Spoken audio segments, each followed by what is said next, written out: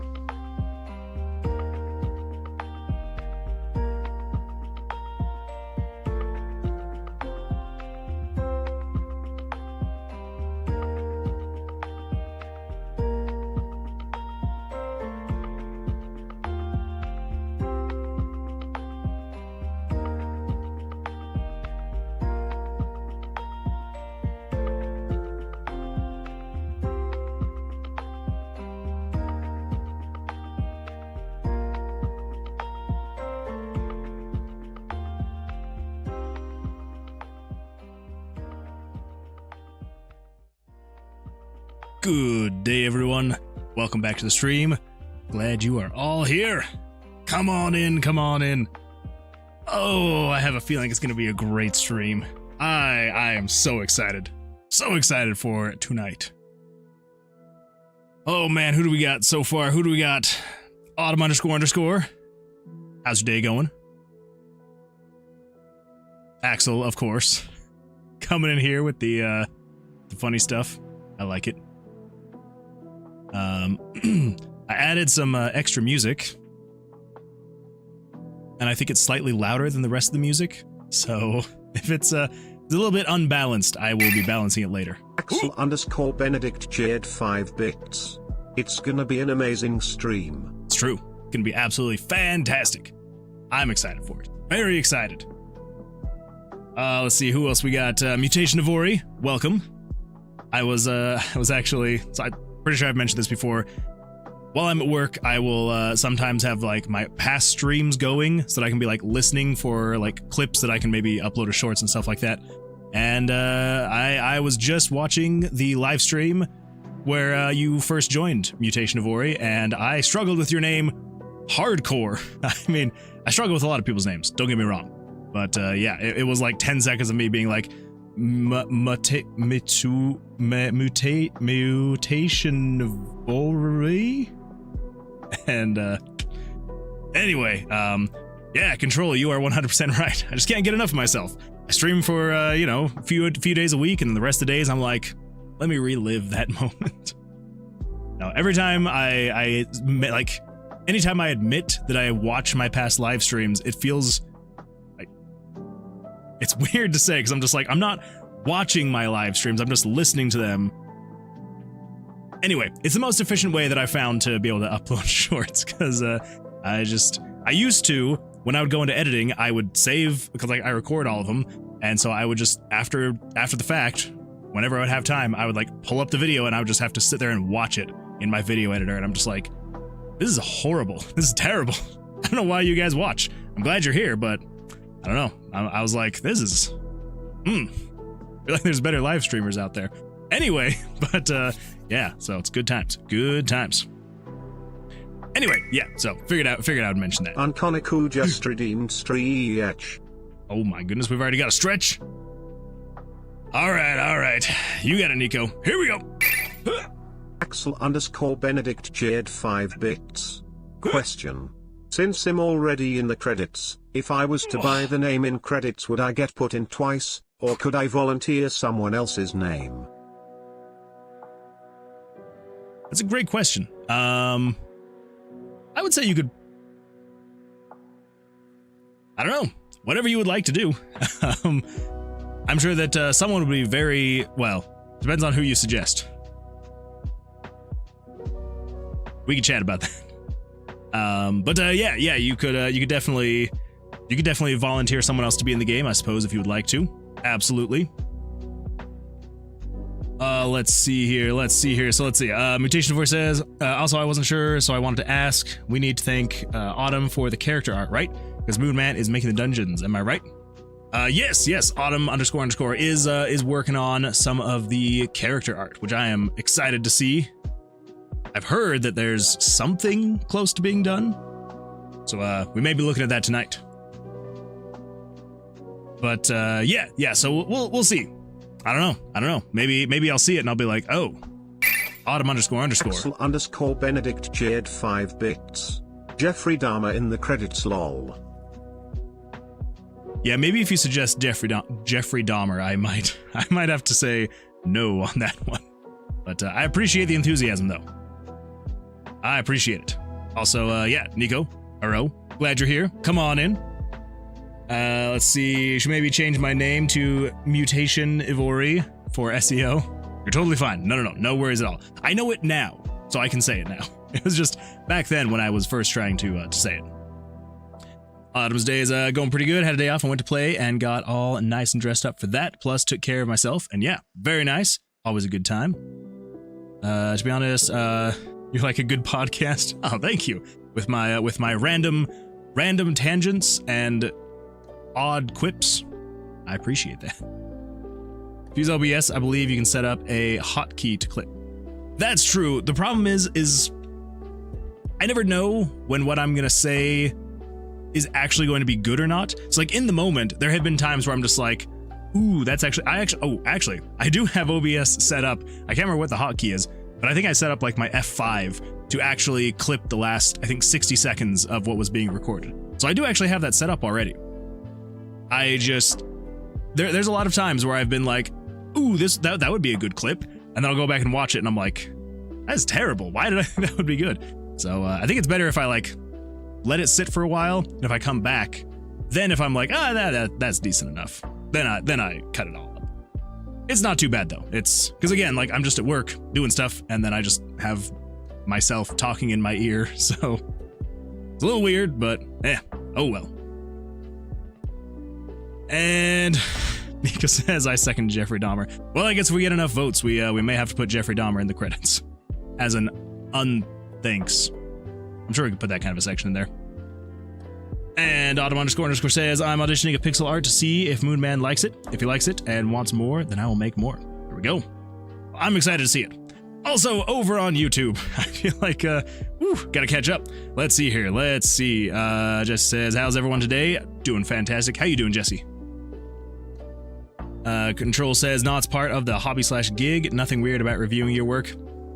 See, there we go. I'm reviewing my work. That is, I feel like it's a much less weird way to put it. I like that. I am reviewing my work. That is what I'm doing. Smart to background listen. Yeah. And again, like there have been times where I've like quickly like written down somewhere where like, you know, the timestamp of I'm like, oh, I think that was pretty good actually. And then again, like I'll come back and be like, that wasn't good at all. So yeah. And just says, I hate editing so much. Yeah, it's sometimes I like it, sometimes I hate it. I like it when things work out and they just flow and it looks good. Axel _Benedict and then other times not so 5 much. bits. Don't forget to like a subscribble. It's true. Make sure to like a subscribble. That's how the channel can grow. And Frogmire made it early this time.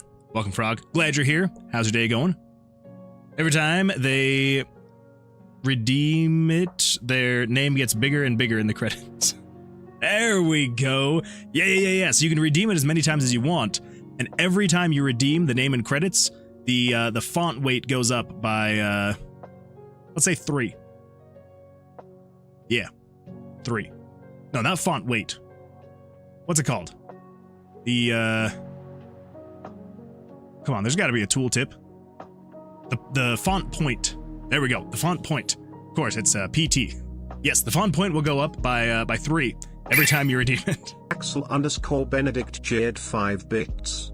Font size. Font size. Yeah, there is font size, but like the font point is, yeah, because like you've got like font point, you've got the font size, you've got like all of them are like technical terms you could call them. Yeah, like you call it like the font point is what you would like the actual technical term is the font point. But yeah, font size as well. I guess I could have also called it font size. But yeah, it'll go up by just a little bit every time you redeem it. I like that. I like that plan. I like it. All right, everyone. Well, now everyone's here. Now we're ready to get going, and we are going to get started. Actually, before we get started, autumn__, that does lead me to a question. I believe. Yeah, we. You didn't mean making it more bold. Yeah. Font weight is the boldness of it. Font point is how large the font is. Right, so like if I were to come in here and I were to say, we'll just say like, hello, Jesse. That is a really small font point. Can't really see it. Cannot really see what's going on. But if you change the font point to be like 50 point, then suddenly you can see, hello, Jesse. Whoop. Oh my gosh. There we go. Hello, Jesse. And then, yeah, the font weight would be like how thick it is. Can't really change the font weight in Photoshop, at least as far as I know. I mean, unless like the font supports it. Like you got this drop down here, you can go like regular. Here's one of the new songs. But some of them have like bold, thin, medium, all that fun stuff. So, yeah. Yeah, I threw in some Fallout lo-fi. We'll see if it fits or not. I don't know if it's going to. We'll see. Control says fonts have a lot of semantic terms because the bulk of the language comes from the printing press era. I guess that's true. That is a good point. A lot of it does come from there. _Benedict Jade 5 bits. Big Iron Lo-Fi. Exactly. I don't know. I was getting ready. I was gonna like add it to the playlist, and I was like, I don't know. Is this gonna work? I was like, it's lo-fi. It should work, right? Yeah, it's a good time. It is a great time. Yes, so autumn__. Wait, you said something. Actually, I think I'm going to do a little bit of editing, but I will definitely show you later in the stream. Okay, well, so my question is what you're creating related to, like, the lock on the door at all? Because if it is, then we'll start with something else for now. If it's not, then I might just like get like a rough, kind of like how we have this sketch here. I might get a slightly less rough, but still rough sketch up of like where we could potentially have things. And then I would start getting that programmed out.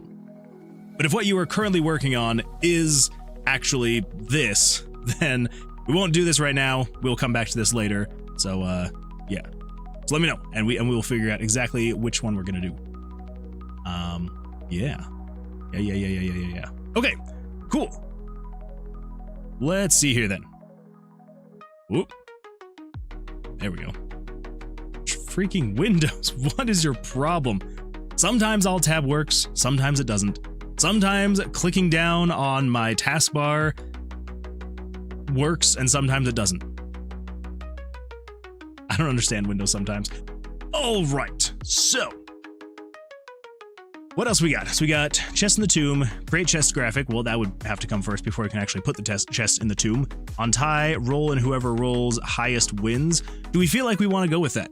I feel like that could be fun, having like a dice roll. And then making the chest. Wait, make chest spawn randomly in the dungeon. Wouldn't that also just be chest in tomb? Okay, well, we can delete this one. Delete. We'll change dungeon to tomb. I've gotta get my terms right.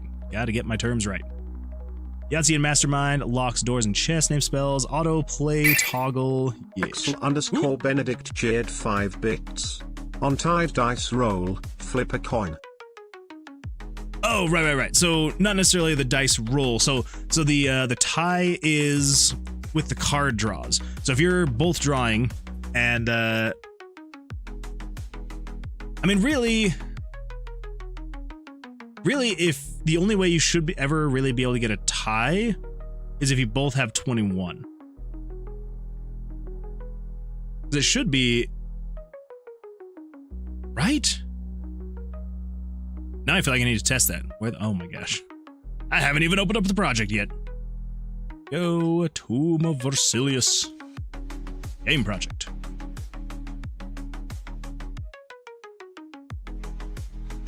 Okay, so let's change the card draws really quick.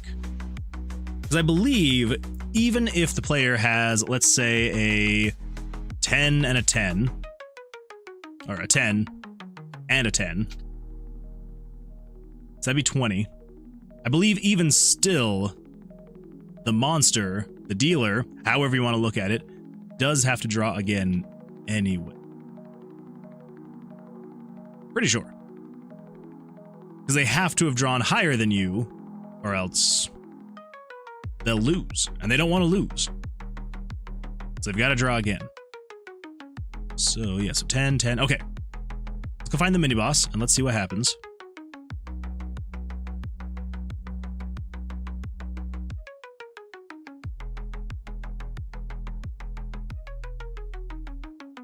Uh, 24.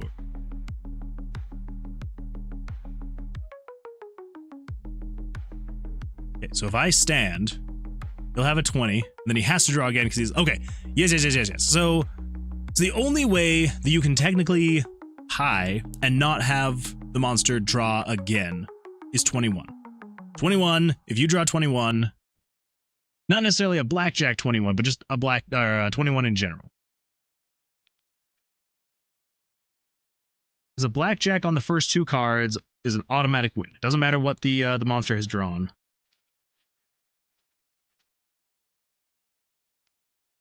Yeah, so I guess it would just be on that astronomical possibility of both you and the monster drawing a blackjack on the same turn. He would then roll.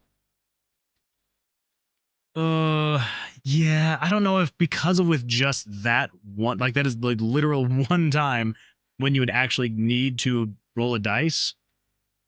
I don't know. I don't know if that's worth it actually.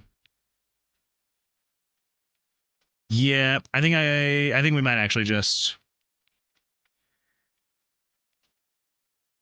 I think we might leave it like that. So, I apologize, and I cannot remember who suggested it on the last stream. I do like the plan. I like that idea.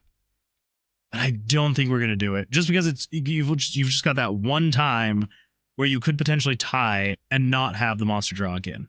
Because any other time that you draw, the monster's gonna have to draw again because they're like, well, we've tied, so gotta draw again.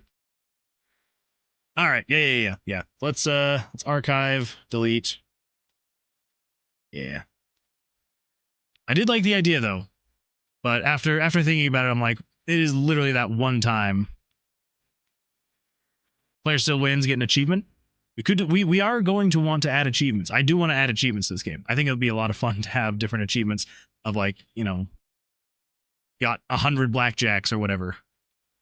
No. You get 69 blackjacks, and the achievement name is just nice. That'd be the way to go. Just says, I thought the player always wins ties, so even if you have 2 blackjacks, you could still win as the player.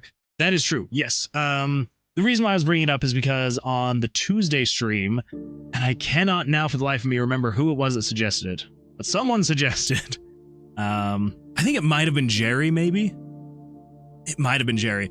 But someone suggested that if you ever got a tie, then instead of just having the player automatically win, you would do a dice roll against the monster, and then whoever had the highest roll would win that. And I was like, that sounds interesting enough, instead of just defaulting to the player always winning. But now that I'm actually sitting here thinking about it, I'm like, the only time you could ever get a tie, and the monster won't be drawing another card, like won't be programmed to draw another card, is if you both draw a 21.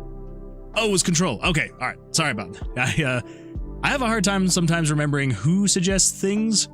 I try and like write down who suggested it. Sometimes I forget, and then I'll forget who suggested it. So I apologize for that. Figured you'd have the rolling function in place and could drop it in. Yeah, well, yes. With RPG Maker, it's not quite as easy as just being able to just like drop it in and call it good. Unfortunately, it would be most of the way there. So if I came over here, so we've got the dice saving throw. So this is the dice saving throw right now, as it stands. And so it would basically be this. I would just have to tweak a few things and, you know, test it, just make sure it's working. But then like now that I'm sitting here thinking about it, like the only time you will tie is if you both draw 21. And I feel like at that point, it's like if you draw 21, you might as well give it to the player. So we'll see.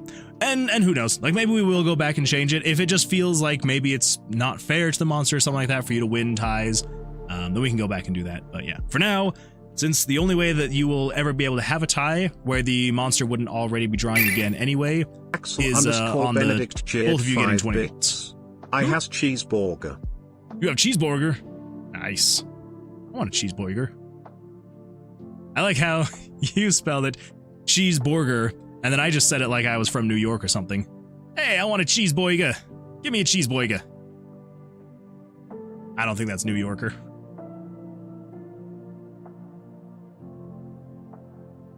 Yeah, can I get a cheeseburger? The monster's right people. Wait, the monster's rights people think of fairness for the monster. That's true. That's true. We cannot keep oppressing these monsters. Axel_Benedict cheered 5 bits. Borgia, Borgia, Borgia, Borgia. I wasn't expecting to say Borger. Well, I'm jealous of your Borger you got there. It's a really nice Borger. That just sounds weird. All right. And Autumn__ says, just make a very basic enemy sprite for the lockpicking. I was thinking Yahtzee-like thing. If you want to get started on the design, then by Sunday I can figure out the odds/difficulty of specific combinations/requirements and communicate those to you. Absolutely. Okay. Yeah, I wasn't sure if you were working on that system specifically or if you were working on the monster. But totally fine. Again, like I said, whatever you felt like you would want to work on and whatever would get your creativity flowing the best, that's what I wanted you to work on. So yeah, totally fine. I just didn't want to step on your toes with this. And so, yes, so I will kind of like get this layout and then again, like because I want to say, I thought you said that you kind of wanted to like design this. And if that's the case, like we can still shift things around, right? It would just be a matter of just changing specific parts of the code, like wouldn't be too bad. So if it still comes down to the point where you're like, I would actually like to make this, then 100%, by all means, we can do that. I'll be critical of my work no matter what. I'll send the pic when you are ready. I mean, I'm ready now.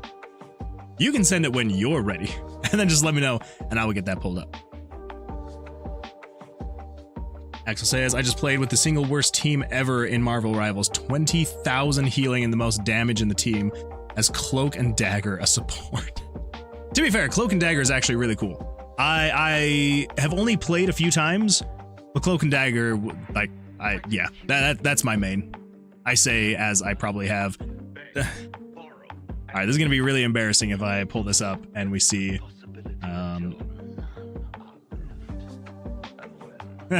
Yeah. About an hour and a half. So I say they're my main. I've played it for an hour and a half, so it's not like I have crazy amounts of hours in here. But holy crap. Brothers played it for 17 and a half hours recently. Jeez. All right. Y'all want to see something crazy? Let me get this pulled up really quick. So my brother has probably the craziest Steam library Axel_Benedict you will ever see. 5 bits. 35 hours in Rivals. It's not bad. That's not bad at all. All right. Y'all ready for this? Okay. I'm going to show you just how many freaking games this guy has, okay? I know I've kind of already shown his name, so nobody spam him. I think you can still find people on Steam if you just like see their username. So nobody spam him. Anyway, so here I'm going to show you how many games this guy has in his Steam library. Ready for this?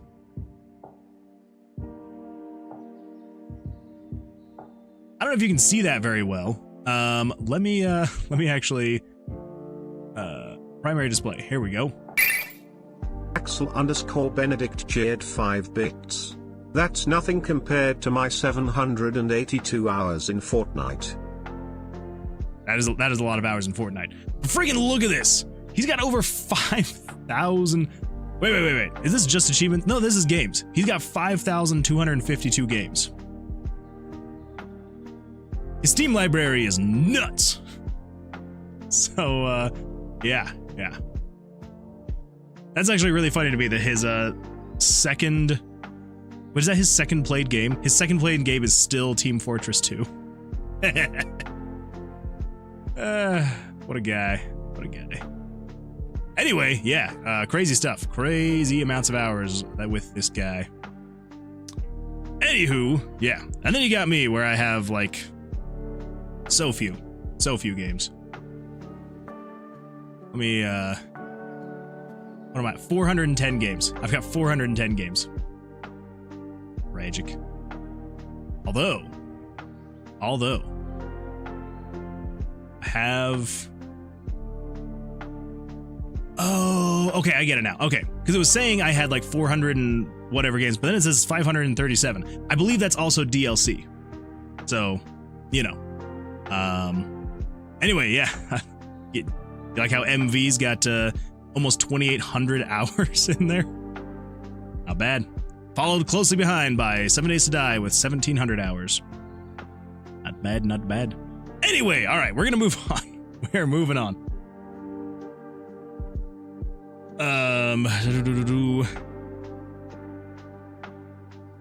Yeah, 782 hours in Fortnite. That's not bad though. It's not bad. And I thought my 150 was impressive. What blew my mind? So, I had an old coworker who he called himself a gamer, right? Like when we were chatting, he's like, "Oh yeah, I'm a gamer. Like I love gaming." He's like, that's usually what he would do. Go home and do. He'd just go home and game. And I'm like, that's cool. And like he was primarily a PC gamer, and we started talking about our Steam libraries. Axel_Benedict cheered 5 bits. My most played game is 2,000 plus hours on Payday 2. That is impressive. That's not bad at all. I think I probably have maybe like 50 hours in Payday 2. It's a good game. I just haven't played it as much. But yeah, he was like, "Yep, I'm a gamer. Love gaming. Love playing all sorts of games." And yeah, and then I saw his Steam library. He had like 4 games. I was like, 2 of them were flight simulators, and I'm like, okay, I like flight simulators, but I'm like, what? He's like, yeah, these are my favorite games. This is what I play, and I'm like, more power to you that you're not tempted to play and like branch out and like play hundreds of other games. But yeah. Good times. Stevie's almost says, "Did you ever make money from Payday?" I didn't personally. Axel, did you with your 2,000 plus hours? Just says your brother's Steam library won't even notice one more game. Tell him to buy my game when it's out. Absolutely, I will.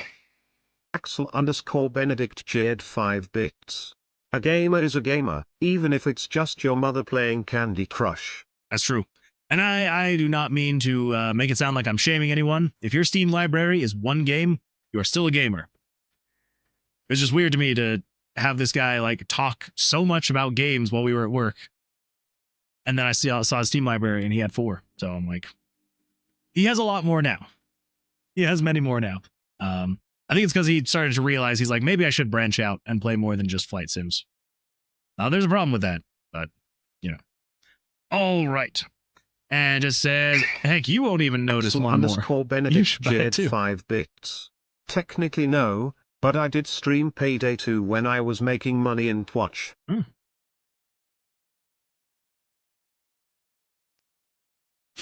gonna have to start triple streaming. Start going over to Twitch. I know it's a typo, but I wasn't expecting Twitch. All right, here we go. What, Devious Oatmeal? You're tempted to buy the Switch just for Pikmin 4. I mean, if that's what you're going to use to then go on and like branch off and buy more stuff, that's understandable. But just for Pikmin 4? I guess I haven't played Pikmin in a while. Maybe it is maybe it is better. I've never played Pikmin 4, so maybe it's worth it. RimWorld is my biggest game. 1,600 hours. That's not bad at all. That one is not bad at all. I do like RimWorld. I need to play it more. It's the kind of game that I'm like, I would have thought that I would have loved and like been totally addicted to. I don't know. I played it for a bit and then I was like, like it's fun. Don't get me wrong. It is fun. But it just, I don't know. It was not exactly like I started playing and I'm like, I felt like it was missing something. What it was missing? Not a clue. Couldn't tell you. All right, let's get started on this. 25%.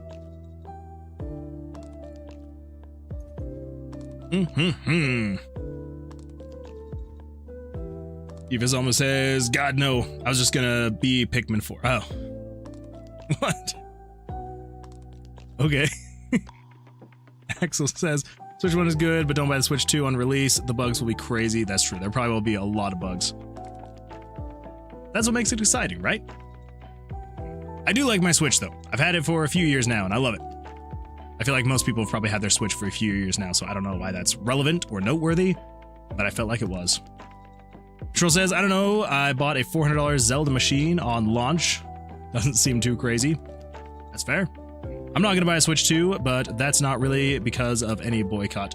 Yeah, I mean, I wouldn't have even bought, well, I may have by this point had a Switch. I only got my Switch because my cousin, who was also my roommate at the time, who had crazy amounts of disposable income, he really wanted me to play, oh my gosh, what is that freaking like paint third-person shooter? Splatoon? He really wanted me to play Splatoon with him. And so he bought me a Switch and he bought me Splatoon. I think we played it once. And that was it. And I was like, okay. I mean, he kept playing it like he loved it. But yeah, I think we never played it more than once. And yeah, I was like, well, I got a Switch out of it. So. Underscore Benedict cheered 5 bits. Some are refusing to buy the Switch 2 because of a boycott. Others because they don't want to. I won't because I'm just poor. We are not the same. Good point. It's another reason why I won't be buying it. I do not have money to spend on something like that, unfortunately. Maybe one day. Maybe one day I will have money again. But as of now, I do not, unfortunately. Frog says, I have a Switch and I'm happy with it, but I'm too broke for a Switch 2. I feel like that's a lot of people. Benedict cheered 5 bits. Me when your mom. Hey now. Hey now. Just says, same, I'll play it for a bit, then put it away. It's lacking a bit, in my opinion, but it's good enough when I get the itch. Yeah, that's true. And I feel like usually my itch is specifically, I want like some kind of mobile gaming console, and I have a Steam Deck for that, so I'm like, eh. So I figure between having a Switch and having a Steam Deck, I'm like, why do I need a Switch 2? Like, maybe if some crazy exclusive comes out and I just absolutely need it, then maybe. Maybe. But for now, no. No. All right. So, let's do this. We need to get it all to fit in here. That is the old one. That is the old layout. There we go. That's the new one. That is the new one. Perfect. Delete that. Whoops. Let's delete that. Fill this in with black. Go.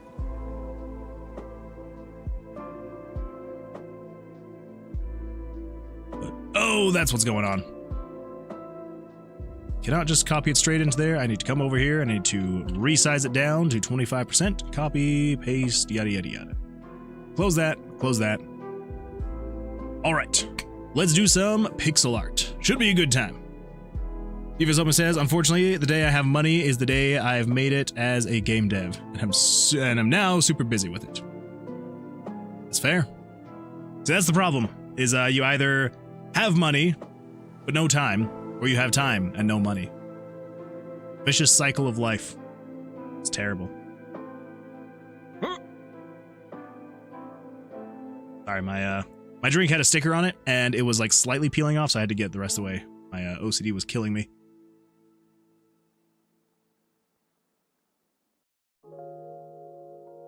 And Control says, Splatoon is so good. I did enjoy it. It was a lot of fun. Just, I was not as into it as my cousin was. I don't want to be somebody. What? Somebody should make Open Splat for PC. I don't want to be somebody. You could always be anybody. You don't have to be somebody, but you can be anybody. Yeah. Granted, I'll be loving it. That's fair. That's fair. If you can be like a full-time game dev, that's like the ultimate dream. Okay, that's my ultimate dream. I'm like, if I could do this full-time, just game dev, I would be so happy. Be great. Be absolutely fantastic. And Autumn__ says, I have sent the sprite. Ooh, here we go. Let's pull this up. I'm gonna move this over here just because. And let's pull up Discord. And Datcord. Ooh, alright, alright.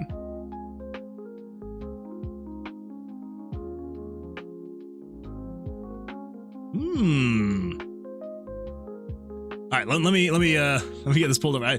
I'm just sitting here. Let me actually get this pulled over so everyone else can see it too. Let me see here. Let's open up a new tab. There we go. All right. What do we all think of that? That is a rat. Look at that rat.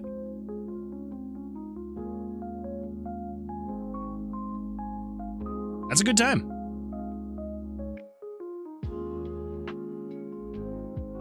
Yeah, I do like that. He's a good-looking rat. I'm like trying to think if I have any notes. But I don't. Yeah, very nice. Very nice. Splinters hit hard times. Axel_Benedict cheered 5 bits. Oh shit, a rat. It's true. It do be a rat. I like it. Very nice. Very nice. Divizoma says, I think it was the people behind Final Fantasy. They tried to make a Splatoon, but it failed. Oh, well, that's not good. Foam stars? Your guess is as good as mine.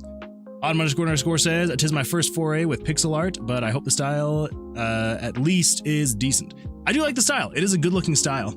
I don't know. I almost feel like I would probably simplify some of the lighting, but only like I really like the lighting, the shading, all that fun stuff. I think I would only simplify it to like make it match more with this, where there's not a whole lot of like shading and stuff like that going on. But that would just be me. That's my own like my own personal thing. But yeah, like this, I think it's really good. I like it. And open to any notes. But yeah, so the only note I would have is that, and that's only because of like, that's how I'm like making the art. But again, like, well, one, it's not like, you know, we couldn't just get rid of some of the shading, like simplify it a little bit more and have it be good. Like that is completely something that could happen. Yeah, no, absolutely love it. I love it. Yeah, fantastic work. Yeah. Splinter if he got into gambling. I don't know, he's still looking pretty happy. He's got a smile on his face still. And that's what matters. As long as you're still smiling at the end of the day, then you've made it. You have made it. Awesome. Yeah, and I'll send you some chats too, just to see. I'll probably have to like, I'll have to be thinking about the pros and the cons of it, and then we can discuss and all that fun stuff. So yeah, absolutely fantastic stuff though. I love it. And for being your first foray into it, not bad at all. Not bad. All right.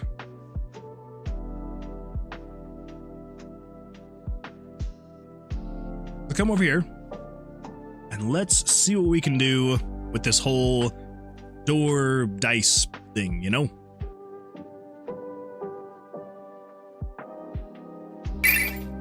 Axel_Benedict cheered 5 bits. Oh boy, here we go. Hello all, and welcome back to Axel Benedict's Fun Facts. The ancient Romans used to drop a piece of toast into their wine for good health. Hence why we raise a toast. That is a fun fact. Random fact, but a fun fact. Well, everybody, let's raise a toast, just without the toast.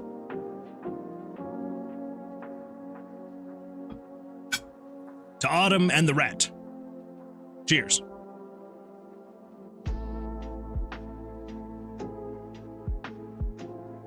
Why would you put toast in your drink? That is horrible. I don't understand ancient cultures, civilizations. Autumn__ says, cool, and if by any chance you do want to change like some of the room backgrounds and some other art, I'd also be interested in working on that. No pressure though, of course. I appreciate that. Yeah, I will, I'll send you a message on Discord and we'll just kind of chat about different things that we could update, all that fun stuff. There is still more art that Devious Oatmeal has given us that I still need to implement. Like the changing of the dice. That was a while ago that I got those new designs and I still haven't gone through to do it, so. And I just keep working on other stuff. Oh well, such is life. Alrighty, so here we go. We're not gonna focus on making the door itself, we're just gonna focus on making like the actual thing. The circle. We'll just call it the circle for now. Now here's what I'm thinking. Here is what I'm thinking. Kind of like how we had it over here. There's gonna be a circle and it'll have like 5 spots to put dice. So let's close that out. Let's come over here. And let's do something roughly this size? Yeah, why not?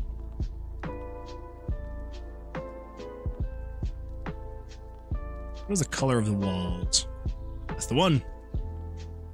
That's Frank. Okay, and then let's do you. Yeah, there we go. And then we'll go somewhere right around 54. Gosh. Oh, Photoshop, sometimes you just absolutely suck. There we go. Wait. How wide is this thing? 66. Yeah, what crap? It is centered. All right.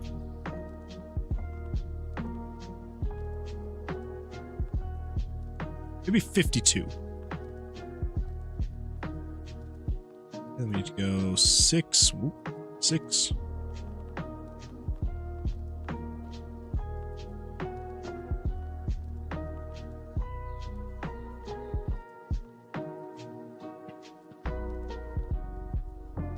All right, there we go. We've got ourselves a circle.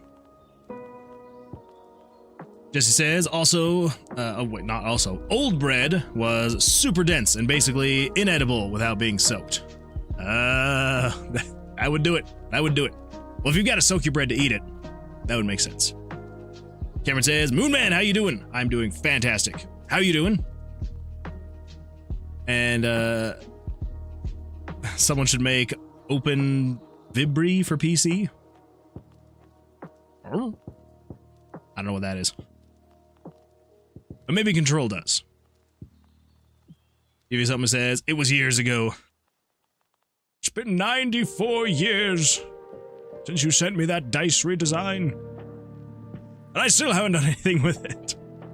But we will. We will. I swear it. Swear we shall. Okay. Let's do something like... maybe something like that. Oh, maybe something like this. We'll add one more over here and just kind of get it in the center. I think that's centered.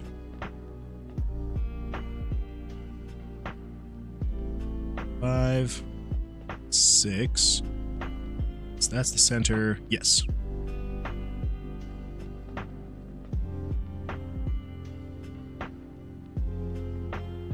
Okay, and then I think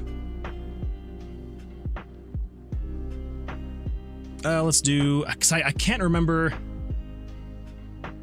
how to do this in Photoshop. So we're just gonna do this. Transform, not selection. Free transform. Nope, it is transform selection. Transform selection. Oh my gosh. Transform selection. Rotate that 90 degrees. Go. That. Okay. Then do rotate that 30 degrees ish. Rotate that 60. Yeah, close enough.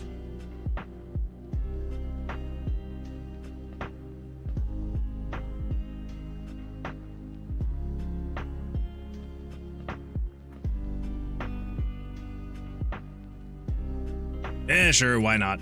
Whatever. It's close enough. Vib ribbon is a pain to emulate. Never heard of it, but I believe it. Or a CD injector into the ROM would work. For Moonman, Vib Ribbon was a PS2 rhythm game that allowed you to swap the CD with a music CD to play the game with your own music. Oh. Ah, the good old days. The classics. PS1, maybe? Maybe. I don't think I've ever heard of it, though. That is kind of fun, though.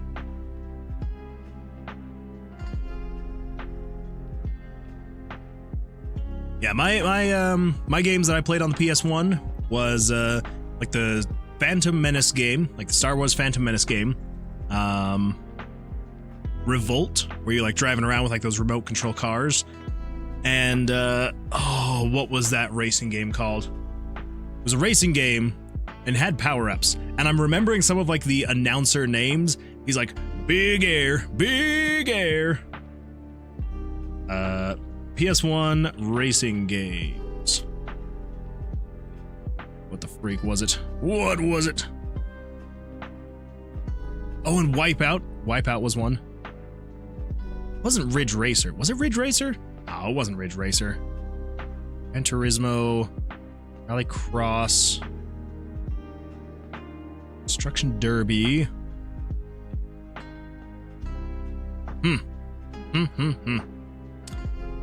Yeah, yeah, because Ridge Racer, I played Ridge Racer 64. Was it a PS1 game? Maybe it was a PS2 game.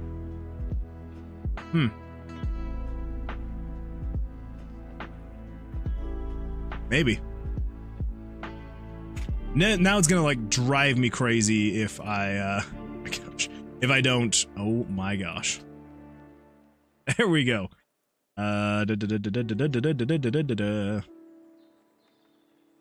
Need for Speed. No, it wouldn't have been PS2. Anyway, I don't remember. Anyway, yeah, good times. I do remember though. We had maybe not quite 100% official legal games growing up on the PlayStation, but I still remember so many times because they had a really hard time loading, and you'd like put the disc in and you would turn it on and you would just sit there and cross your fingers and you're like, please load. It was always a good day when Revolt actually loaded. Sold some art today. Ooh, not bad. What kind of art do you do? If you don't mind me asking. Loki says, why is that? There we go. Still say we need a modernized monster rancher. The swapping CDs was nice. Maybe read MP3s or something. Maybe. And we've got a nice thing from Loki over here.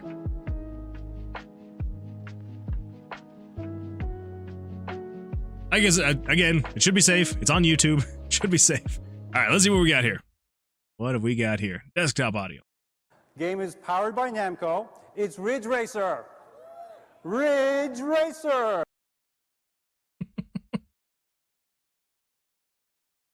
It is. It's Ridge Racer, bros. It's Ridge Racer. And Angel says, good evening. Good evening, Angel. How's it going? Dropping by temporarily. As long as you're here at all, I appreciate it. Hopefully today's going all right. Digital tracing as well as not real place, maps and screenshots.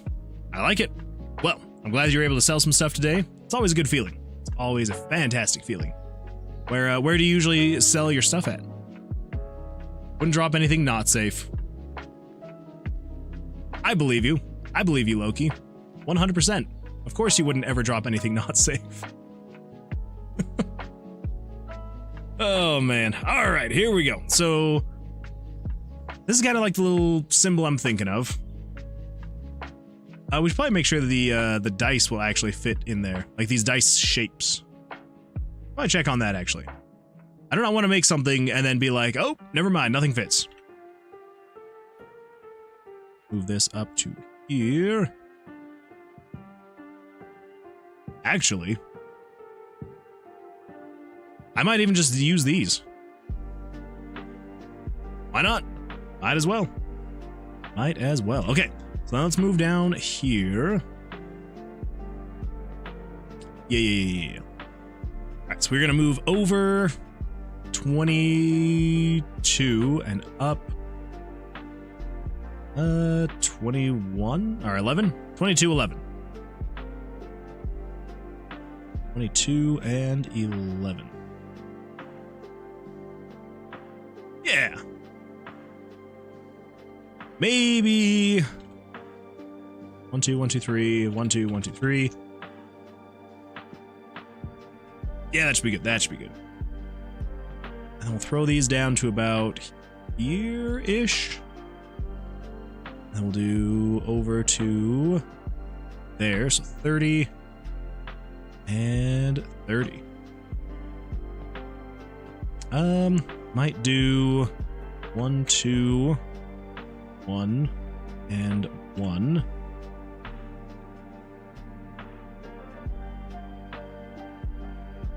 And then maybe with these bottom ones, so we got you and you. So you can move over 1, 1, and 1, 1.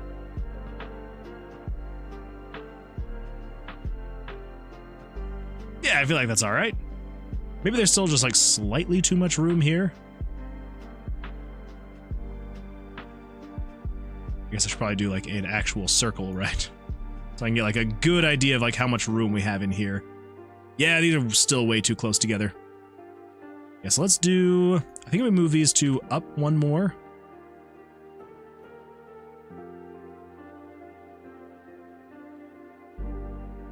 Yeah, that should be good. That should be good. All right, there we go. Let's see. Angel says, what's the drawing? This? Or what Cameron's talking about? Cameron says, today is one-day event, but this weekend, I'm gonna see if I can get the Pacific Grove art galleries to view my art. I don't think it'll work out. You gotta believe. You gotta have confidence and hope. And I am confident, and I would hope that it will work out. Amalur can work on some more art. Did a bunch of world building earlier, so decided to draw Ferris. Very nice. Well, no worries. Do your lurking, do your arting, and yeah, good luck. I mean, what is the drawing you're doing right now? Oh, gotcha. So this is going to be like the lock for the door to exit the floor. So essentially, how this is going to work is when you find the exit on the floor, you are going to, it's kind of like how we were talking about on the Tuesday stream, where it'll kind of be like a mastermind, well, the door was gonna be Yahtzee, right? I think the door was gonna be more Yahtzee. And then the chests were gonna be more like Mastermind. So with this one, you know, you'll roll X number of dice, and then in here it'll like show symbols of like what numbers you need to put in here. And so if you roll them, you can put them in here, and then you can roll, you know, like 3 or 4 times to try and get what you need to get. You know, maybe sometimes they need to be all 5s, or maybe all 4s, or maybe you need 1, 2, 3, 4, 5, or something like that. So you'll just kind of have to like roll until you get that. And yeah. And Cameron says, honestly, that looks runic enough. That's kind of what I'm thinking. I was gonna like make my own like separate looking things for like, you know, where to put the dice, but it's like, you might as well make it the same shape as the dice, because then that way you just know to put them in here. So yeah, we're gonna stick with that. We are going to stick with that. I am kind of thinking now though, I kind of want to maybe either get rid of these lines or just change them. I think for now we're just gonna get rid of them. Yeah. And then we'll figure something else out. So for now, this is all of these. Let's merge those together. And then let's also do something like this. So lighten them up. And then probably do this. No.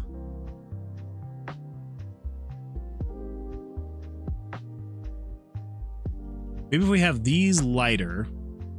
No. I want you to understand that like you put them in here, but I also want this to be a slightly different color, like the outer ring to be a slightly different color.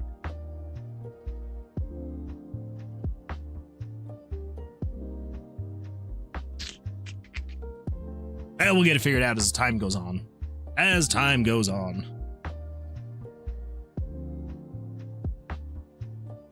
Angel says, interesting, I like the idea. What happens when you don't? I think we decided we would probably have like a monster spawn behind you.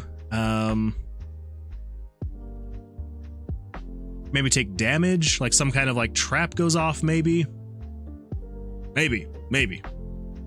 We'll see. I still haven't quite 100% decided on like the punishment for if you don't get it. It's just kind of like another extra little mini game. I don't know. Kind of mix up gameplay a little bit. And Jess says, the fun fact, one of the young Jesse's first video games was a handheld Yahtzee. Very nice. Yeah, I feel like that would be a fun one to like challenge yourself, but not have it be so extremely difficult that you would potentially give up and quit, because that's the worst thing you can do when you are starting out making games, is trying to bite off more than you can chew. Don't do that. If you're trying to make something, whether it's a game, art, music, whatever it may be, do not bite off more than you can chew, because you're probably going to get discouraged and you're going to quit. And that is not what you want to do. You want to make something small, simple, easy enough for you to get done and be like, look at that, I made that. And then slowly build off of that and just do more and bigger things and crazier things. And yeah, eventually you'll get to the point where you can make the big, grand, huge thing that you wanted to make. But for now, start small and simple, work your way up. Cameron says, same here. And just says, if you fail Yahtzee, the spooky ghost gets you. Oh, I meant game to play. Wait. I meant game to play. One of the young first games, video games, was a game to play. Oh, okay. I thought you were meaning like one of your first video games that you made was a Yahtzee. Like, okay. All right, that's fair. I wonder if it was like the same manufacturer that made one of the first handheld video games that I had, which was Hangman. That thing was sweet. It had like a whole, like the whole like sticker on it was all like Western themed, and you like choose the specific types of words you wanted to try and guess. It's pretty great. Like, parents couldn't afford a Game Boy, but the handheld Yahtzee. Yeah, I also did not have a Game Boy for quite a while. Well, and my parents didn't even buy it. Like, basically any consoles that we had growing up, like we had to buy them, you know. Our parents would buy us stuff every now and then, gaming wise, but yeah, it's like any console we ever had, it was always like we purchased it with our own money. So yeah, taught us to value what we had though. So there's that at least. It was cheap. Yeah, it definitely little cheap handheld things, the best way to go for little kids. Then and now, honestly. When I first built a basic application on my calculator, I did a number guessing game. Another good one. I like it. Mutation of Voice says, lurkin art is a mood. I'm glad that it's a mood. I like it. I will work on the system as a whole if you want, at least as a concept before Sunday, then present it to you and let you decide how you like things / what you want to change. Absolutely.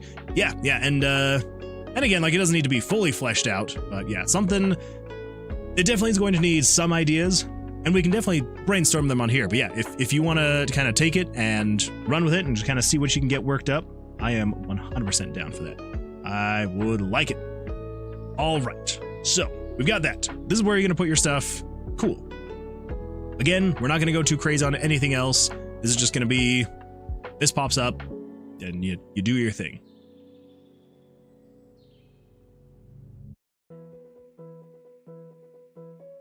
And Angel says, I think it looks better and more runic with the lines. Oh, like the lines that used to be kind of like this. The thing is, like, I can probably just draw these myself now. And something else like we might do, we may even do something where like we could do it right now. Let's do it. Let's do it right now. So let's do this. So if we got 8. So if we go to here to 4, let's go 3. Yeah, 3 and 3. 3 and 3. Go. We do here. There. Do this.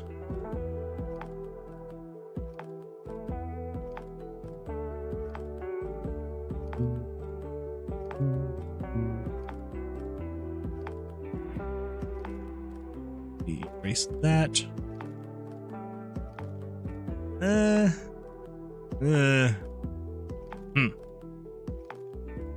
So the reason why I was thinking this, I was thinking we could do something like, ooh, that's weird.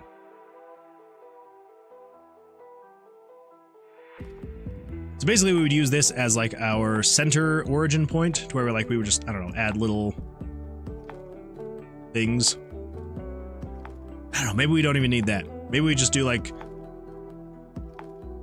little looking symbols or something. Not quite like that.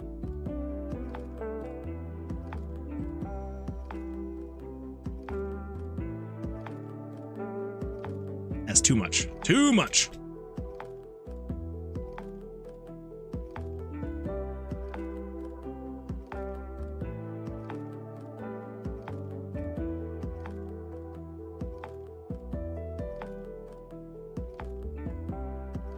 I don't know, something like that.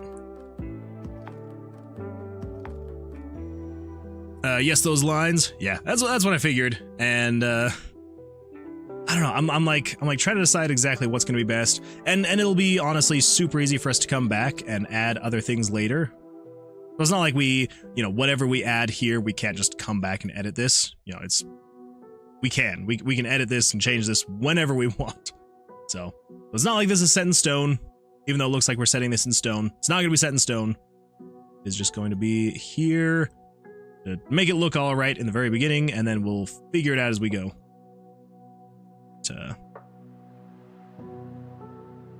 Yeah.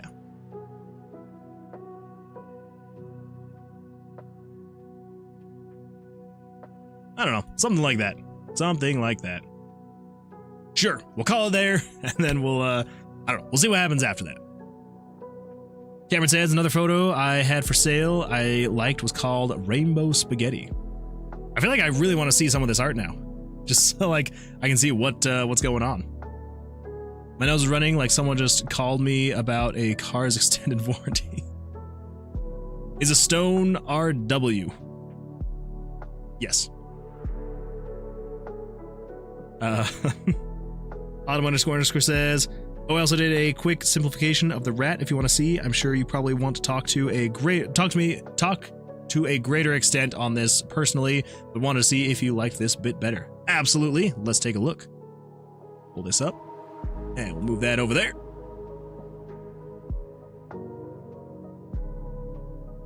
And we will do that. Hey, there we go. All right, so let's do this. Let's open a new tab. We will open this in new tab. Yeah. All right. So this is before and after. Before, after. I know that like the more simplified version probably doesn't look as good, but as far as for like the simple color palette we're going with, I feel like I do feel like I like this one a bit more. I do really like the lighting on the first one, but yeah, I feel like the simplified version of it here, just, I don't know. I feel like it just works a little bit better. So yeah, absolutely. Love it. Absolutely love it. Thank you for doing that. I wasn't even going to say you had to, so thank you. I appreciate it. Okay. We got this guy. Sweet. There he is. So let's do something like... Let's do something like this.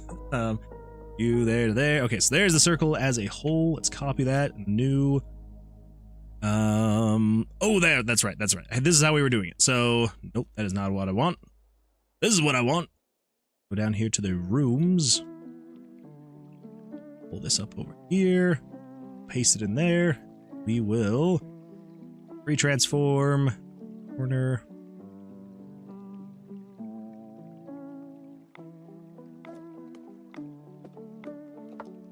Yeah, so that's what it'll look like when it pulls up. And I'm kind of thinking what we might even do is we would just like set the background room image to just be a little slightly darker. Essentially, this is what it would look like. Yeah, so we just set this down to like, I don't know, 15, maybe 20% opacity, something like that. That way it's like you're still in the room, you're still seeing it, but then you've got this showing here. Something like that. And then eventually we could, you know, put the door or whatever we wanted to in the background. But this just kind of like pulls up the little lock symbol, and then you can go from there. Yeah.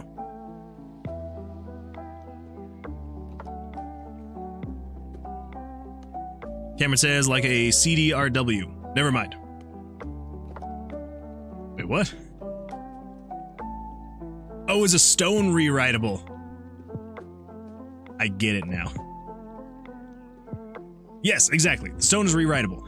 All you gotta do is throw it back in the ground for a couple 1,000 years, let things just kind of like settle back on top of it, let it reharden a little bit, and then you pull it back out, kind of chisel it out again, and hope you don't make another mistake. I see what you're going for now. Ooh, you'll post some of it in Discord? Nice. I'm excited. I'm excited. And at least Control got it. At least Control got it. What you were actually meaning went over my head, but I get it now. I get it now. I don't know, 5674, what game engine / framework are you using? We are using RPG Maker MV. Yes, oh, looks like Cameron just answered. Yes, we are using RPG Maker MV, and we are making a dungeon crawling, roguelike, randomly generated room floor things kind of game where you're fighting monsters with blackjack rules. So we drew a 20, he drew a 16, so I will attack.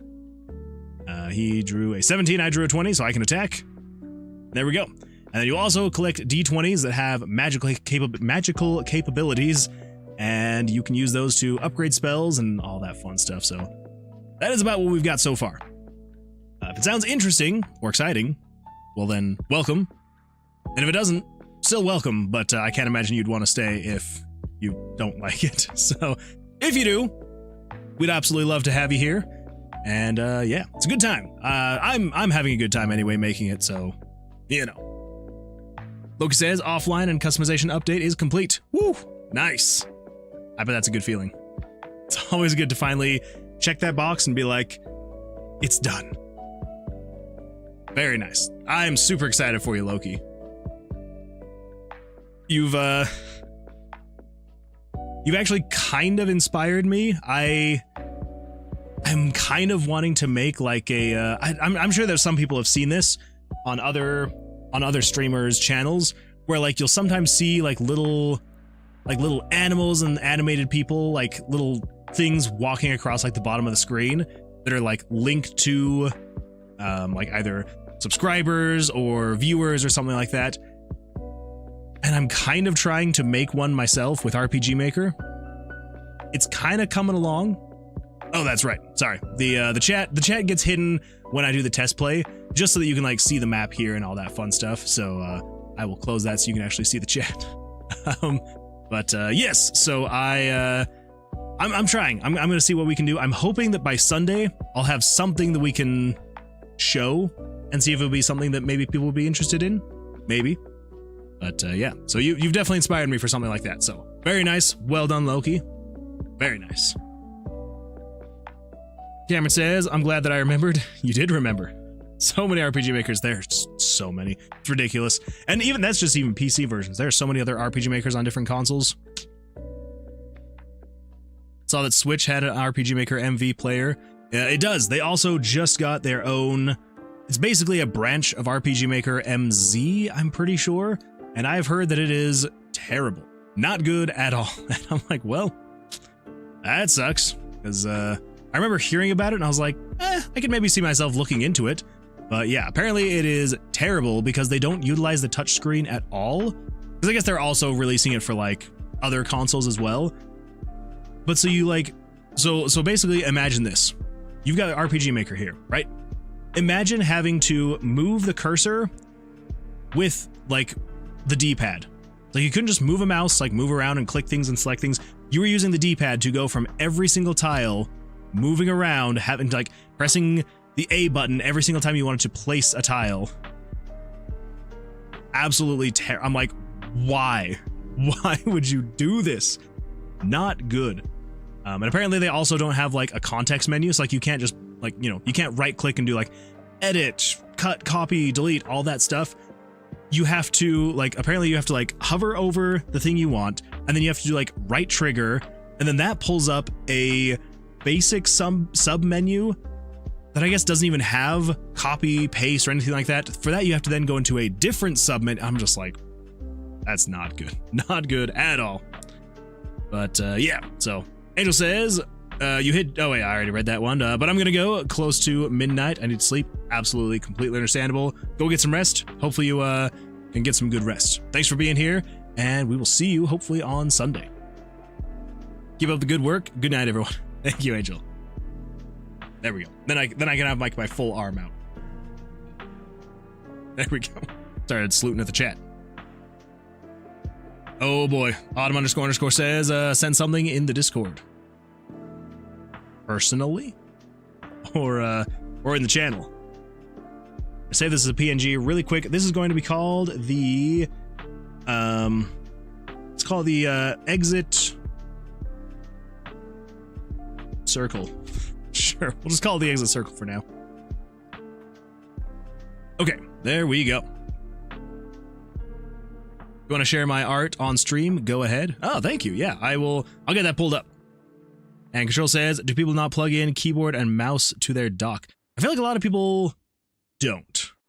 I don't know if I've ever actually plugged in a mouse and keyboard to my Switch. I don't think I ever have.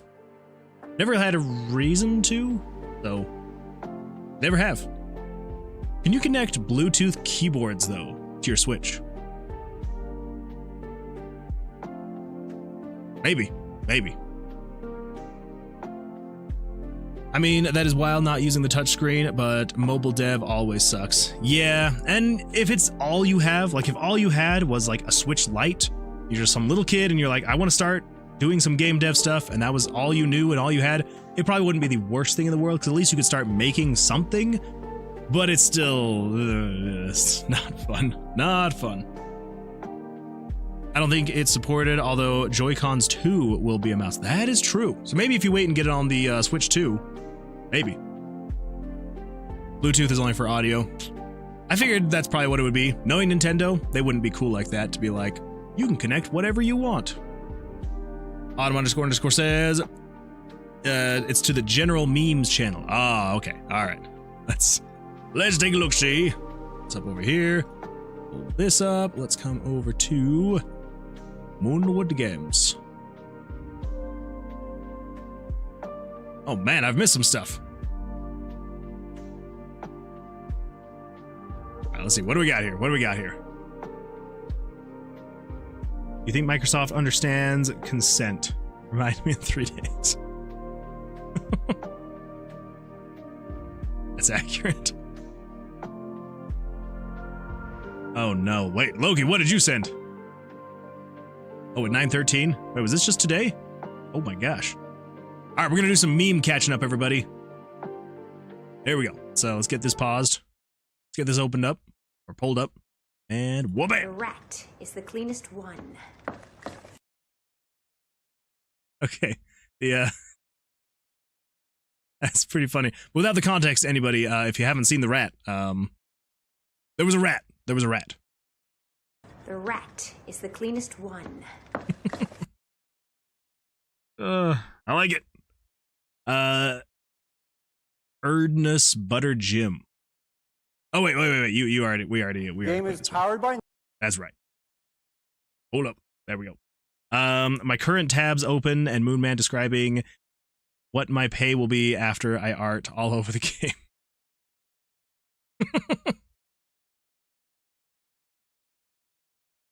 There we go. Nope. Yeah, there we go. Right around there. I like it. I like it. Do a little bit of a ha-ha. Because everyone knows I'm joking. A little bit. A little bit. All right. Pull this back up. Here we go. Loki says, hey, I also have a pixel art page. That is true. That's true. Oh my gosh. It has been weeks since I looked at your page, Loki. I'm gonna have to give that a look-see again. It may have actually been a month now. Life's been crazy. There's been a lot going on, unfortunately. Fortunately, but unfortunately. I like being busy, but I feel like I've been too busy. Oh well, such is life. Such is life. Nothing's been added for a while. Oh, okay. Well, fair, but the next time you add something, make sure to post it, and I will take a look. I thought my reference tabs would be very amusing. Wait. My reference tabs would be very amusing. Hold up now. Did I miss something? Was I looking at the wrong things?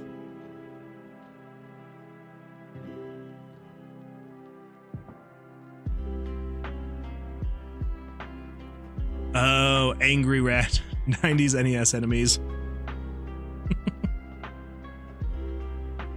It's good references. Good references. I like it. All right. Just made an account because I looked up what pixel art programs are easily compatible with RPG Maker.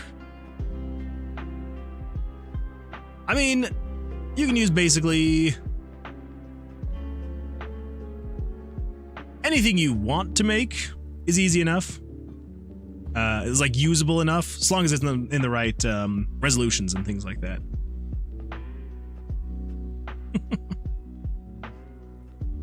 Good times. Oh, that's Ultra Kill. That's what we want. All right, back over here to Photoshop.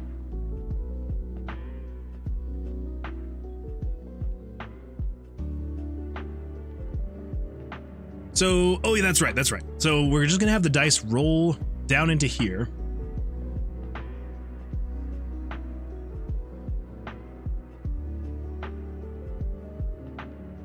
Yeah. Ooh. Deleted. Control says, pretty sure my power's wireless connects via Bluetooth. I could be wrong, according to 8-bit do. There's do. Joy-Cons connect to any Bluetooth receiver I've tried so far. I don't think I've ever even tried to connect my Joy-Cons to anything else. It's kind of cool though. Switch controllers. Yeah, that's true. Okay, so with this thing here, we're gonna have it roll the dice into this bottom section, And then you will then just like kind of pick and choose, move them up here. Yeah. Yeah, that should be good. It's nice when an iPhone game supports controller kit. Yeah. Are there many that do? I mean, I guess it depends on the kind of mobile game you're playing that you would want to have something like that.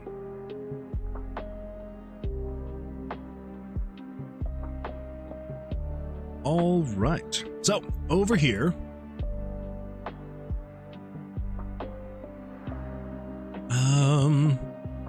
Show room monster. No. This is the, showing the exit door. Yes, that's right. So if the monster is dead, show this.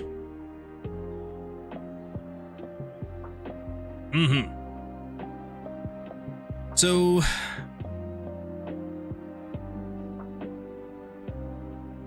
the real question, are we going to show it every single time? No, I think what's going to be best is we're going to want to put some kind of like dialogue options down here at the bottom. Yeah, I think that'd be best. Autumn__ says, in an Arnold Schwarzenegger voice, I'll be back. All right, good luck. Good luck with the dog. Hope the dog goes well. And I mean goes well.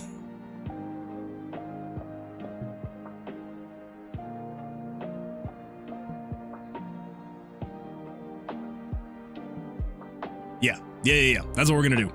Okay, so let's do that. Let us do that. We're gonna do.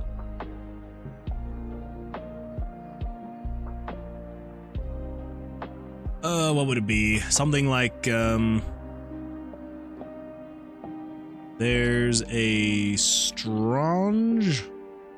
Also get this down to the right size. 5 pixels. There we go.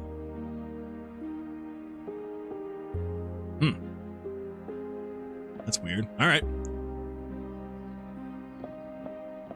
Symbol. Oh my gosh. Symbol. Embedded? Is that how you spell embedded? Embedded in the door. Looks like.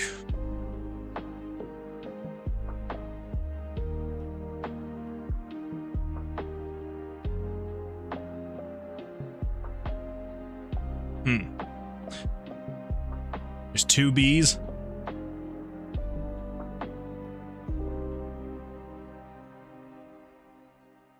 That looks a little better. I don't know. I'm absolutely horrible at spelling. There's 2 D's. Wait, did I read your message wrong? Yeah, there's 2 D's. Embedded. Right? Yeah. Embedded. 3 D's. There are technically 3 D's.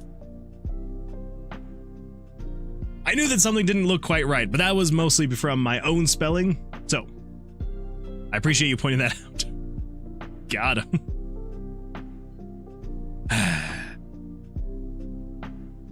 You must learn control. Gotta control yourself. Words are hard. Words are very hard. I am so bad at spelling. Anyway, there's a strange symbol embedded in the door. It looks like... Axel_Benedict Jade 5 bits. Therese no I in team. But Therese me if you're dyslexic enough. It's true. There is me in team. Because I am dyslexic enough, so... It is what it is. There's a strange symbol embedded in the door. It looks like...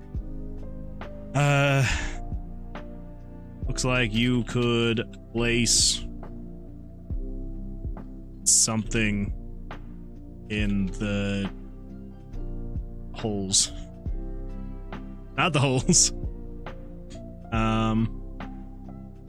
Place something in the... man, I'm so bad at writing. I'm so bad at writing dialogue when people are watching. It's terrible. There's a strange symbol embedded on the door. It looks like you could place something in the sockets. Sockets would be good. We'll do sockets. There's a strange symbol with empty sockets embedded in the door. it looks like you could place something in the sockets.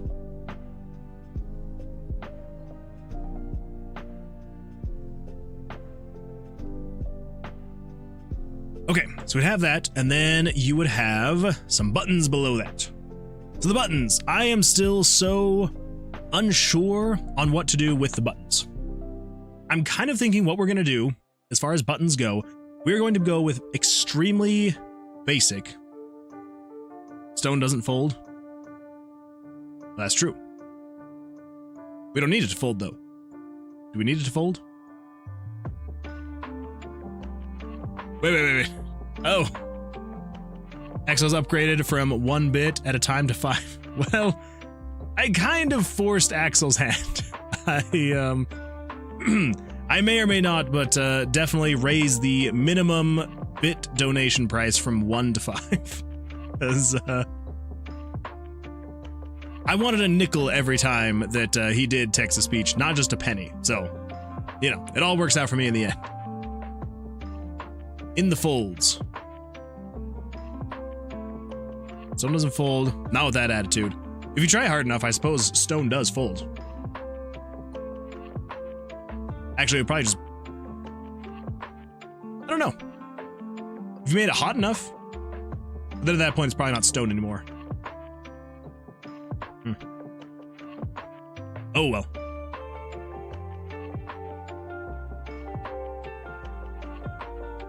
Yeah, it probably would bust. Probably would. Just crack and bust and break. It'd be interesting to try.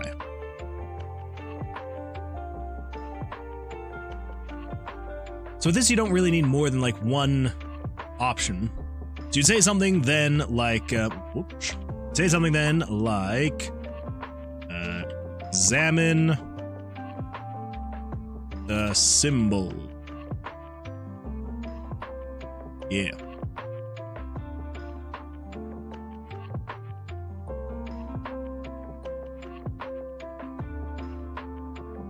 Troll says, now I gotta pull out the Ghostbusters theme edit? What? What are you talking about? Lose the game. You too. You too. Alright, so then you got examine symbol. And then kind of what I'm thinking is there would basically just be a very simple, when you hover over it, there's just a singular image that I would show that's maybe... Yeah, we'll go with 66 pixels wide. That. And then it would kind of do something a little bit like this. Kind of go 1, 2, 3, 1, 2, 1. Yeah, something like that. 1, 2, 3, 1, 2. Yeah. Maybe 2 below.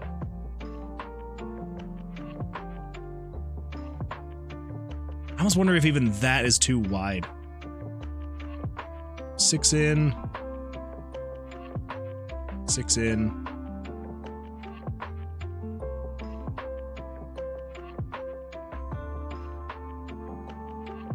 Yeah, we'll go with something like that. There we go. Examine the symbol. Okay.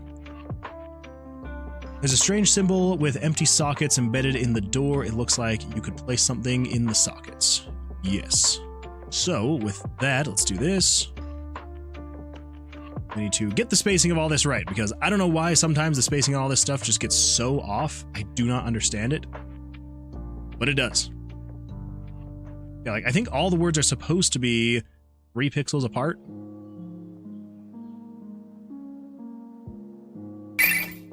Oh boy. Axel_Benedict cheered 5 bits. Hello all.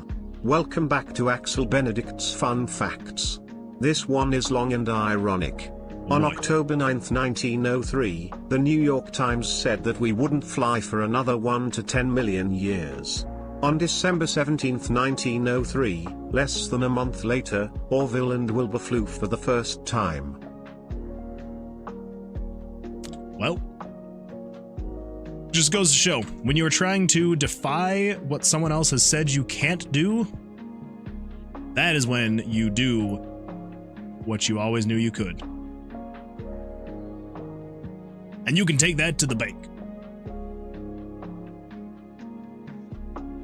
Why would you want to take it to the bank? I don't know. But you can. You can. If refused without fail, someone brings that up. Do the youth still play it? Oh, you mean that? That game? The game that you all just lost because you thought about it again? I don't know. I don't know if the youths still play that game. But if they do, fun fact, you all just lost. Joke's on you. Autumn__ says, I have returneth. I auto-corrected have with hath because you said returneth, so I'm glad you're back. Welcome back. How did the dog trip go? Cameron says, I didn't think about it. Okay. I hoped that he'd fall for it, but I have accepted your return. Yeah, we're all very accepting of your return. Welcome. Welcome back. All right, so now the trick is getting all of this centered again. Now that we have aligned everything correctly, get it all centered. So that is the longest one, so let's base it off of, oh, actually, you need to move over one. Yes, yeah. Okay, so let's grab all of this, and let's move this over to there, so that's 50, so we're gonna go 25, and you, 4, so over 2. Let's get that centered. It looks like we cannot. Everything in here correct? 1 1 1 1 1 1 1 3 1 3 1 1 3 1 1 1 1 2 3.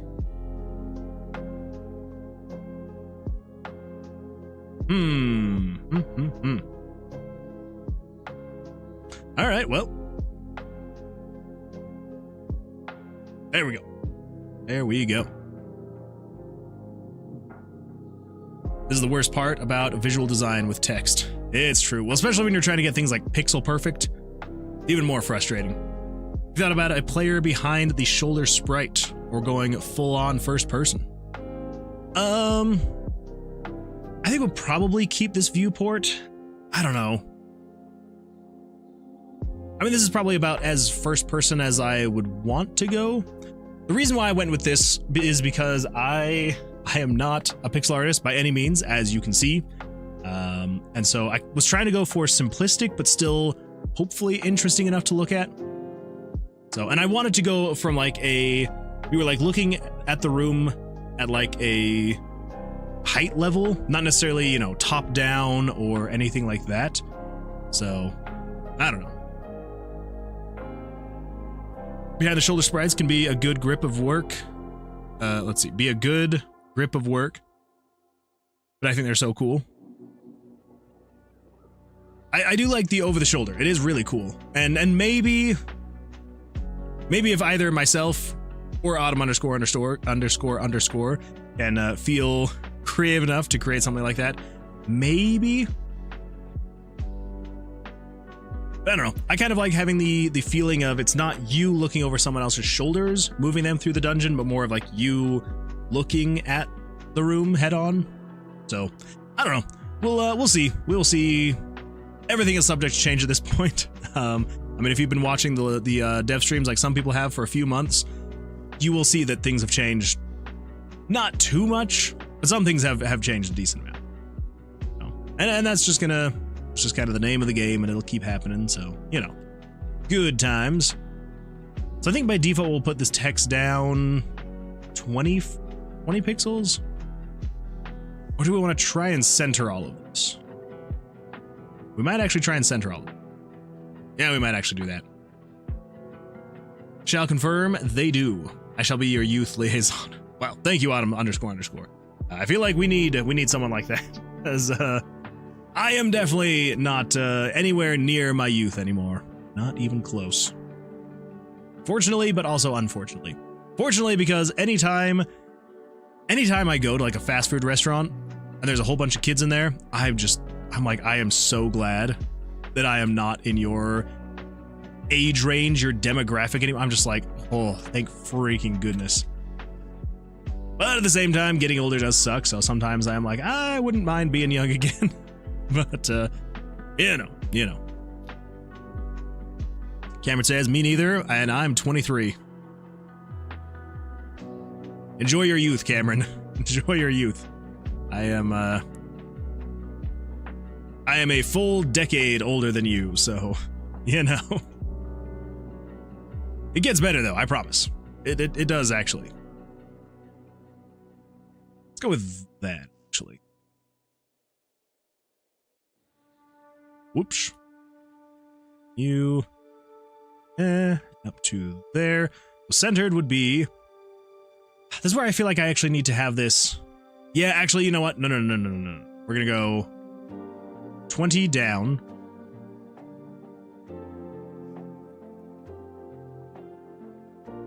And then this is going to be... This portion is going to be 10 down from that text, meaning this is going to be here. There we go. That way we have room for doing something like this. We're going to then say option 2, option 3, option 4. There's going to be room for all of those.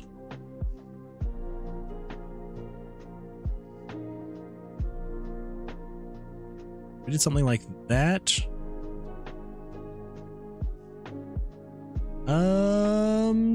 Technically, yeah. Maybe we do. And are we ever going to need 4 options? Maybe. But just to be on the safe side, I feel like what we're going to do is we're going to say, move all of this up. 1, 2. Yeah, we'll go up 2. Jesse says, back. Welcome back, Jesse. Glad you are back. Also, Cameron, enjoy your 23. I miss those days. Yeah, it's definitely enjoy it. Enjoy it while it lasts. 20s are a good time. 20s are a fantastic time. Enjoy being 20. Well, not 20, but in your 20s. Yeah, it's a good time. Autumn__ says, I feel confident in trying my hand at any art you want at all. Well, there we go. I will be excited to throw things your way and have you work on it. And even art you don't want.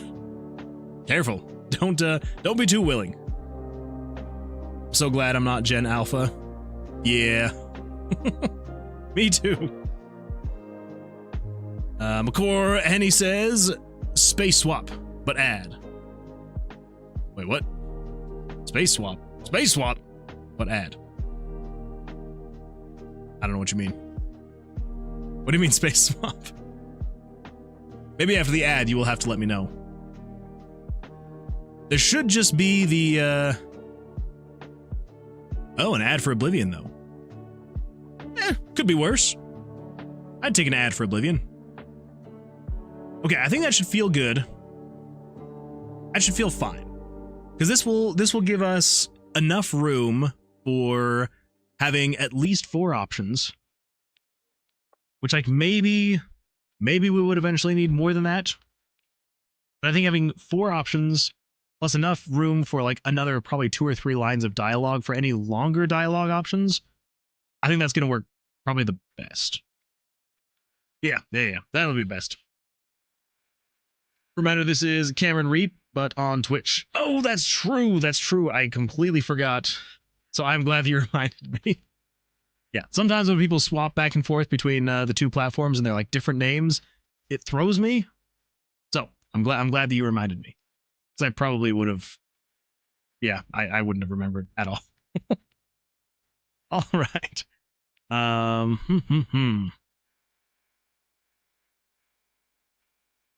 Yeah, that should be good. So delete all of those. And we will move this up to here. We're going to hide it because what we're going to do is grab these 2, merge them together, copy that. And then we need something this size because we wanted to be able to show everything all in the same spot without changing anything. So 184 and 85. New 184 and 85. Paste. Okay, so from the top, we need to go 18 down. 20, 18, perfect. Okay, so let's call this one. We need to make like our own section, so it's going to be called dialogue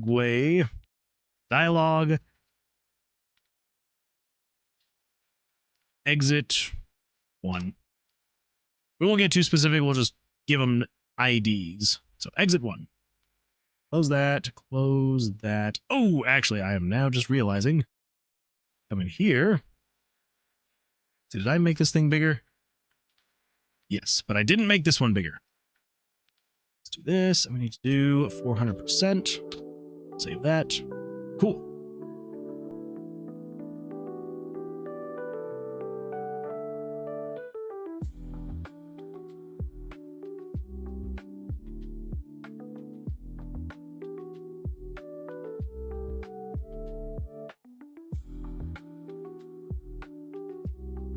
Over here in RPG Maker. Control says, I finally saw some Oblivion remastered screens. I hate it, to be honest. Genuinely don't think I could play it.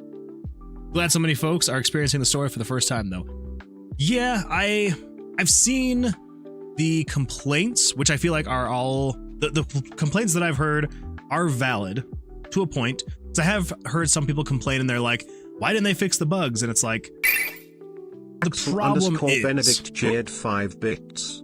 Welcome back to Axel Benedict's Fun Facts. The Japanese word kuchizamishi is the act of eating when you're not hungry because your mouth is lonely. We do this all the time. It's true. I do this all the time. I am constantly eating when I'm not hungry. But I didn't know it's because my mouth was hungry. I thought it was just because I had a problem. So, you know. But anyway, yeah, so Oblivion, yeah, I have heard some people be like, well, why wouldn't they like fix the bugs?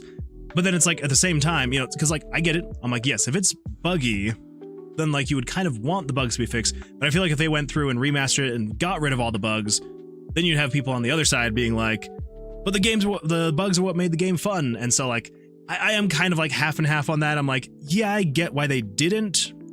But also at the same time, it's like, well, as long as there's no game breaking bugs, that's where I'm kind of like, okay, fine. Like, as long as it doesn't break the game, then that's okay.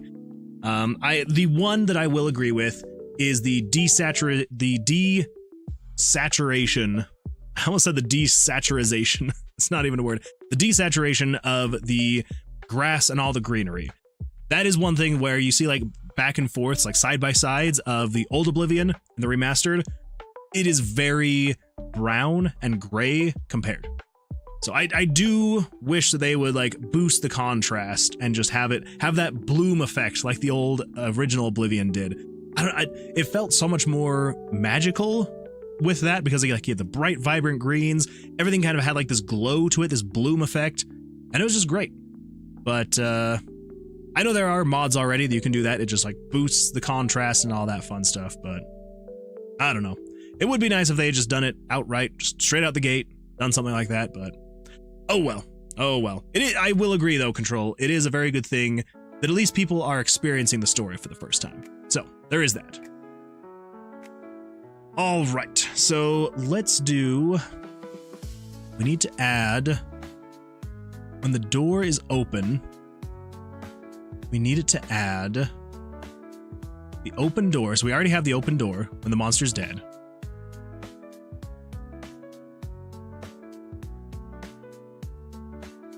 And then we need to add the dialogue itself. So what image layers do we have?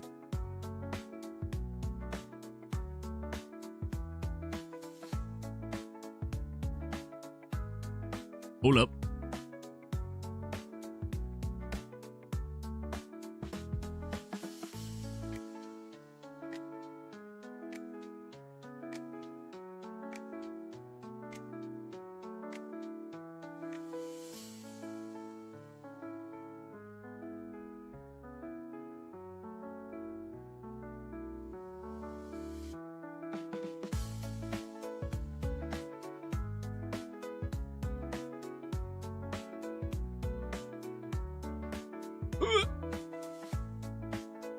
All right. Yeah. I heard my wife down here, and I was like, she never comes down here. Well, I just wanted to make sure everything was okay. What? Well, you never do when I'm down here. That's true. It is cold and dark. Exactly the way I like it. Cold, dark basement. Okay, so picture layers. What do we got here? So we've got the POV, so we've got 23 through 27. We're not actually using that. We're using the card area. That's right. So 28 through 49 is what we're using.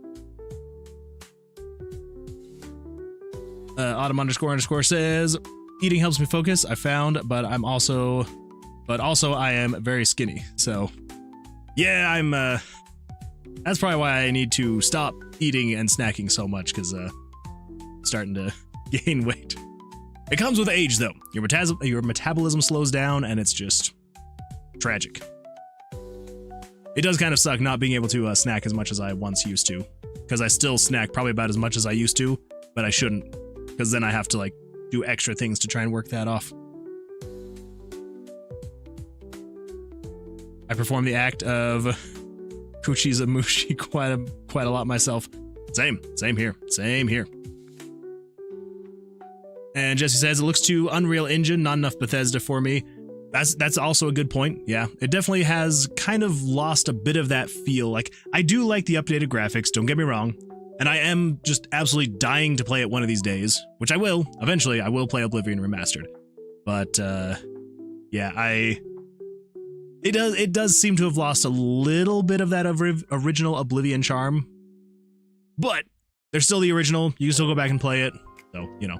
Someone did make a really good point, though, that I actually kind of wish they would have done. I know that they can't. I mean, they could, because it's been done before. But kind of like with the Diablo 2 remaster, the Halo remaster. I don't think you can do it necessarily with the StarCraft remaster. But anyway, there's a handful of remasters out there where like they have a hotkey, you press it, and it'll like switch back and forth between the old graphics and the new graphics. I know probably with something like Oblivion, it might be a little bit more difficult to just swap back and forth, because you'd be swapping out like the whole world.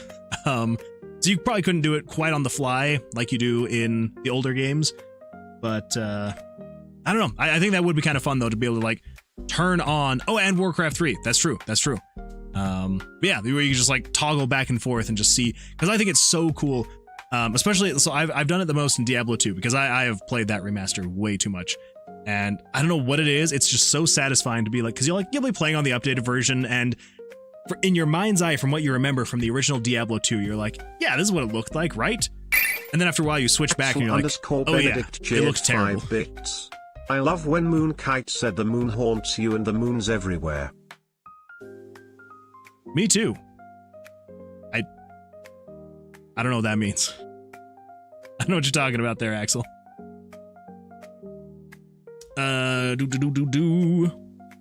Control says, oh wait, what else did I miss?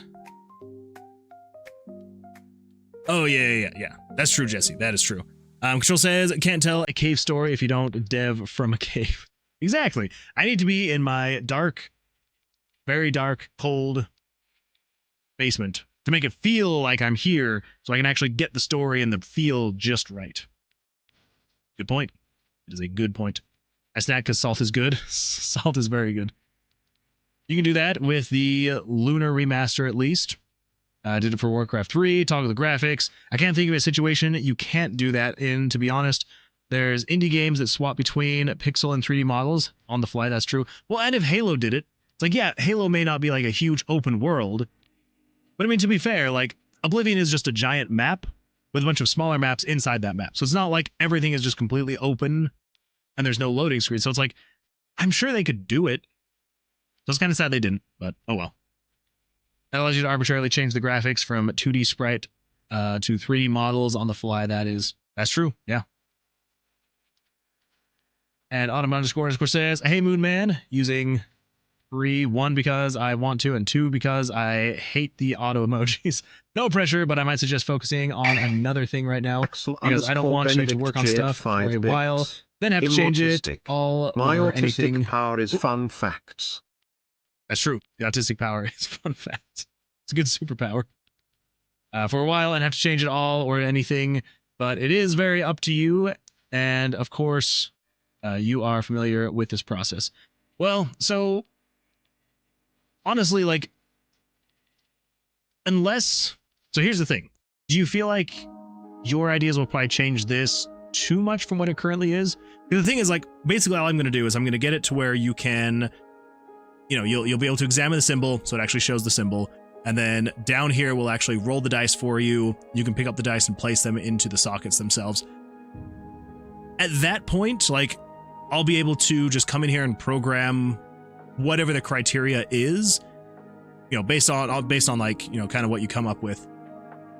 So I don't think it's going to be the end of the world, because, like, I'm basically just getting the foundation laid for it. And then once we get all of the, like, specifics, that's when we'll go in and you know, be able to change those little bits here and there. So I think we should be good.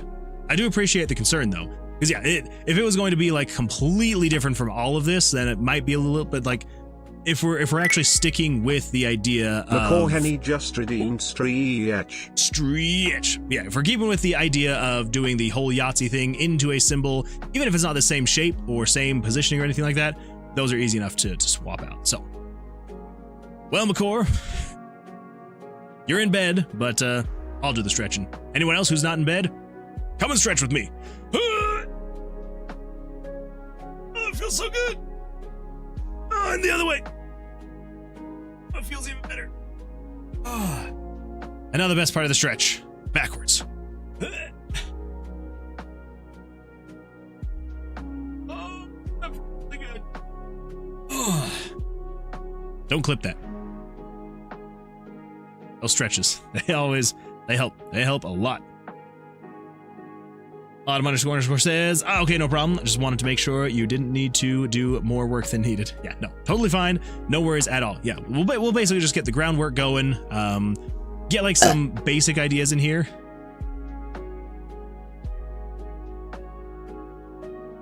Very nice. Get some basic ideas in here, and then we'll be able to build off of that. All right, so the card area. Oh, you said not to. I mean, I guess you can if you want. That's the only problem with the stretching is my freaking cord likes to get all mixed up with my chair after I stretch. All right, so we got the POV. So we've got 23. No, it's not the POV. It's the card area. So we've got 28 through 49. Tons of image layers to work with. So I think what we can do is starting at image layer 28. So here we go. So once you kill the mini boss, which I believe what we're going to do is not player damage. We want the monster animation. So over here, hit monster, dead monster. That's what we want. I believe we already have... I thought we already had a conditional branch in here, or if it was a mini boss, but I guess not. Okay, so before we zero out the variable saying what monster it is, current room item, monster item,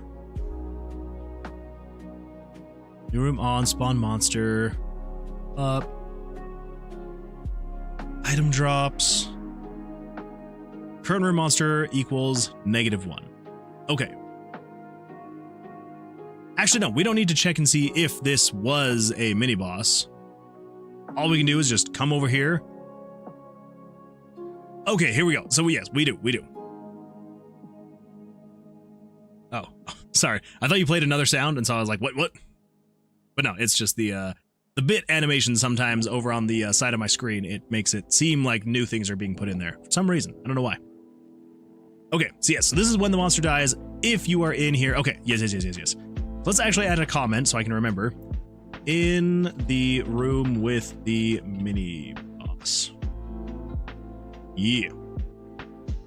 Shows that image. And then we're also going to say show image layer 28. And this is going to be exit.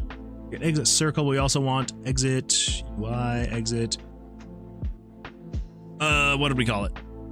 What did we call it? Dialogue. That's what we called it. Do above dice. Dialogue exit 1.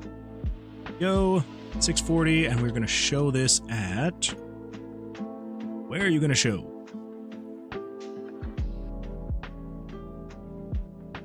$542. 42. Okay. Then, if we come over here, when you actually come into the room, we then want to show monster, mini boss. Where's it actually showing the doors? There we go. Exit door 1, exit door 2. So if we're showing exit door 2, we're also showing the dialogue exit. Perfect. Okay. Awesome. Let's see here. What else do we need? So I think we need a whole other event. Okay, so that's Game Master. We can get rid of that. We don't need Game Master. That's Tomb Master. This is the event that spawns special events like NPC. Oh, Tomb Master. This is actually exactly what we want. Tomb Master. Yes. So, parallel process. Axel_Benedict cheered 10 bits. Oh boy. Albuquerque jump scare part 2 except, of course, for the undeniable fact that every single morning my mother would make me a big old bowl of sauerkraut for breakfast. Big bowl of sauerkraut every single morning. It was driving me crazy. It's true. All right.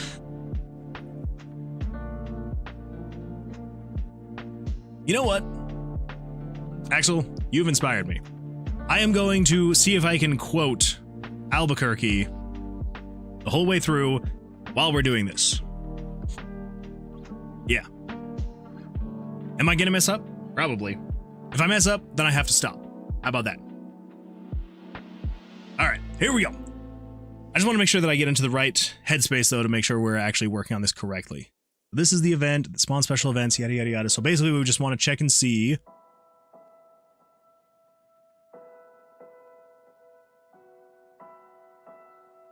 Yeah. We're gonna say conditional branch if 36 is equal to player location.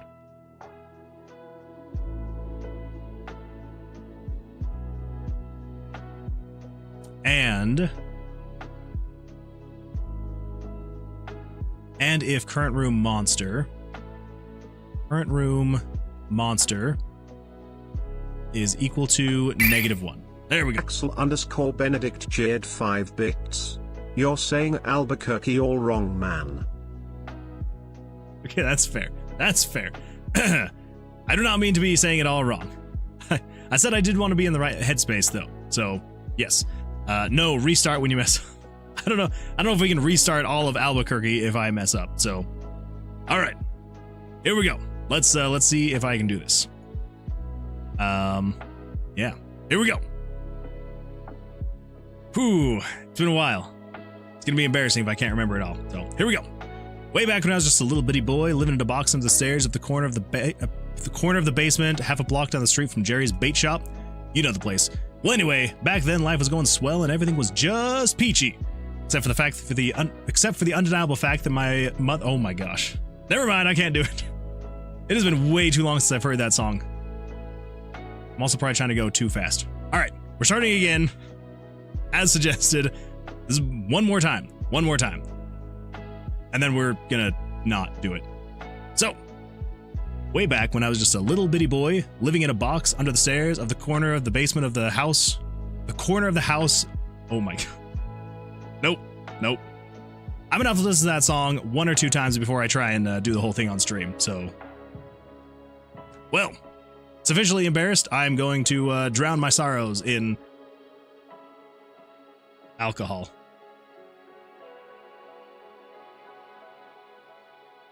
Not enough. Okay, we're gonna pretend that didn't happen. Hey everybody, the last minute and a half did not happen. We will not speak of it. Never happened. Okay, here we go. Let's Let's do this thing. Make it a redeem. Wait, make what a redeem? What are you talking about? Make what a redeem? What do we got here?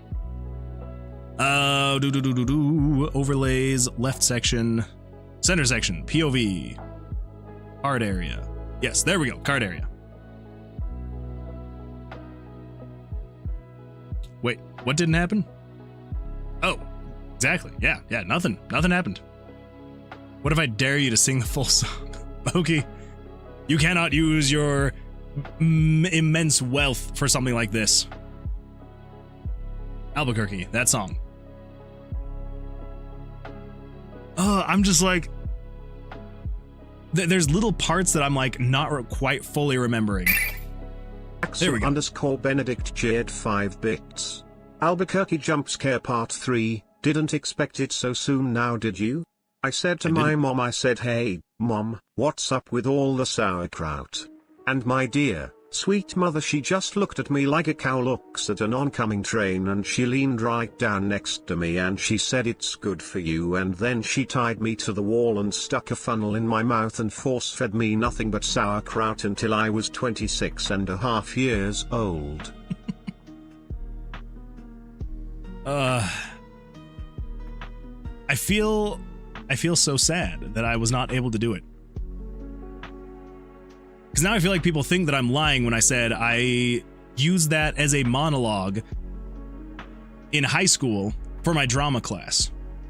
I was supposed to memorize this whole, it was supposed to be about it was a 5-minute monologue that I was supposed to memorize and then recite at the end of the school year. I'm not great at memorization for some reason, except for with music. I don't know why, like for some reason I'm decent at it. But that was it wasn't quite half my lifetime ago, but it's getting close. It's getting close. So, you know. What else am I supposed to use it for? Happiness, playing random sounds. You can play random sounds, you know. As it says, guys, stop looking at him. You're making him nervous. Exactly. That's it. I know there's too many people looking at me right now, so it's making me nervous. That's Jesse, you're onto something. There was an Edgar Allan Poe poem I had memorized for a speech class. My tone was already somber and slow, so it fit perfectly. I like it. I can only kind of remember it now. See, once enough time has passed, it is difficult to remember things like that. Axel _ Benedict Jade 5 bits. Eventually you'll give him the entire script of Albuquerque. That's true. Eventually you will have sent the entire thing.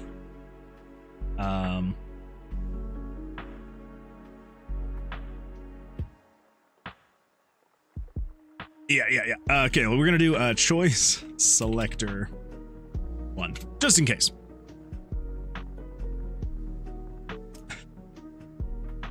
I keep wanting to try, but I'm like, I know I'm gonna keep stumbling over the words, so I feel like once I get past, because what is it?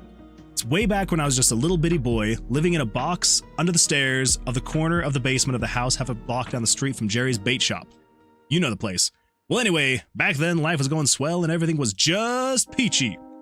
Except, of course, for the undeniable fact that every single morning my mother would make me a big old bowl of sauerkraut for breakfast. A big bowl of sauerkraut every single morning. It was driving me crazy. I said to my mom, I said, hey, Mom, what's up with all this sauerkraut? My dear sweet mother, she just looked at me like a cow looks at an oncoming train. She leaned right down next to me, and she said, it's good for you! And then she tied me to the wall and stuck a funnel in my mouth and force-fed me nothing but sauerkraut until I was 26.5 years old. That's when I swore that someday I would get out of that basement and travel to a magical faraway place where the sun is always shining and the air smells like warm root beer and the towels are oh so fluffy. Where the Shriners and the lepers play their ukuleles all day long and anyone on the street will gladly shave your back for a nickel. Wacka wacka doo-doo, yeah! Well, let me tell you people, it wasn't long at all before my dreams came true, because the very next day a local radio station had this contest to see who could correctly guess the number of molecules on Leonard Nimoy's butt. I was off by 3, but I still won the grand prize. That's right, a first-class one-way ticket. to Albuquerque. I'm not going to sing that part again. Albuquerque. Maybe I have to sing it because now I'm forgetting. Albuquerque. Oh my gosh. What comes next after that?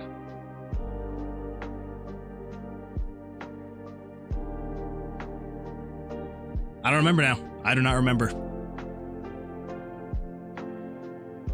So here's the thing, when I did my monologue, I didn't sing the whole Albuquerque thing. Said, correctly guess the number of molecules in Leonard Nimoy's butt. I was off by 3, but I still won the grand prize. That's right, a first-class one-way ticket to Albuquerque. Yep, nope. Can't do it. Can't do it. I do not remember the next part. I do not remember it. Oh well. Oh well. We made it about 1/5 of the way through the song.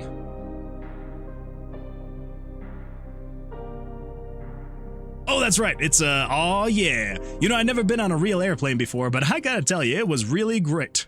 Except, of course, for the fact that I had to sit between 2 large Albanian women with excruciatingly severe body odor, and the little kid in back of me kept throwing up the whole time. The flight attendants ran out of Dr. Pepper and salted peanuts. The in-flight movie was Biodome with Pauly Shore.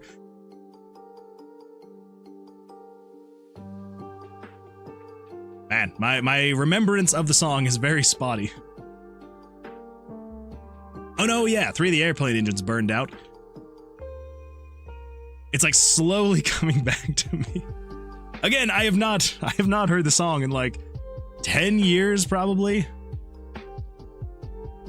So we went into a tailspin and we crashed into a hillside and the plane exploded in a giant fireball and everybody died. Except for me. You know why? Because I had my tray table up and my seat back in the full upright position. Again, didn't sing that part and then just said, in Albuquerque.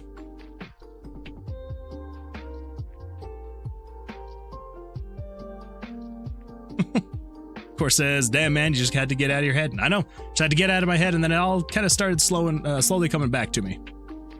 Axel says, I just got 6 ads in a row. What? Oh, you shouldn't be getting any ads. Well, when you first get to the stream, it's gonna do like the pre-roll ads, but it just shouldn't do anything after that.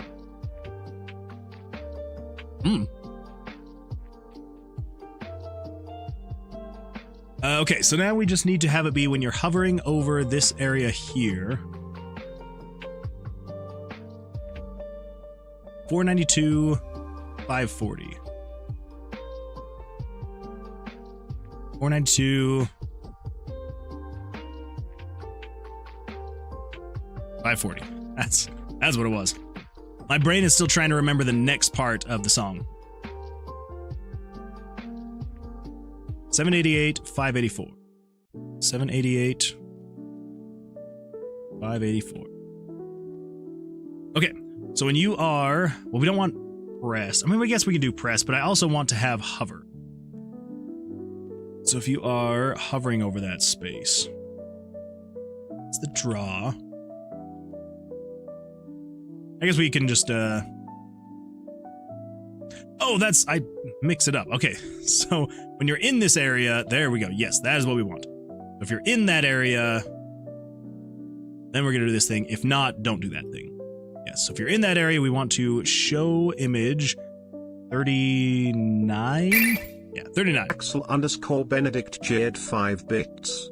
You should raid someone tonight. When you raid, and we join said raid, we get 250 mana. Oh, well, I will definitely have to raid someone tonight then. It's a good point. I have been really bad at not actually raiding people. I need to get better at that. I definitely need to get better at that. Yeah, we can raid someone tonight. Okay, so 640, and then let's find out the Y position we need this at. Okay. So anyway, I crawled from the twisted burning wreckage. I crawled on my hands and knees for 3 full days. Crawled on my hands and knees for 3 full days. Nope. There's another gap in my lyric understanding. 562. Crawled on my hands and knees for 3 full days. dragging along my big leather suitcase and my garments bag and my tenor saxophone, my 12-pound bowling ball, and my lucky glow-in-the-dark snorkel.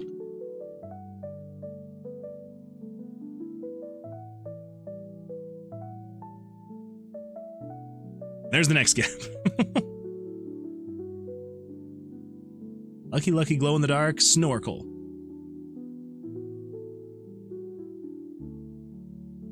I'm sure the next part will come to me. This is going to be the most broken up version of Albuquerque I'm sure anyone has ever heard. And if anyone has never heard Albuquerque, I'm sure you are extremely confused right now. My lucky autographed glow-in-the-dark snorkel. That's right, I forgot the autograph part. Well, there we go. Messed up. I have to start again. Oh, man. I'll just have to do it on a different stream, yeah? I'll have to listen to the song, actually remind myself of the full thing, and then do the whole thing, because this is not going well. Like, I keep coming to these gaps in the song where I'm just like, I don't remember exactly what the next part is, and then it's like a couple minutes later, it then comes to me and I'm like, that's right, that is what's next. Okay, so if the button is pressed, we don't want pressed though, we just want released. We don't really have a graphic for if it's pressed, so just released, there we go. Weird Al, need I say more? No. It's, you don't need to say more. That about sums it up. Weird Al. Weird Al is, he is a character. That is for sure. Oh man, but now it's gonna drive me crazy. My lucky autographed glow-in-the-dark snorkel. But finally I arrived at the world-famous Albuquerque Holiday Inn, where the towels are oh so fluffy, and you can eat your soup right out of the ashtrays if you wanna. It's okay, they're clean. So anyway, I checked into my room and I turned down the AC and I turned on the SpectraVision and I was just about to eat that little chocolate mint on my pillow that I love so very, very much when suddenly there's a knock on the door. Well, now who could that be? I said, who is it? No answer. Who is it? There's no answer. Who is it? They're not saying anything. So finally I go over and I open the door, and just as I suspected, it's some big fat hermaphrodite with a flock of seagulls haircut and only one nostril. Oh man, I hate it when I'm right. So anyway, he burst into my room and he grabbed my lucky snorkel, and I turned to him and I say, hey man. Oh, what does he say? We bust into my room and he grabs my lucky snorkel and I'm like, hey man. Is it, don't touch my snorkel? That snorkel's been just like a snorkel to me. I think it's don't touch my snorkel. That snorkel's been just like a snorkel to me. And there's the next gap. Cannot remember what comes next. Yes, he is a cartoon character. He really is. All right, so now with this, we need to then show the symbol itself. A circle. This is the smaller version, right? Yeah. That's the smaller version. Let's come out here. So we then need exit circle.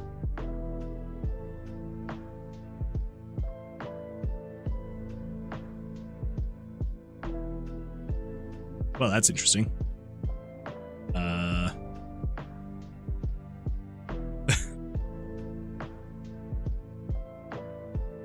Oh, but it is going to be a different door, though. So that'll be fine. That'll be fine. I was like, these lines just like continue perfectly. I'm like, that is the worst happenstance ever. But it is going to be a different door, so it's going to look slightly different. So that'll be fine. That'll be all right. Plus, there's a good chance we may even just hide this entire back eventually. But for now, we'll leave it at this. Okay, so the exit circle needs to show here, which means we will then show exit circle 640 by 182. Now this one, we're gonna say show picture 640 by 182. Imagine if, oh wait, call back later, Al. Imagine if Weird Al was on SNL and the sketches slowly but surely devolved into Albuquerque. I could see him doing something like that, honestly. And then at the end, they just play Albuquerque from start to finish. I can see it happening. Okay, so for the POV area, I think it's just image layer 23 is the... Well, let's see. 23 is the room. 24 is the decor, traps, and the exit door. 25 is the monster. Okay, so we want image layer 25 then. Yeah. Yes. Image layer 25. Yes, absolutely. But the whole cast sings. You can see that. Ooh.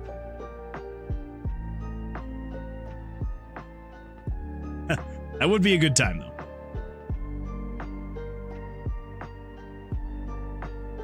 So it shows that. And then let's do... We're going to move... Let's grab that. We're going to move image layer... Crap. Move image layer 24? 24 is the room itself, right? Center, 640, it was 128, I believe. 128. 640, 128. We're going to move it basically instantly for now. We're not going to animate it at all. We're just going to do down to like 50 opacity. Yeah. 50 opacity. And then we're going to turn on switch. Exit door puzzle. Cool. Now, if exit door puzzle is on, we are going to say, for this one right here, turn on this page if exit door puzzle is on. What else do we need? We've got the dice move. We'll still allow you to do that. I'm also now just realizing. Crap.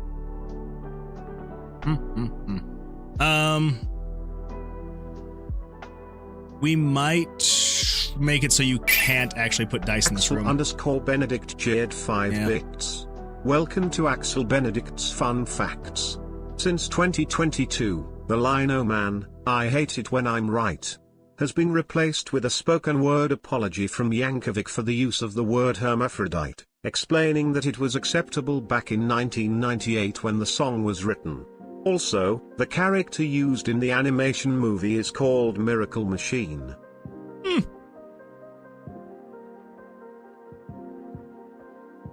The line "Oh man, I hate it when I'm right" has been replaced with a spoken word apology.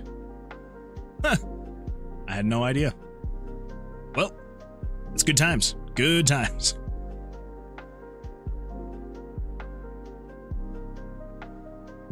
You and your fun facts. I like it.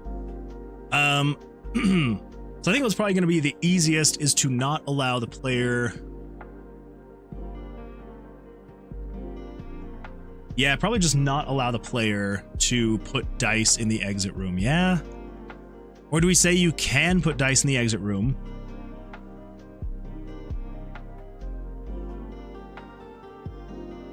Yeah. Yeah, probably.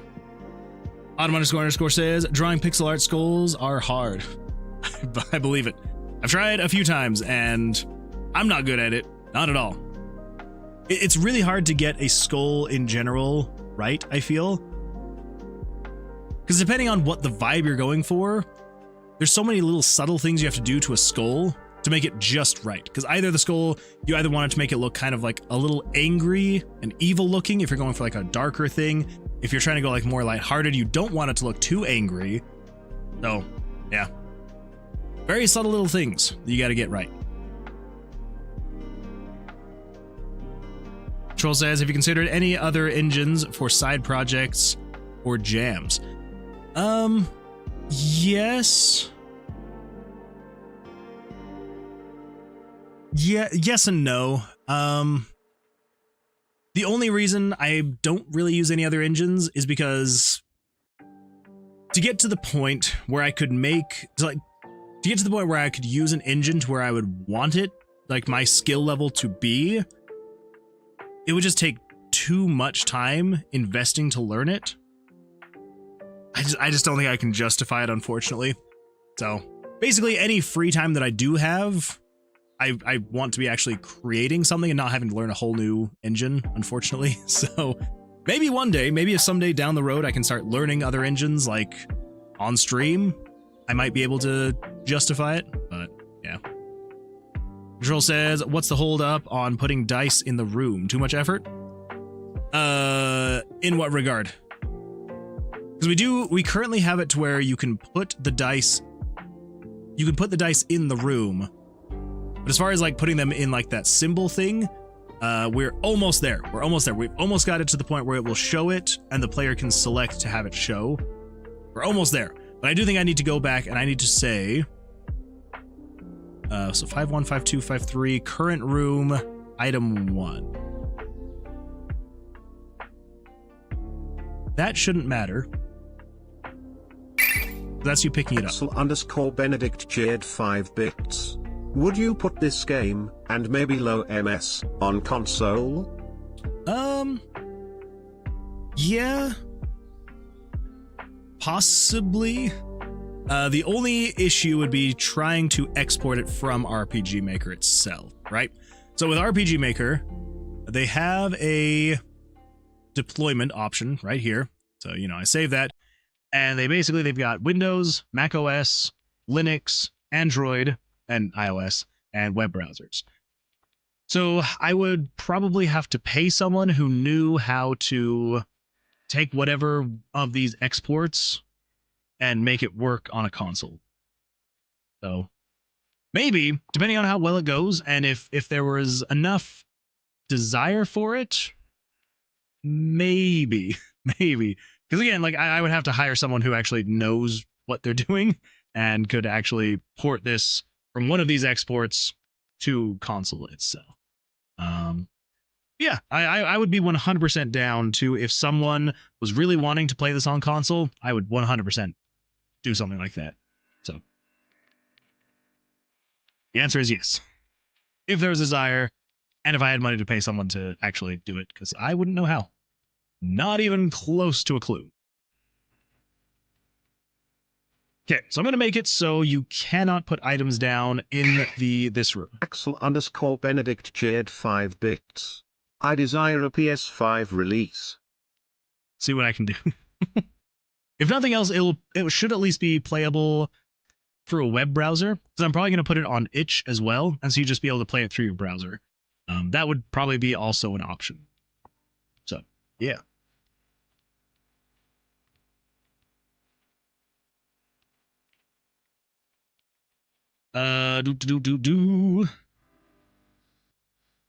Smile Basic would be fun if you have a Capture 3DS or Switch. Reminds me of RPG Maker, but better optimized. Oh, that is one issue with RPG Maker. It is lacking some good optimization. Nice lo-fi ink spots. Oh, and Switch 2, please. We'll see what happens. We will see what happens. If I can figure out how to, because I don't think I'd be able to figure it out, but I'm sure that I could find someone who would be able to port it, maybe.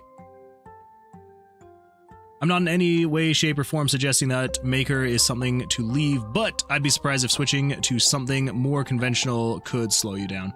I know that it would definitely be something to where, like, once I got up to speed, I could definitely go way further and probably way faster as well in the different engines.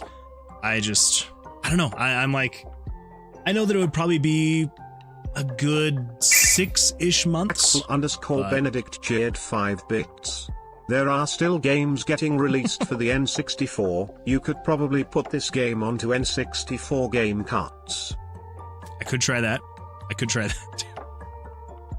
That one would require very specific knowledge to export an RPG Maker MV game and get it onto an N64 working. I would worry that would have to be like rebuilt from the ground up almost. But who knows? Maybe. The menu UI and lack of certain class types are killing your speed, in my opinion. Once again, not in any way, shape, or form suggesting you leave Maker so much faster. It's true. And I don't get me wrong. I've had many people suggest switching to other engines just because of like some of the things that I'm doing. It's like, this is just supported out of the box with this other engine. And it's like, true. And so it probably would work to, actually learn something like that. But probably what I would Yeah, I mean, and it all depends, because like right now, the amount of extra time that I have is just non-existent. It is non-existence. Yeah, any like extra time that I do have, like this is my extra time, like streaming and doing this, like this is the extra time that I have. And so unless I were to just like put this on complete pause and then go learn a different engine to then be able to build this in there, it just, I don't have time, unfortunately. So I would say probably depending on how well this game actually goes, once I get it released, once it's out there, maybe the next direction we would go is we'd all learn a new engine from the ground up. Who knows? Who knows? Safety Kitten says 6 months, I think, is an overstatement for how long it'd take you to adjust, at least from my experience with some simpler engines, like GMS2 or Godot. You would probably adjust pretty fast, especially with the relative innate simplicity of your game so far. That's true. And yeah, as far as being able to like create something like this, I say 6 months to feel like I would be comfortable is what I'm thinking. But yeah, there's a good chance that I may switch, but I don't know. RPG Maker, it's what I've been using for 25 years, and so I'm like, I feel very confident when I'm using RPG Maker. So, you know. Okay, let's actually not put in this quite yet. I just want to see. I want to see if it's actually going to give me the option to show all of that stuff once we defeat the mini-boss. So let's come in here, let's go to the room 18 to get to the mini-boss. Yeah, we'll take this guy really quick. Just it says, but also you using RPG Maker is an inspiration to, it's you fighting to make something crazy, and it's awesome. That is kind of also another reason, is not necessarily like a badge of honor, but it's, I get a certain satisfaction from like using RPG Maker to make something like this, you know? It's just, I feel like it's just a lot more fun. Not that I wouldn't have fun making a game in a different engine, don't get me wrong. Oh, I just realized something. I was like, how the crap am I drawing 20 every single time? It's because I forgot to switch things back. So, yeah. Should probably fix that actually really quick. Let's see here. Safety Kitten says, definitely think it's something you should try after this game, though. Yeah, 100%. I could probably give it a try after this game and just see where we land, see what we got. But I don't know. There is just a certain spot in my heart for RPG Maker that I feel like will never go away. So it would be a little bit difficult for me, but I'm sure I could do it. I'm sure I could do it. And then for the mini-boss, we need to set them back to 1 through 13 and 1 through 13. I don't think I changed the regular monsters, so they should be good. Yeah, there's the 1 through 13. Perfect. Let's see. McCore says, regarding my previous comment about Smile Basic for building on. Wait, what about the comment? Reminds me of RPG Maker, but better optimized. Oh, to be able to like put it on Switch and other consoles. Could be in the running. Autumn__ says, every artwork I make for the game, I get another. Wait. Another artwork I make for the game, I get another 0.05% in sales. Maybe we can look into that. Riggy2K3, first time chatter, says, yo, welcome Riggy. Glad you're here. Yeah, no way. Do RPG Maker forever. There's a good chance I very well may. Because here's the thing, I have tried other engines before. I've tried Unreal, spent a few hours in there going over a few tutorials, and I've also tried Game Maker, and I've tried, oh my gosh, what the freak is that other popular one? Unity. I've also tried Unity a handful of times. For a couple different reasons. I've tried it with RPG Maker Unite. I would have to actually dedicate myself to make it do anything that I would actually want it to, but also just tried learning it, you know, a few years ago on my own. And okay, this spawn is not good. But yeah, so I definitely have tried others, and I don't know. RPG Maker, I just always come back to. Maybe it's because I'm using it as a crutch, maybe. But yeah, I'm not against using other engines. I'm like, with the time that I have, I just feel like I have to I don't know, utilize my time the best, and the best way to utilize my time, I feel like, is me using the engine that I know. So, oh well. Not exactly set in stone. Maybe I will learn and do something else later on in the future, but for now, this is what I got. So, all right. Crap. What room was I heading to? 34. Oh my gosh, there's so many monsters. I think I need to turn down the monster spawn. Probably turn that down. Ooh, there we go, Blackjack. 29. We need to go over and up, right? Or maybe we just go straight up. Ooh, 20. Oh, coming in right under the wire. Take that, you freaking slime. Oh my gosh, so many monsters. Get out of here, I'm just trying to find the mini boss. I'm trying to find your boss. I'm gonna shove my boot up his butt. 34, there we go. The freaking Cheeto monster. Okay. Every time I see him, I'm just like, what is my life? Why did I make that? All right, 20, there's no way he's gonna beat me on a 20. What? All right. I guess I deserve that. I made fun of his underlings. I shouldn't have stopped on a 15. I knew it. And 14, 23. Come on. Just let me win. 22. 13, 16.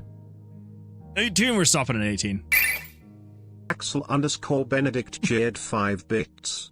Are we sure that that's enough inventory space to merge the 524,288 for each colored ice? It definitely would not be. That is for sure. Most of the late game merging is going to have to be done either within the spell book or like in town, getting larger numbered dice and stuff like that. So hopefully, I haven't actually thought it through entirely, but I'm hoping that it will be fine. Because yeah, this inventory space right here, definitely not enough. Okay, I need to make it so it doesn't actually drop a dice here, but that is neither here nor there. We'll get there eventually. So there we go. There's a strange symbol with empty sockets embedded in the door. It looks like you could place something in the sockets. I just realized it's also open the door still. We do not want it to open the door. That is fine. So if you hover over this, that is not working. Oh my gosh. Please don't tell me. Please don't tell me I accidentally forgot to not set that to parallel process. Oh my gosh, it is parallel process. What the crap? Starting exit room equals player location. And current room monster is equal to -1.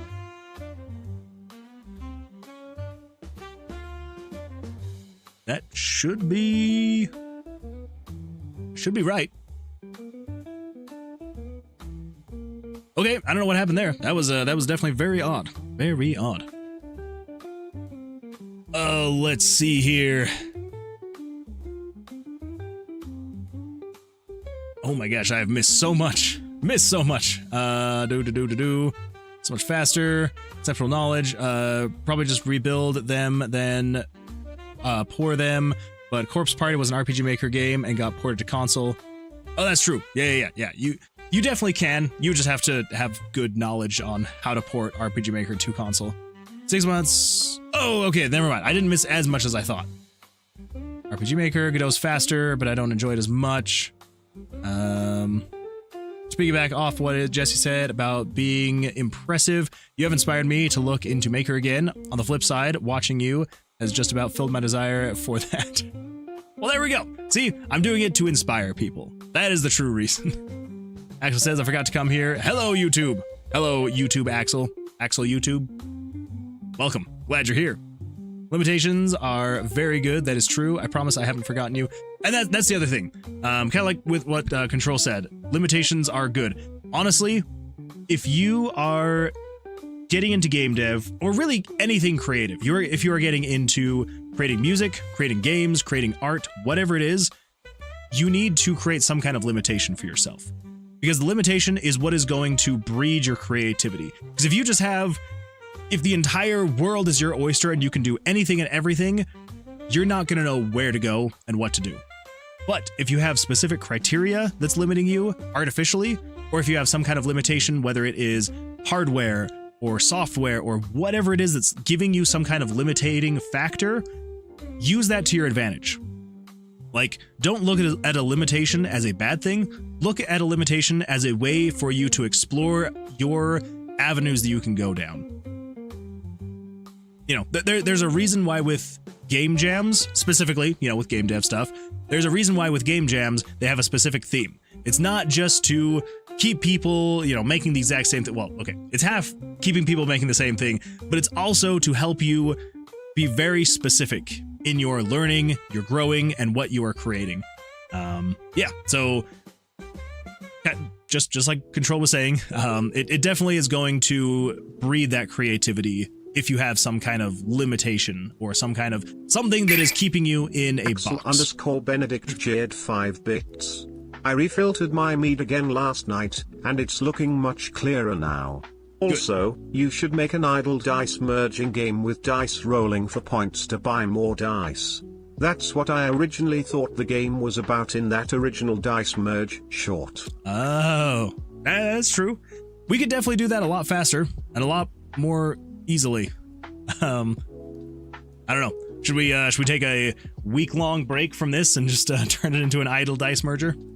Kind of, you know, drum up a little bit of eyes on the stream.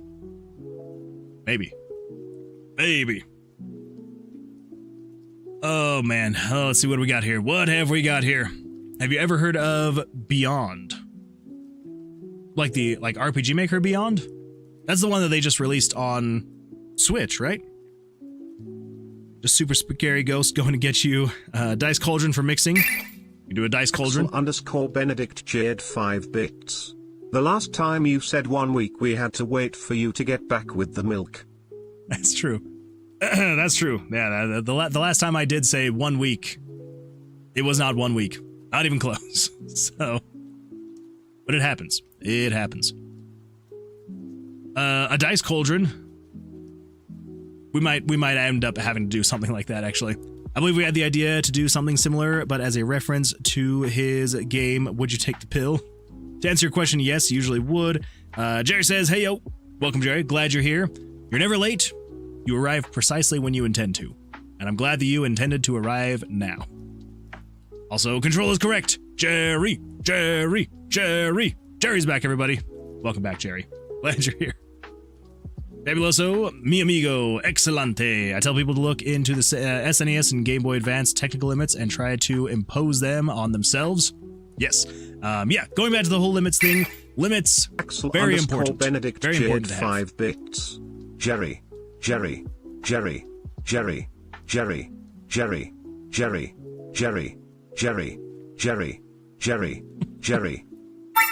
Thanks for the follow, Shibe. Goodness.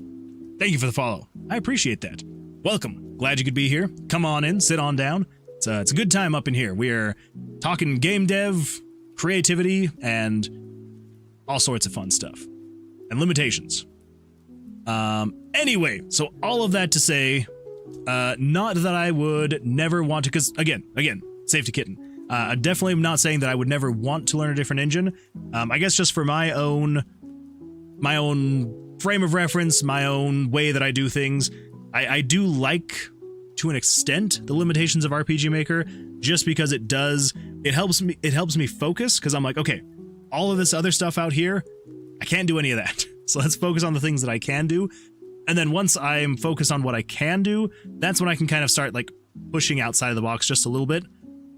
Well, I say just a little bit while I'm making a game like this, but you get what I mean. Like, because I know what the engine can and can't do, that way I know, okay, like, here's where it is struggling, so let's maybe go in this direction to do the same thing that I would have wanted to do over here, just in maybe like a different way, shape, or form. So anyway, yes, I probably will one day re-look into other engines, because like I said, I have explored other engines. I don't know, I always just kind of keep coming back to RPG Maker.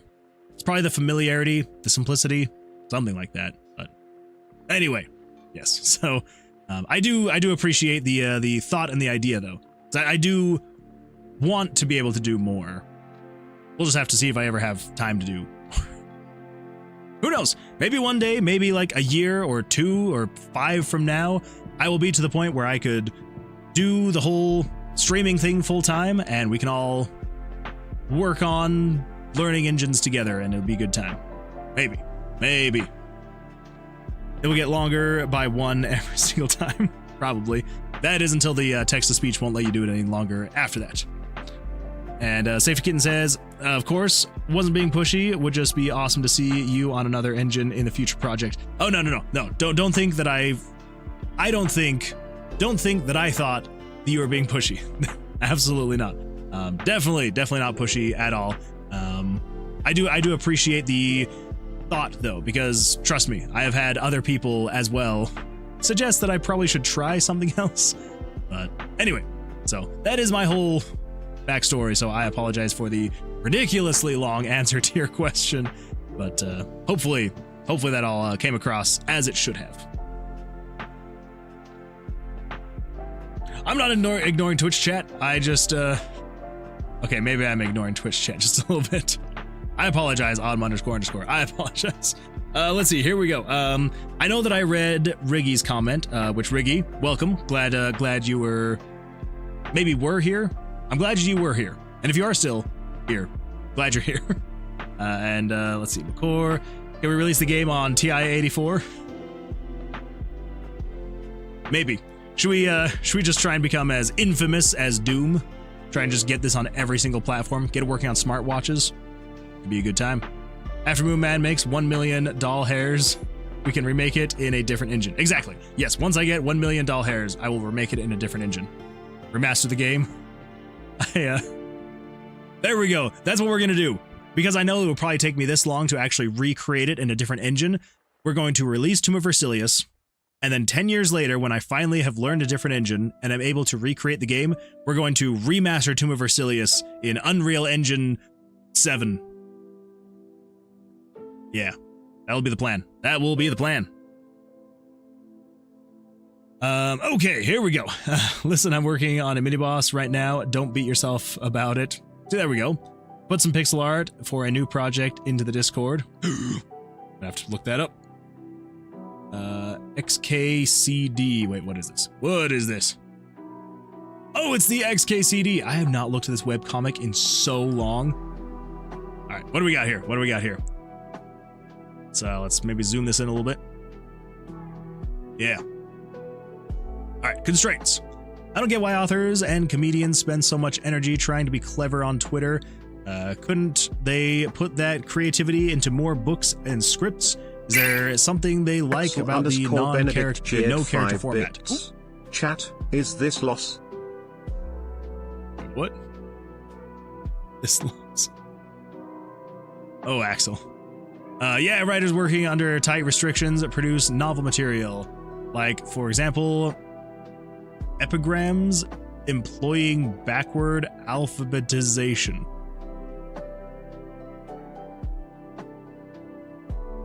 What the freak is an epigram?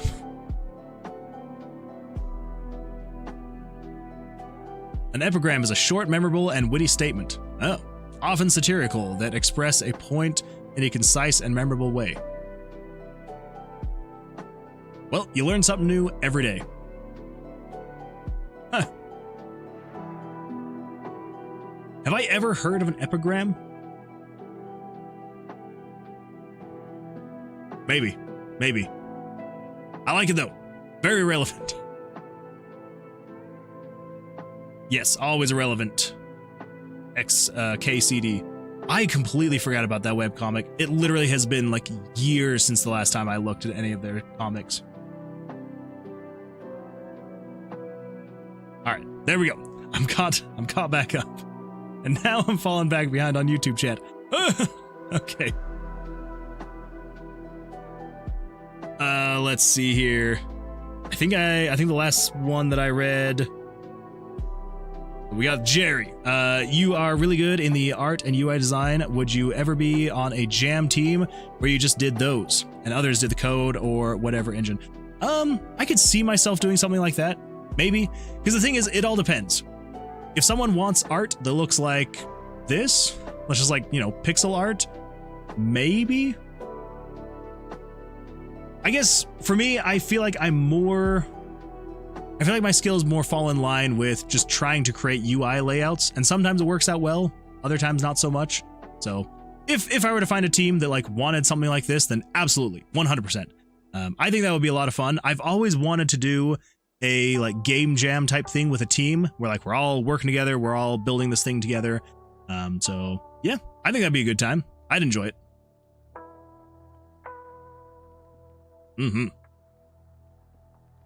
Let's see. What do you mean? We're his jam team. Axel makes a good point. We come up with smaller ideas while he makes the big picture. That's true. That's true.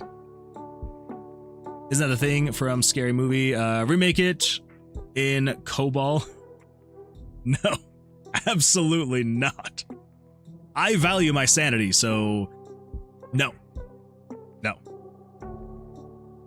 Rare case of me disagreeing with XKCD. I mean, if Twitter was just for quips and japes, sure. The character limit is awful for the discourse that takes place. That's true. A lot of discourse that happens on there, and having the character limits, not great. What I've seen anyway, I don't have an account.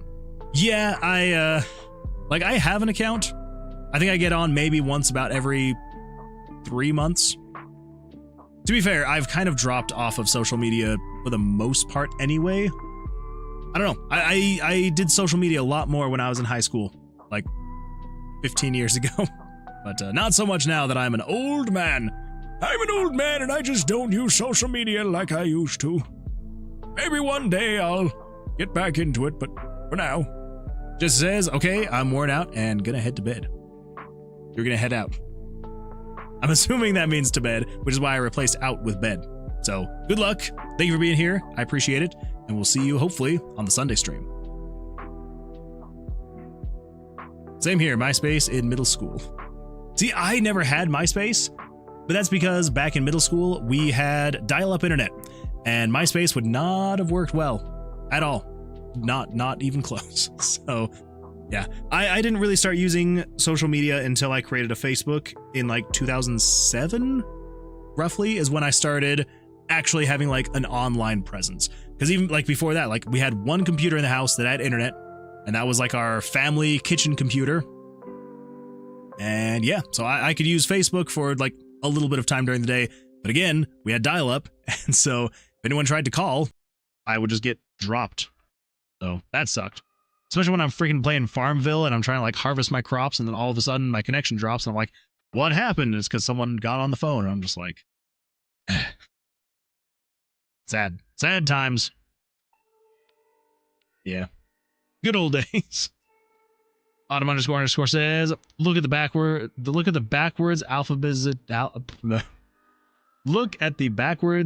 alphabetization of the person speaking. Wait, did I miss something?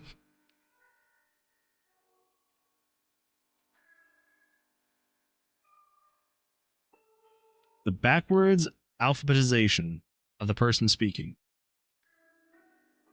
I mean, like this person? Is that what you're talking about? Loki says, MySpace wasn't even launched until after I graduated. That's fair. That's fair. Yeah, Yeah. Oh my goodness! BimLab! Welcome BimLab and your 7 amazing audience members. Welcome. Glad you're all here. Thank you for the raid, BimLab. How's your day going? How's everyone else doing as well? Thanks for the follow, Oh, BimLab. thank you. I appreciate that. Oh, hello? Welcome in.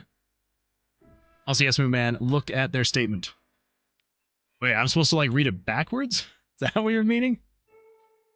I don't get these things. I don't get them on __. I just do not get it. Well, welcome. Yeah, welcome in. We are we're doing game dev and also chatting a bit, quite a bit. So, welcome. Let's see here. Yeah, Wrath of Wood. Hello, glad you're here. BimLab, yo man, I saw your jam game getting played, so I found your channel. Oh! Wait, who was playing it? Hopefully it didn't bug out, because I feel like it was still pretty buggy when I uploaded it, but I was like, well, There's the deadline. Can't do anything else with it. But it was on Twitch. Very nice. Well, I'm glad you're here. Thank you for the raid. I appreciate it. Can't remember, but might have been a judge. Oh, okay. It's possible. So the only judge that I remember there was Riggy 2K3. I know there's like 4 others, but I think that's the only one that I can remember was Riggy 2K3. Let's see, Hamster Hammer, sup man? Hello, welcome to the stream. Glad you're here. And a lot of RPG makers playing them. Riggy is I'm assuming good homie. Definitely a good guy. Let's see, Jerry says, what are we working on today? Today we are working on creating the exit to the tomb thing. Axel_Benedict cheered 5 bits. What do we got, Axel? Orc Zombie played it for 45 minutes. He'll post TG video in the Discord. Oh, well. I feel like that's almost a torture, because I did not really make it. I don't know. I didn't have a whole lot of time to test play it, and so I almost feel like it's a little bit too repetitive. Fun, or repetitive. Unless you're going for a very low-key vibe, I almost feel like it's maybe a bit too much, but... Okay, so it was Hawk. There we go. I'm definitely gonna need to go look that up. Unless, of course, Axel, you're gonna post it in the Discord. Then, maybe we'll just do that. Oh my gosh. The Jam game got played? I've been watching the Jam vids like a hawk. I started watching Riggy's, because Riggy was live streaming it a couple days ago, and I started watching, and then I forgot to start watching it again. So, which game jam was that, by the way? Yeah, so I think we've talked about this before, but yeah, so I took a break from Tomb of Versilius for a little bit, and we did the game jams, the RPG Maker game jam. So actually now I don't remember, Jerry. I don't remember if you would have been here for this. Anyway, a few weeks ago, so basically for the month of April, we kind of put Doom of Versilius off to the side for a little bit, and then we did a game jam for the RPG Maker 2025 game jam. So, and we got the thing submitted. So if we come over to... Thanks for the follow, Wrath of Wood. Oh my goodness, Wrath of Wood. Thank you. I appreciate that. Also, I feel like your name is very fitting for here. Thanks for the follow, Hamster Hammer. Thank you for the follows. I appreciate that. Thank you, thank you. Yeah, so if we search for lemonade on Main Street. Thanks for the follow, anti_wanty_fanty. Thank you. Y'all are too much. Too much. Thank you. Yeah, so we've got the this Lemonade on Main Street game that I made for the jam. So very simple RPG Maker game. Obviously, it's an RPG Maker game. Very simple lemonade stand game. Really nothing that crazy. Let's see if I continue game. Is it going to be broken? Probably a little bit broken. But yeah, the lemonade one. Yeah, this is the one I made. So again, it's supposed to be just like a very chill, not much going on kind of thing. Oh geez. See, look at that. Look at those little bugs. Still little bugs. Not game breaking, but still bugs. So anyway, yeah, so you have people walk up to the stand, you're just they're like, oh, I want an extra large lemonade with light sugar and no ice, please. I can be like, well, that's gonna be $12, please, sir. And then they pay you for it, and yeah. Cool. Yeah, so anyway, that is the game that we made for the game jam, and glad that it's being played and seemingly enjoyed. So yeah, fun times. Jerry says, I remember you did the lemonade one, but I didn't know it was for the RPG Maker game jam one. Now that is wait, now that it was played, do you have the results? No results yet. No. So the voting is still going for another basically 19 days. So we basically have till the end of this month, towards like the middle half of the month. But yeah. So that is still waiting on the results. So we'll see. We'll wait and find out. But I'm glad that it's getting played. Glad it's getting enjoyed, and I'm glad that it was here to help you all find the stream. So yes, thank you. Appreciate it. Wrath of Wood says, oh, the Lemonade one. Nice. I played it a few days in. Thank you. I appreciate that. Glad. Hopefully it wasn't too boring and or tedious. 'Cause that's the one thing that like I didn't really think about because I didn't really test play it too much. Like Axel_Benedict Jade 5 bits. I will go watch a bit of that review video and come back with some Axel lore. Sweet. Good luck. Hopefully that goes well for you, Axel.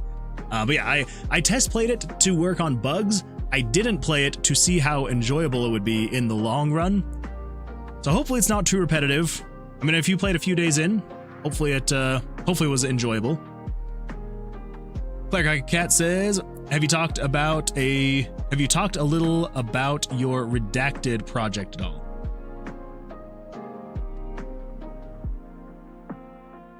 Oh, that project. I have not. No. That is a hush-hush secret project. For now, still. Yes.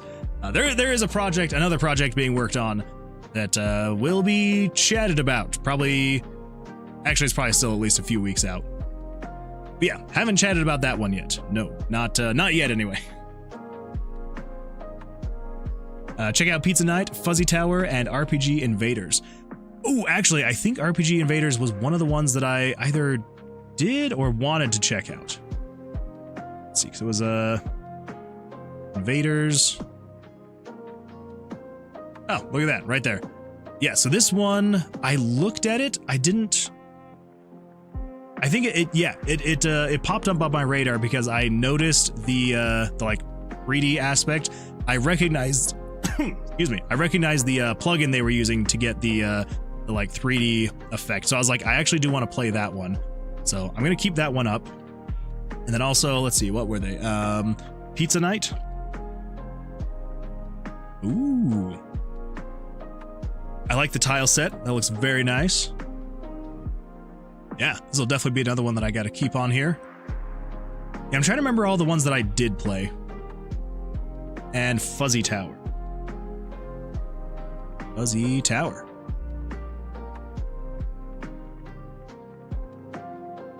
Yeah, this. So here's the thing that I really appreciate about some RPG Maker projects. Not saying that it's a bad thing if you don't do this, but the RPG Maker projects where like you can tell that they basically built everything as much as they possibly could from the ground up. I absolutely love that. Like the fact that it obviously they went in and they drew everything. Like this entire tile set, the characters, none of this is just stock RPG Maker, which I love. Not a problem if you're using stock RPG Maker project assets, not projects, assets. Yeah, not an issue at all. Just saying, like, I don't know, I feel like it just helps take your game just a little bit further when like you have put in so much time and effort, and I don't know, I love it. Personally, I love seeing it, so yeah. Anyway, let's see here. Hamster Hammer says, I can't not think of that Wednesday Addams lemonade stand scene referring to lemons made from real lemons and the Girl Scout cookies made from real Girl Scouts. Funny you should mention Girl Scouts. There was a lot of discussion back and forth while we were making it, where we were potentially going to add Girl Scouts that would come along every now and then and basically try to get you to leave because you were on their turf. And the final boss was going to be you having to fight the leader of the Girl Scouts because they were finally sick of you and they wanted you off of their turf. Still possible we may add that, but yeah. Very nice. Me and Bimmy's games. Ooh, okay. Very nice. Well, even more so, I'm going to have to give him a play. Oh, look at that. Look at that. Wrath of Wood. And then this one. Yep. Bim Lab. Wait, so you submitted 2? That is impressive that you were able to have enough time to actually make 2. I feel like I was debating making 2, and that just did not pan out. So I actually let me just pull this up really quick. So I had a second idea for a game, and I just did not have time at all for it. But let's see, where is it? Where is it? There we go. So the second idea that I had for a game, actually, I guess, yes. The second idea I had for a game was a card game that I was going to make. Because I was sitting here thinking to myself, I'm like, oh, a simple lemonade stand game, I could make that in a week. And then I was like, maybe I'll spend another week, and I was gonna make like a dungeon crawling card game type thing as well. Yeah, definitely did not have time for that. No, not even close. So the fact that you had time to make 2 games, that is very nice. But yeah, I really like your use of the plugin to add like the 3D effect. I've been wanting to make a game with that plugin because I think it's just so cool to have that, like, to basically be able to just use like the 2D sprites, but in a 3D looking environment. Yeah, I really like it. So very well done. Definitely gonna have to play that. I might actually play them on stream too. I'm gonna bookmark these. And we're gonna play them. So I definitely want to actually give them a look, see what's going on with them. So yeah, maybe the Sunday stream will just kind of go a little bit more calm and relaxed and just play some submissions, have a good time. I think it'd be fun. Yeah, very well done. I like it. Let's see here. Doing good. Addicted to Final Fantasy 14. She definitely is very much addicted to Final Fantasy 14. We almost heard you earlier on stream. That's true. Yeah, she was down here. Wrath of Wood. I did one in PGM. The other one was done in 2 days and is Harold doing Default Spark. As long as it's a good time, though. That's what matters. I'm a game maker guy, so ground up and plugin code is my bread and butter. Very nice. Claire Like a Cat says, yeah, I scared Moon Man a bit. You did scare me quite a bit. Because no one, when I'm down here, I feel like you don't usually come down here. And so I was like, who is in the dungeon? Who has come down? Yeah, good times, good times. Let's see here. What have I messed over on YouTube? Let's see, what are we working on today? I remember you did that. Lemonade stand. The results. You know a lot better. You know a lot about RPG Maker. In my book, maybe do a stream before the jam ends where you play a few and give your opinions. Well, I swear I didn't read your message before that when I said we were going to play some of them and I was going to give my opinion. So yeah, I think that'd be fun. I think maybe on the Sunday stream we will play at least these 3 and then maybe also branch out, play a few others. Can't promise that I would be good at some of them because the one, okay, I've played a few of them. So like this one right here. So Treasure Goblin. This one I thought was an absolute blast. I am absolutely horrible at puzzle games and games where like you have to be very pixel precise. But yeah, this one was an absolute blast. It's, you know, the concept is simple, but the execution was brilliant, I felt. So you're going around the rooms, these I almost said randomly generated dungeons. You're going around these rooms and you're collecting the coins while avoiding ghosts. There's collectibles, so like, you know, you've got the key obviously to open the door, but then there's also collectibles. So the most common one was to be able to break these rocks, but there was another collectible where you could pick up a sword, and that way you could actually kill the monsters on the screen. Most of the monsters. There were some you cannot kill, and that's where it actually started just destroying me. Because again, I am not great at like timing and puzzles and stuff like that, and so it kind of started getting into levels like this where like you can't kill the fire, you can't kill these bladed things, and so like trying to time my movements, again, not good at it. But still, 5 stars across the board. I absolutely loved it. So if you are a part of this game jam and you wanted to, actually, I may even, here we go. I'm just going to view the game. So if anyone wanted to play this, because you can just, like, you can't rate it, but you can go play it on itch. So if you wanted to go play it on itch, you'd have to download it. But if you want to play it, I would highly recommend it. So I'm going to throw that into the chats really quick. Because I thought it was fun. I thought it was an absolute blast. Highly recommend. Anyway, yeah, so I would say we could go through, play a few games, just kind of let you know, because again, like, yes, I've been using RPG Maker for a long time, like, yes, I know the engine, but I am not going to be under any kind of delusion thinking that like there's not way more creative people out there. Like, there definitely are. Like, I'm looking at some of these games and I'm just like, I wish I would have thought of that. Like, there's some amazing games out here. But yeah, absolutely. Like, I would love to play some of these on stream and I don't know, just kind of see the really interesting ideas that people have when they're using RPG Maker. So anyway, that may very well be the Sunday stream. We'll see. We will see. And if not, then maybe it'll be, I don't know, Tuesday stream or next Thursday or something. Cool. Well, let's see here. Let's get back to it. I literally said it as you were typing it out. Well, there we go. Two great minds thinking alike. Hamster Hammer says, I've spent a month on my latest tiny pixel art RTS / dungeon crawler so far.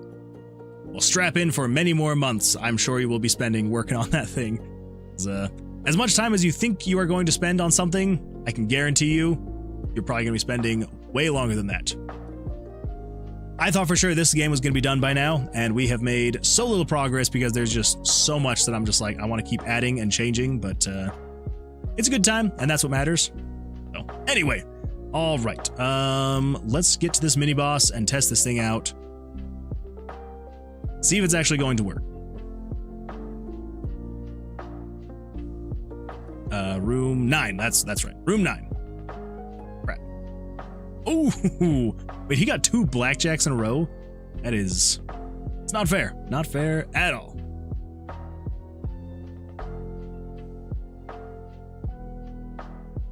Autumn__ says, ooh, 2 legitimately fantastic and full games that I have played and am playing respectively that were made in RPG Maker are Amori and Stars and Time, and In Stars and Time.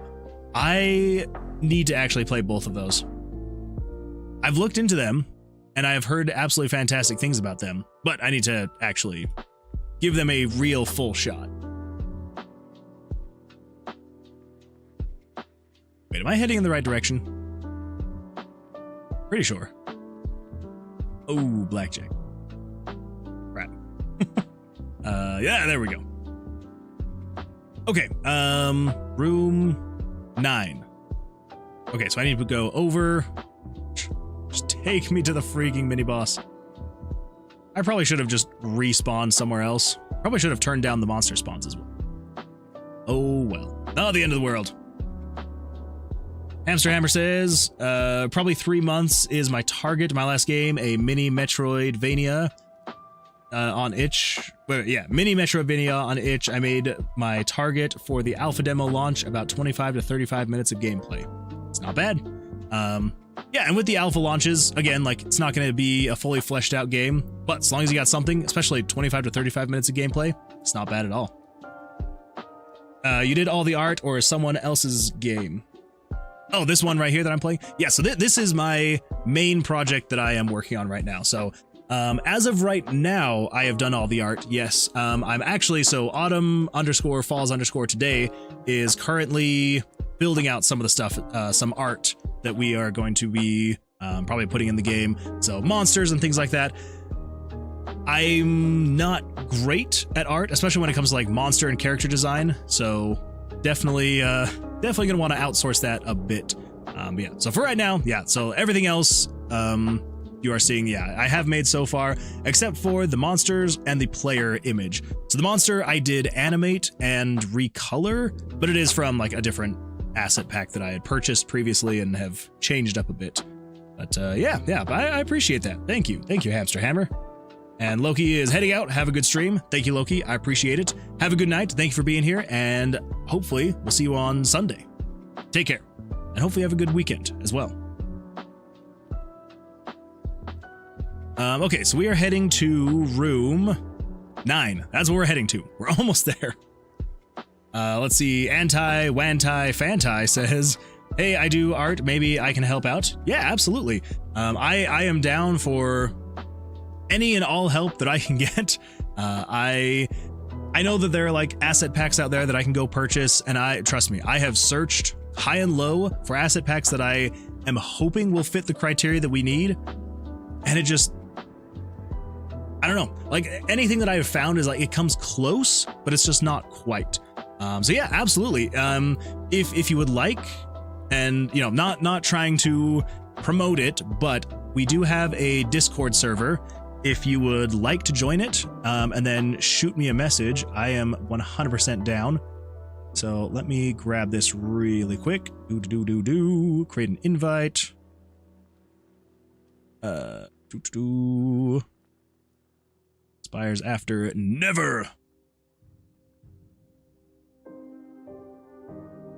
Anyway, yeah, so if you're down and you wanted to, you could jump in, and then if you want to even like send me a request, like a friend request, so we can DM, yeah, totally down for that. And yeah, I again would absolutely love any and all help, just so, because one, I know that I'm not going to be super great at creating the monsters and things like that. I don't want to have autumn __ just be run completely dry and ragged with how many I'm going to need.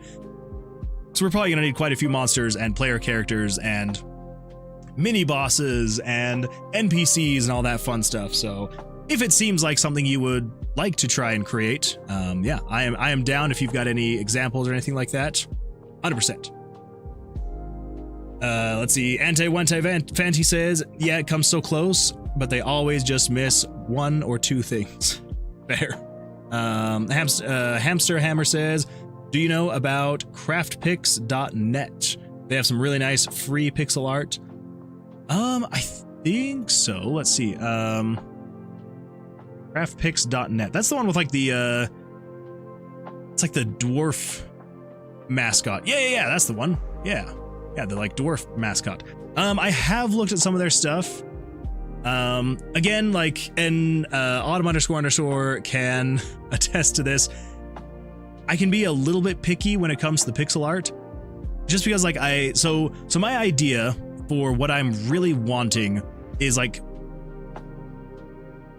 NES, so like old, like original Nintendo kind of graphics, like thinking like original like Final Fantasy 1, Final Fantasy 2, like the old games. I mean, obviously, as you can tell with the art style here, like I'm trying to go for very minimal. So that's kind of where I'm going. And so like most of the pixel art that I'm seeing and that I found, you know, on Itch and all other places, I don't know, there's like either just a little bit too much detail, or there's just barely not enough. Like it's a little either too flat or too much. So I don't know. I was gonna keep looking around and just see what we got, but yeah, if they honestly, like if there are people out there that want to create art for this game, I am 100% down to have anyone and everyone who would want to make any kind of monsters, NPCs, environments, anything like that.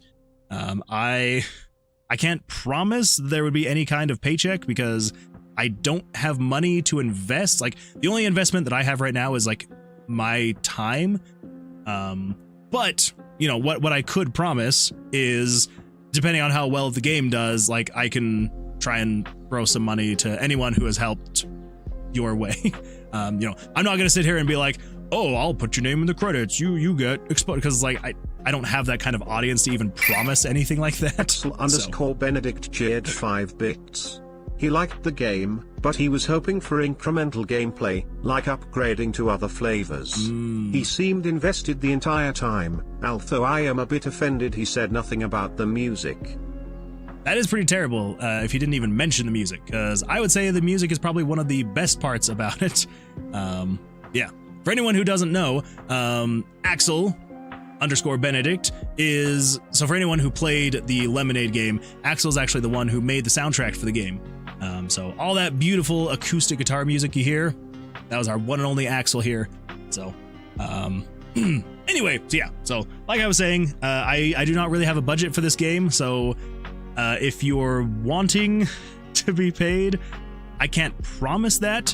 But again, the hope is to eventually, you know, release this on Steam, you know, sell it for, I don't know, $4 or $5, something like that. So depending on what happens there, I might be able to hopefully send some money some people's way. But yeah. Anyway, I just don't want anyone to be under any assumption that there would be like a huge paycheck waiting, because I don't have that kind of money. And anyway, so if it'd be fun for you, I would absolutely love it. But if not, that is totally understandable as well. Axel _ Benedict Jade 5 bits. Just give me a Steam key for Tov and $1.24. There we go. I can definitely promise a Steam key, $1.24. It's a lot of money, but I can see what I can do. All right, let's see here. Let's see. What do we got here? What do we got? Autumn __ is willing to help out. I appreciate that. And so is anti. All right, question for you, anti, wanti, fanti. Are you okay if we just go with either anti, wanti, or fanti? Or would you like me to say the whole name? I'm good either way. One of the game ideas is a Chinese wuxi style dungeon crawler in the vein of Arcana SNES. I am not sure what the wuxi style is. I feel like I need to look that up. Wuxi is a genre of Chinese fiction concerning the adventures of martial artists in ancient China. Okay. That would be really cool. That would be really fun to play. You have to know the limitations of those styles to replicate them. True. Yeah, and it's a good and a bad thing, I would say, probably, with those kinds of styles. Because they are very limiting. Axel underscore that can also be a good thing, too. 5 bits. And a cherry lemonade. Super big, kinda sweet, but warm on arrival. And it better be raining, that's sweet. Sweet rainwater makes my lemonade perfect. Yeah, definitely not watered down at all. Yeah, limitations of art styles like this can be great, but they can also be a little bit more difficult. You know, if you're trying to do certain things, it can be a little bit difficult, but it also can be good. Crap, blackjack. Yeah, we're gonna stand on 17. There we go. Yeah, take that. Okay, we still need to make it so he doesn't drop the dice. I should probably write that down, actually. Don't let mini boss drop dice. That would be a good one. Also, don't open exit door on MB death. Let's see. I still have... Okay, why the freak am I not able to click on examine symbol? I have no idea what's going on here. 36, room 9. Okay, and variable 100 be 9.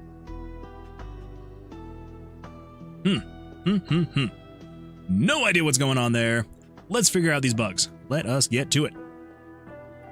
Super Zach says, hey, I just finished school. What did I miss? Oh, so much, Super Zach. I'm just kidding. Not too much. Welcome. Glad you're done with school. How's your day going, by the way? Jerry says, I help with codes, suggest where to put conveyor belts, and the Jester Jerry boss idea. That's true. Oh, speaking of the conveyor belts. Actually, I don't want to get you too excited because now I'm thinking about it. I don't know if I actually put the project on my flash drive. We're going to check really quick. Hold tight. Hold up.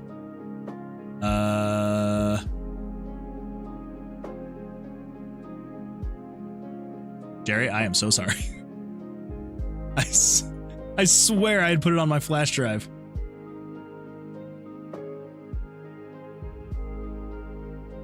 Okay, Jerry, I promise Sunday I will get the project off my other computer and I will put it on my flash drive and we will have it on the stream. I promise. And I will show you the somewhat working but kind of janky conveyor belts that I was able to make in RPG Maker. It's gonna happen, I promise. I pinky promise. Here's my pinky. Take it. Thank you. There you go. Pinky promise. I swear. It's gonna happen. Let's see. Control says, hey Moon, have you seen Heroin Dusk? I have not. I don't know what's up with my E key. It happens. But no, to answer your question, I have not. Jerry says, I don't mind helping for an IOU of your soul. Removes mask and reveal that Jerry was Versilius the whole time. I knew there was something off about you, Jerry. I knew there was something off. You should have a magic item in each of your games called the Moonwood whatever as like your game dev signature. I could do that. I like the idea of Easter eggs and just like little hidden things like that. So I kind of want to, with whatever games I'm making, I want to have like little hidden things. So very well maybe. It's all good. I failed class because I kept leaving my homework on my work computer. I held up my pinky to the screen, by the way. Good. Well, then we have made a unbreakable pact, and Sunday I will show off the conveyor belts. Let's see, autumn __. Oh, anti, I'm not sure. Oh wait, that's you talking to anti. Hell yeah. Yeah, I've rode that name in credit scooter before. And that's the thing, is I don't want anyone to have to ride that kind of scooter. I do not want anyone being only promised you'll get exposure if you help with the game. Like, absolutely not. And so I will just say this, like, obviously anyone who helps at all, there will be 100% proper credit given in the credits. And if I can, if there could be any kind of monetary compensation, then I would do that as well. So Jerry says, like and subscribe. Oh, that's true. Yes, like and subscribe if you're here, which looks like we've got another fantastic amount of people over on YouTube. So first of all, if you're new here, thank you. Glad you're here. Hopefully you're enjoying your time here. And yeah, if you're liking it, make sure to like and subscribe. Thank you, Jerry. I always forget to actually say that because it's just not something I think about. I don't really, it doesn't ever really come to mind. So yeah. Anyway, if we break the pact, maybe I get your soul. Maybe. I'll think about it. Sometimes I need it, sometimes I don't. Maybe I'll just let you borrow it every now and then. Autumn__ says, I love to work on monsters and environments as well. Also, if we're talking money, I might just take 2.5% of total revenue from the game after it's done. I need nothing i.e. nothing from you directly. That's a good point. Good point. I just want to work on something cool. Well, there we go. Well, hopefully this is cool. Hopefully it'll be fun. But yeah, definitely, if you've got some stuff you wanted to shoot over, either stuff you've worked on previously, or if you even just wanted to throw just a simple little, very basic monster together, or whatever you wanted to, and send it over, I would be down to take a look and let you know. And then I can also send you all the details that I also sent to autumn__, such as like color palette, sizing, all that fun stuff. Also just anti. Okay, cool. Well, then we will go with anti. And maybe sometimes if we're feeling fun and adventurous, I will do the full anti-wanti-fanti. Let's see. My going rate for idea guy is Tree Fitty. I can afford that. I can afford Tree Fitty. Oh my gosh, I've missed so many. Axel_Benedict cheered 5 bits. Yeah. You'll be paid in exposure has been the reason I didn't make music for another guy. I made music for you without the need for exposure because you're cool as hell. And you play my music in stream, and I get to shamelessly promo my tracks. That's true. But mainly because I thought it was cool to do. Well, I'm glad that you thought it was cool, and I'm glad you had a good time making it, because yeah, your stuff is really good. But yeah, the whole exposure thing, I'm just like, I feel like it's a really cheap way to go about it. Like maybe if someone actually had like a very large following and there was actually, but even then, I don't know. It depends on how much is expected too. Like if I was coming to someone and I was like, hey, I want you to completely redesign every single graphic in this game. Like I want you to create everything of this game and I'll go program it. And if all it was, oh yeah, I'll mention your name in the credits. It's like, first of all, who actually watches the credits? Not a whole lot of people. And so yeah, the whole just like, oh, you'll get exposure. I'm just like, I feel like it's a very scummy thing to do by most people. So again, not that I'm saying that like if someone helps out, I wouldn't include their name in the credits. Like I definitely would, but I'm not going to be like, oh hey, do this thing so I can mention your name in the credits. Benedict cheered 5 bits. My music isn't even expensive. Like, you buy me dinner and he'll make you a couple songs. I'll buy you dinner even without you making me songs. Also, Axel, the promise for if I even somehow magically can be top 2 in the RPG Maker Game Jam, you'll still get a cut. You'll still get a cut, I promise.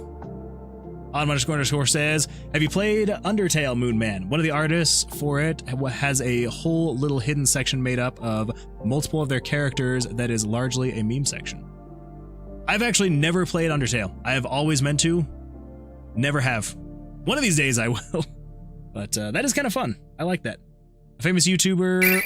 Ooh. Axel_Benedict cheered 5 bits. It's a date, then, Moonman. We'll definitely have to let your husband know. Actually, he can join us. He can join us. Hamster Hammer says, a famous YouTuber uttered my name in a review video of the worst game ever. The dev owed me $600 for completed 3D animations. didn't use any of the ones I did, and then credited me for the terrible animations that were in there. Wait. That name sounds familiar.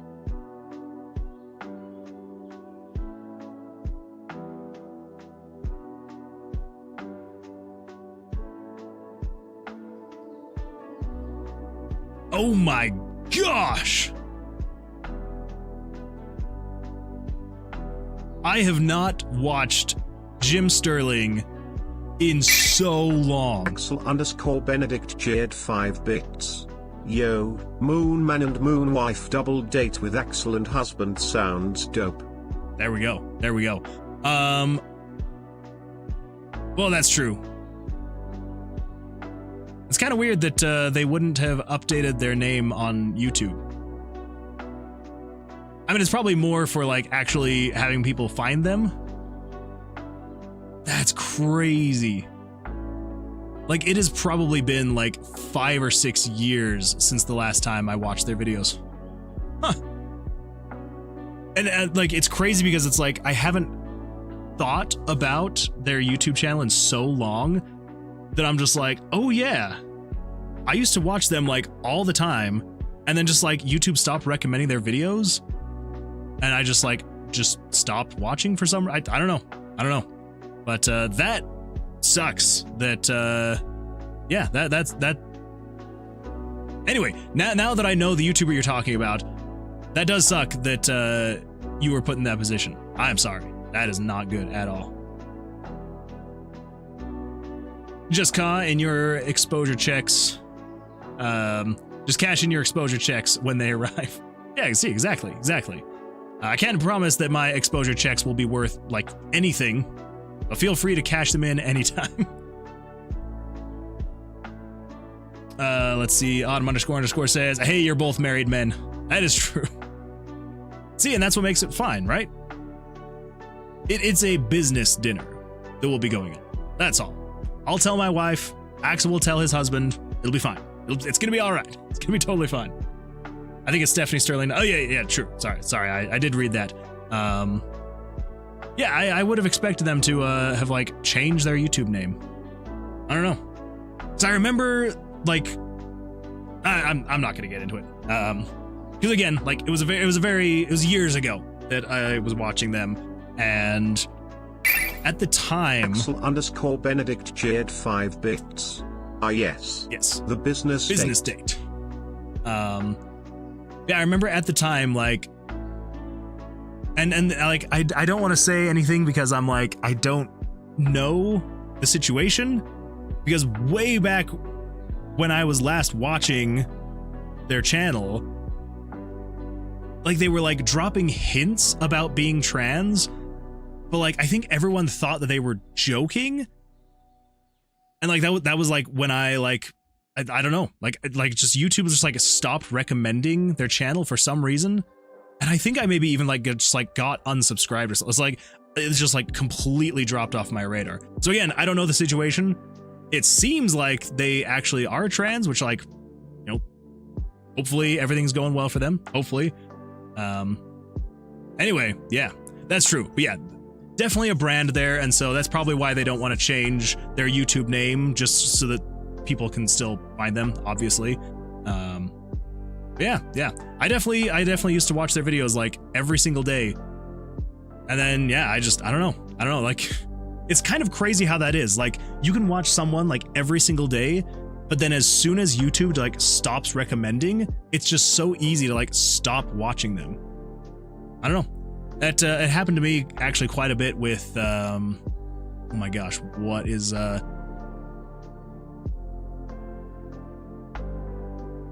okay, now I need to look him up because that's gonna drive me crazy. Come on. Viva La Dirt League. That's right, Viva La Dirt League.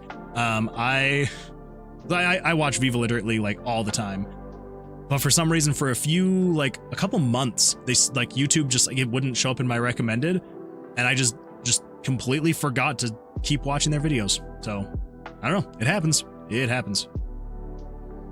All right, here. Let's see. The channel lost hundreds of thousands of subs. I do remember that there was quite the controversy going on, which, like, people are weird. I'm like, like, I don't know. I think it's because some people thought that they were, like, joking about it, and so I think some people left because they thought that like, they were, like, making a joke of it. And then I think other people left because of, like, the whole trans thing. And I'm like, I don't know. But yeah, I don't know. But again, like, I don't know, dropped off my radar for years, and I was just like, I don't remember. I do not remember. Anyway, yeah. Good times. Odd__ says, shame I've rarely had, I've heard bad of people with green Shinigami eyes. I don't know what that means. Let's see. What's my Discord? Oh, yes. Let me grab that. That is way too far. There. Oh. Yep. I'm just gonna come over here and grab it. Pull this up. There. You're going to grab that. Copy that. And throw it back over here. There you go. Yeah, so that's a link to the Discord server, and then you should be able to find me on the server. I mean, my Discord is just Moonwood Games, so. For context, Shinigami Eyes is a browser extension that basically lets you rate if a link/person/channel is trans-friendly that anyone can use. I like to use it to know if I'd be supporting people who don't want me to have rights. Well, I'd never heard of it, but good to know. Good to know. Wonder how they get that kind of data. If they're, like, trans-friendly. I don't know. Well, hopefully I wouldn't be flagged there for some reason. So whatever the criteria is, hopefully I do not go against that criteria. I don't know. I definitely don't want anyone to feel like they are not welcome for whatever reason. I've sent both you friend requests. Nice. Well, I will definitely be accepting that. Bulb Turtle, hey. Welcome, Bulb Turtle. Glad you're here. Welcome to the stream. How's your day going? Jerry says, if you win first or second in the RPG Maker Game Jam, can you start chanting Jerry when they interview you, please? That'll just be how I started it. Just start chanting. I can see about that. All right, let's see if we can get the rest of these bugs worked out before the end of the stream. Here we go. Where do we need to go for here? We need to turn down the monster spawns first and foremost. Because when you're trying to test things and there's just monsters around every single corner, not great. So let's reduce that so there's now only a 1 in 5 chance instead of a 3 in 7 chance. And then I still want to know, why the freak is this not working? So parallel process. Axel_Benedict Jade 5 boys. bits. Fun facts. Welcome back to Axel Benedict's Fun Facts. A giraffe has the same number of neck vertebrae as humans. 7. That's actually pretty crazy. I would, like, if you were to have asked me to guess, even in the context of, like, hey, compared to humans, how many do you think giraffes have? I probably would have guessed, like, 20 times as many. Good to know. Good to know. You and your fun facts, they're coming in useful, I'm sure. One of these days, I'm sure it'll come in useful. Autumn__ says, yeah, it's pretty niche, mostly used by trans people, and also it's like all user rated. So if enough people rate someone / a channel good or bad, then it will reflect that. That makes more sense. I was like, that would be kind of crazy if they've got like an extension that is like scraping people's channels to like, I don't know, find certain keywords and stuff like that. It's possible, but I was like, that's a lot of work and effort. That would make sense. You go in, you rate them. Cool. Yeah, good times. Hamster Hammer says, yeah, I used to watch an indie news guy all the time. Philip DeFranco, I think. Also did the same. I feel like there's just a lot of like people that I used to watch years ago that I don't know, I like just randomly I would just stop watching them. And then, you know, obviously like if I stopped watching them, YouTube would stop recommending them, and then I just never got recommended them again. But yeah, Philip DeFranco. Yeah, I started watching Philip DeFranco, oh man, so long ago. Like this was way back when like it was literally just him. Like he didn't have a team, he was just doing his thing. And then he kind of like turned into like this basically like entire news network now. And I'm just like, I liked him when he was more indie. Yeah. Okay, is it 90? Is this the problem? No, because that's equal to -1. What the crap? Okay, like the criteria is if 36 and 100 are equal. Autumn_falls_today says, oh Moon Man. If you like Viva LA Dirt League you should watch Door Monster. I love them so much and they are similar and I can never get anyone to watch them. They have good stuff going years back. Ah, well, Door Monster. I will definitely look them up. So yeah, Viva La Dirt League, I absolutely love them. And so yeah, if I could find someone, like another channel that's close, I could go for that. I could go for that. That up. Sweet. Got them pulled up. I'm gonna give them a look-see.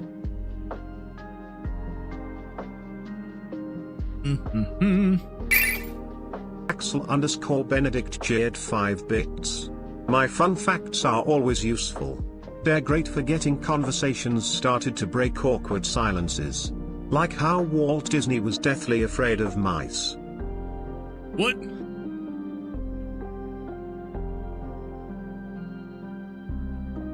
Why the crap would his mat?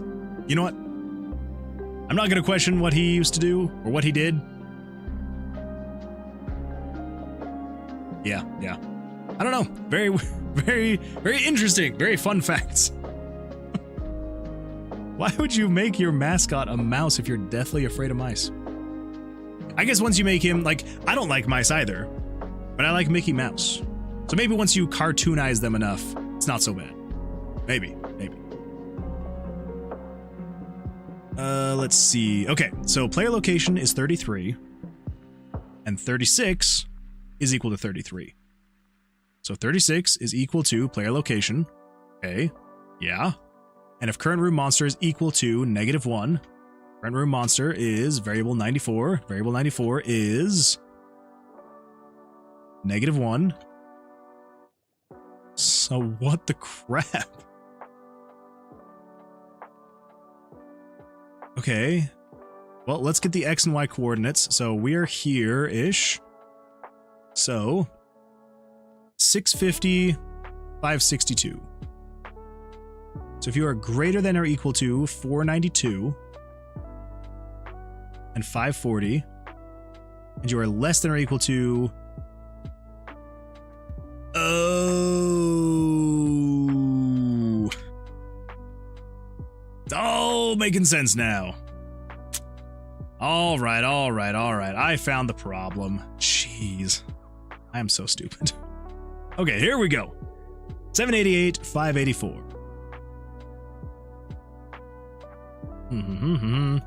788, 584. Jeez. Okay, there we go. Now we can save that, refresh this, and let's see if this thing actually freaking works. Actually, no, let's go fix some other bugs, and then we'll test all those other bugs as well. Axel_Benedict cheered 5 bits. For the same reason my channel logo is an owl, or my Australian friends is a spider. We were, at one point, afraid of these things.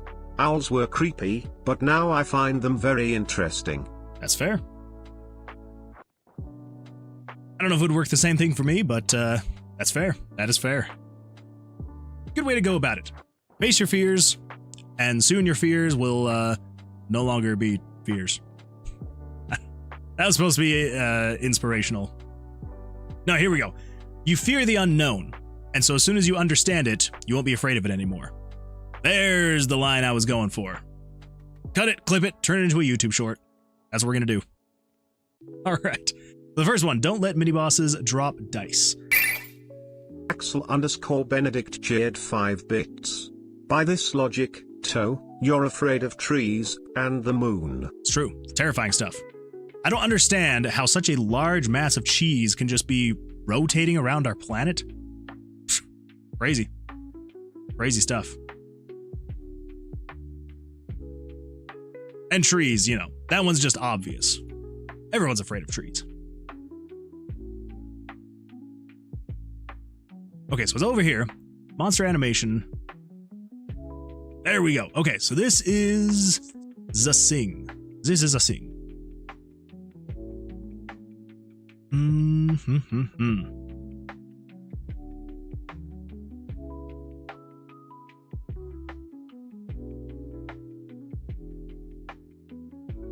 Okay, so we need to basically have this same thing. Okay, so let's not, first and foremost, let's not open the door. Let's get rid of that. Axel_Benedict cheered 5 bits. Super quick fun fact about trees. Sharks are older than trees. It sounds crazy, but I don't know enough about sharks to dispute you, so I'm going to assume that is true. Which is crazy. That is absolutely nuts. Let's see here. Okay, Autumn__ says, here's a quick video. I'm gonna pull it up, but I'm gonna watch it after the stream. So I do want to get through at least the rest of these bugs before the end of the stream. We're so close. We're so close. Anti says, I hated slugs when I was younger. I used to cry when they touched me. Now that I'm older, I still hate them. That's fair. There are some things you never grow out of. Snakes, spiders, still hate them. Still absolutely terrible. Troll says, content changes and so does taste. That's fair. RWJ. Oh man, good old Ray William Johnson. Benedict cheered 5 bits. You are more than welcome to fact check me. In fact, I'd prefer I was fact checked. I'd rather be corrected and not spread misinformation. No, I'm sure you're right. I'm just like, how would you even prove that though? Like, yeah, you can look, like you can Google it and be like, hey, how old are, but it's like, how would you even prove? Like that's what I'm not sure of. And even like if a scientist is like, yep, it's true. And it's like, okay, but how? Like how do you know that? I feel like that's one of those things that I'm just like, who funded that research? Who funded the research to figure out which is older, trees or sharks? Carbon dating? I mean, yeah, but it's like, I don't know. I'll believe it. I'll believe it. Mostly just because I'm just like, if it's true, cool. If it's not true, cool. I don't know. My life doesn't change at all, whether it's true or not. But yeah, Ray William Johnson used to come out with stuff like Doing Your Mom. That's true. I don't know, I still listen to that song every now and then. Which is a certified hood classic. It really is. Sometimes I do miss the old YouTube. Equals 3 was just so good. Fair enough. I wasn't there. I don't know. I don't know. Let's see here. Hamster Hammer says, I don't like spiders, but I really don't like open water. I've been to Alaska on the Bering Sea Miles, out on open water, inches above it with no rails on the side of the deck. Yeah, so yeah, like open water, like the open ocean. I am more scared of that than I would be of space.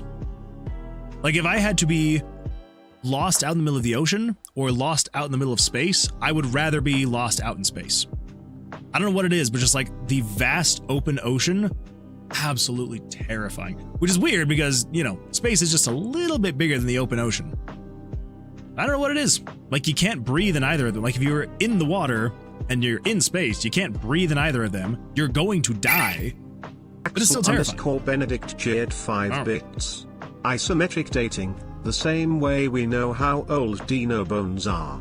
We know how old recently deceased sharks were thought that, and know how often they birth. Using math and science, you can effectively walk down their genetic code to see how far back it would need to go to get as far as it did. Okay, that's fair. That's fair. But again, who the freak funded something like that? Like, I can't imagine that that kind of research is cheap.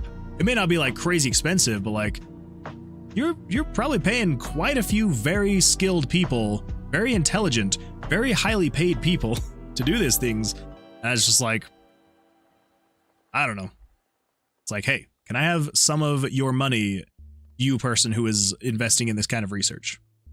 Please and thank you. Anyway, yeah. Open water, horrible, horrifying stuff. Autumn__ says, you're welcome, Moon Man. I rated you trans-friendly on YouTube. Thank you. I appreciate that. I try and be as friendly to everybody as possible, so thank you. Axel_Benedict cheered 5 bits. From what I remember, we found this out before NASA stopped exploring the ocean. Okay, that would make sense. Autumn__ says, oh, can we all watch it together after the stream? Oh, we could do that, actually. Yeah, absolutely. Yeah, so let's finish up with this last little bit here, the rest of these bugs, and then we will do that. Yes. Okay, let me, oh my gosh, of course. I really did switch away from this freaking program. Your YouTube quota has been exceeded. Well, everyone over on YouTube, I apologize that you can't chat and have it be seen on the screen. Bits. Watch party in the Discord. Watch party in the Discord? Maybe. I was mostly just thinking, like, as we close out the stream, we'd watch it, and then we would go raid someone. So, we could do that as well. Either way. Okay. Let's see here. We're getting so close. So close. So that should fix the mini bosses dropping dice, and then don't open the exit door. Oh, actually that should fix that as well. Wait, did I fix the mini boss drawing dice? I know that I fixed the door. Yes. So as long as the starting exit room is not equal to player location, then you can have a chance to drop a dice. Yes. Perfect. And then we made it so it doesn't show the open door. Okay, that should be all the bugs fixed. Is it going to be all the bugs fixed? Who knows? Maybe. Let's take a look, see. Head to room 44. That is a horrible spawn. Let's come back over here. Yada yada. All right, we're in room 13. We are heading to room 10. That is a much better spawn. We're just gonna leave this guy.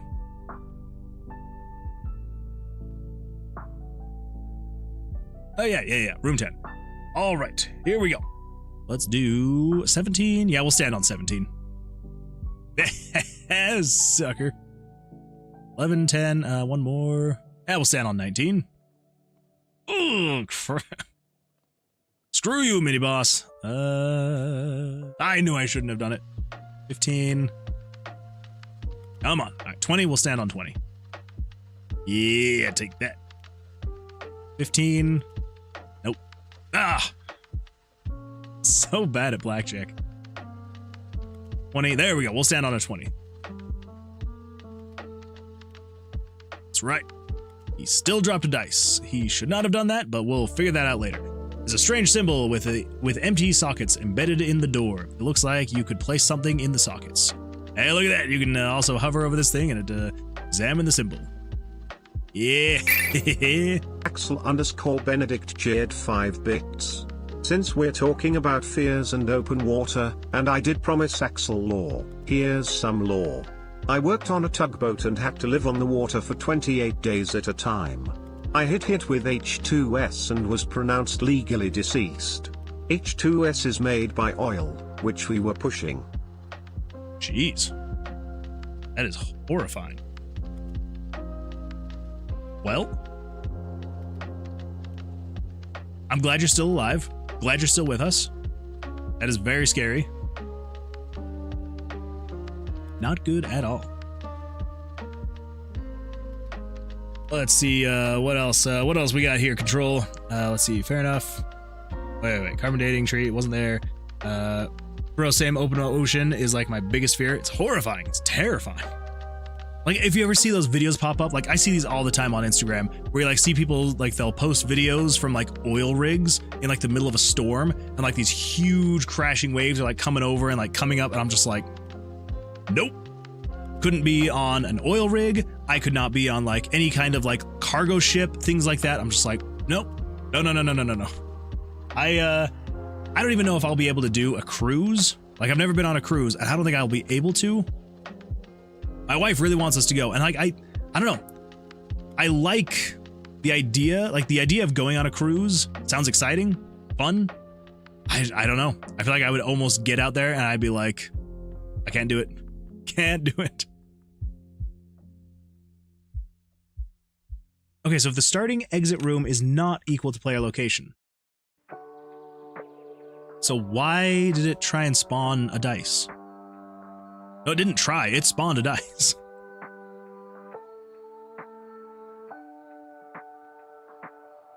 Okay, so monster or item. So it sets it sends variable 71 to a random number between -3 and 0. Axel_Benedict cheered 5 bits. However, thanks to denial and knowledge of something called quantum immortality, I cannot exist in a reality in which I am not alive. Therefore, if there is the smallest chance to live, I will. That's the kind of mentality you should definitely keep. Just keep on living. You can't die if you keep living.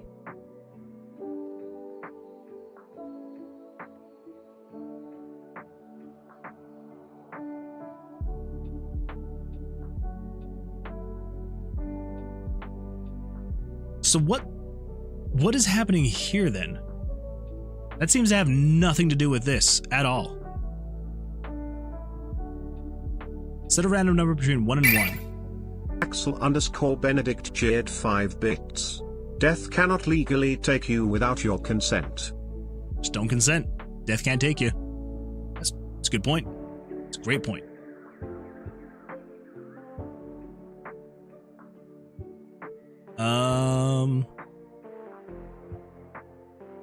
No, stop reading my chat. Go fix bugs. I mean, I'm definitely not reading your chats. Not at all. Not at all, Control. Also, you do miss 100% of the deaths you don't take, or something like that. Good point. Okay. Okay, what the freak am I doing here? So, item drops. So why do I have this here? This makes absolutely no sense. Let's come down here. We're gonna say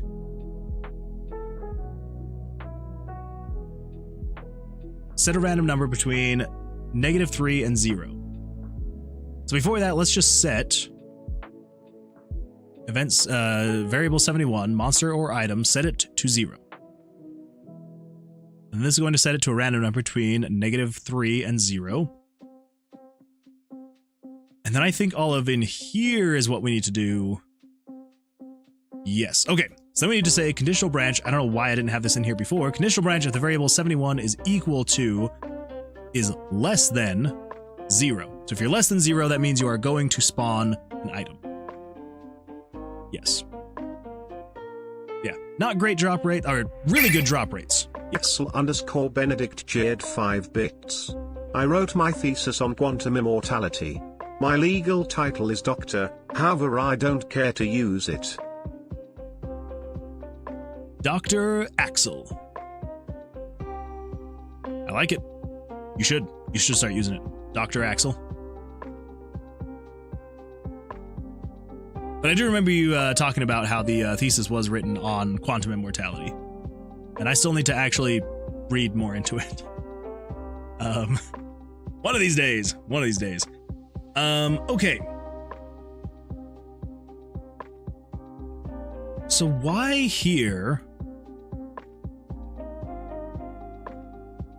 It seemed to move the door. What would have moved the door?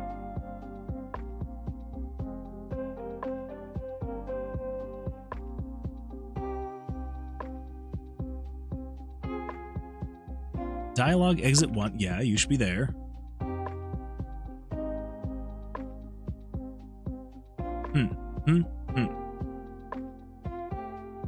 Oh wait, no, it was this one. This is the one that's okay. Yeah. So when you release, exit circle. So it shows the exit circle. Yes, that is what it should do.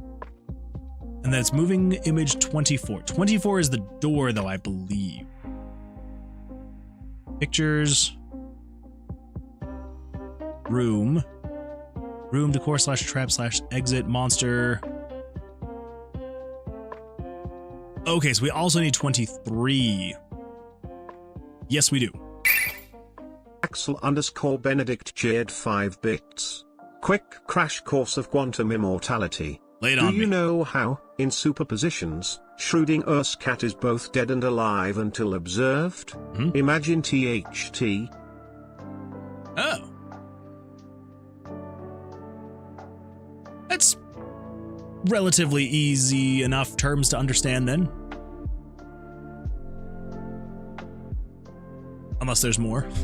Then maybe it'll get a little bit more complicated. So where's the door being shown? What X and Y coordinates? Exit door 640, 182.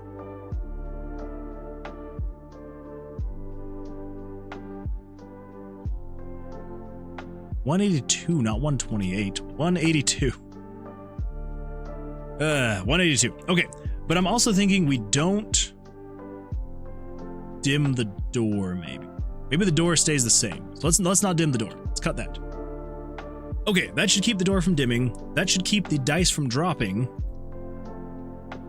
And then we should be good. It's not exactly everything that I wanted it to be tonight. To be fair, though, the artwork takes quite a bit longer than the actual programming. Usually. Sometimes. What room was it again? 22. Of course.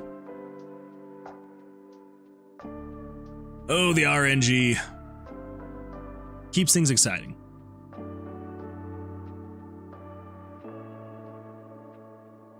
Jer says, I used to have a PhD, but then ChatGPT raised their prices, and now I only have an associate's degree.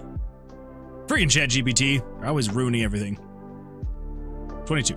Okay, let's go one more over. Here we go.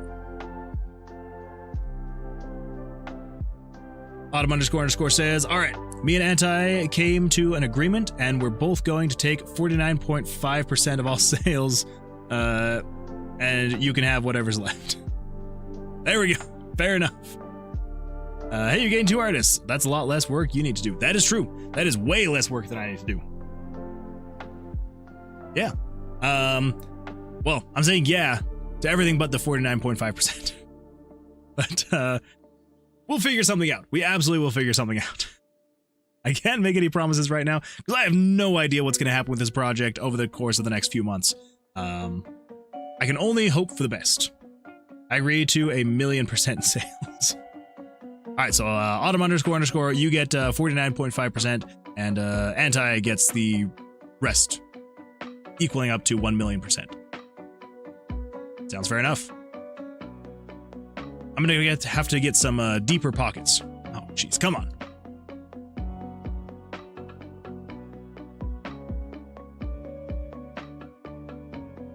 All right.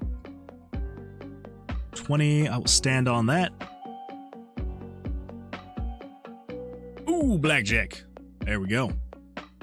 Ooh, why didn't it erase the cards? There's one more bug we'll have to take care of. We'll figure it out. Examine the symbol. Axel_Benedict cheered 5 bits.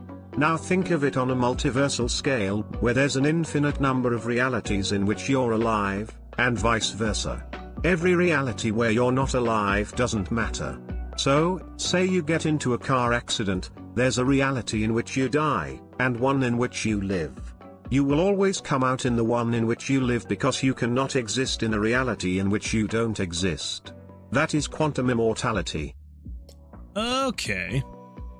Yeah, that would make sense. I like it. I like it. Not bad at all. All right.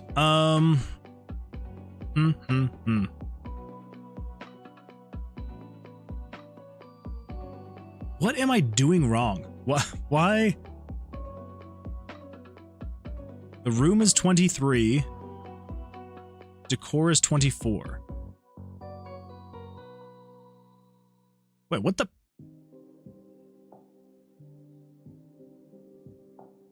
Okay, there's that. And then over here with the monster dead. The dead monster. Over here, and we're gonna say race image layer 24. That way it gets rid of the cards. Yeah. Wait, 24, wouldn't that be the monster? Axel_Benedict Jade 5 bits. Now, that's not to say to do dumb stuff without consequences. Alive does not mean able-bodied. Well, I will cancel the plans that I just made. No more skydiving for me. That's just a gamble.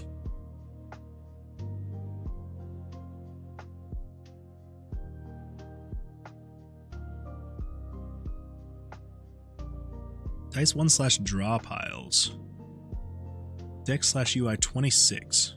Okay. So why are we not erasing 26 anymore? Like, what? Didn't even change anything with image layer 26.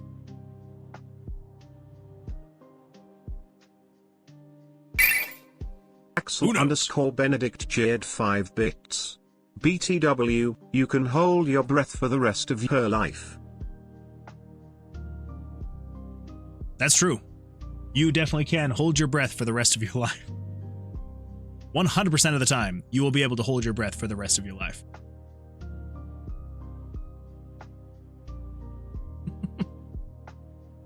All right, we're gonna do this. We are going to lower this again so there's no monsters. No more monsters. Let's just get through this as quickly as possible.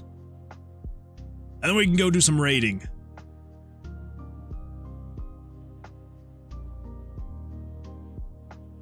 Starting exit room 4.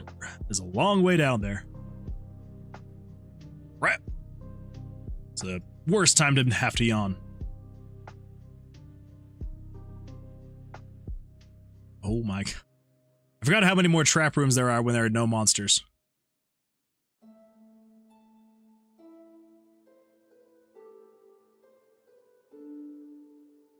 Okay, here we go. Soft 17, let's try 15, 20, standing at 20. Yeah, take my blackjack. 18, we'll stand at 18. Dude just gets so lucky. There we go, 21. Take that. And now it's disappearing. What the freak is happening? Oh my gosh. Why? Why? Guy sounds nuts. Wait, me or you? Okay, whatever. At least it's dimming that back there, so that's good. The dimming's working. And he got rid of the cards here, so that's good.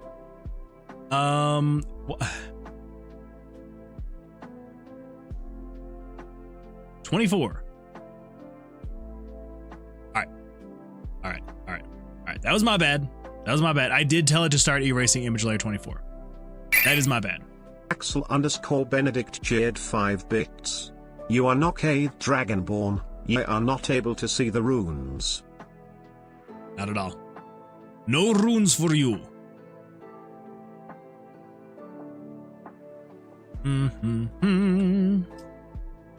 29.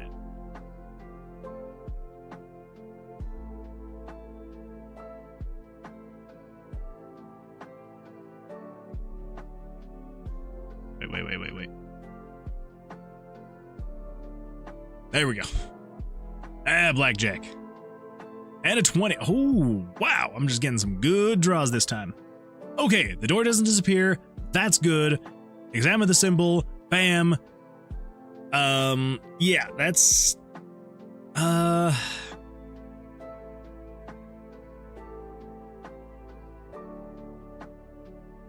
What if instead...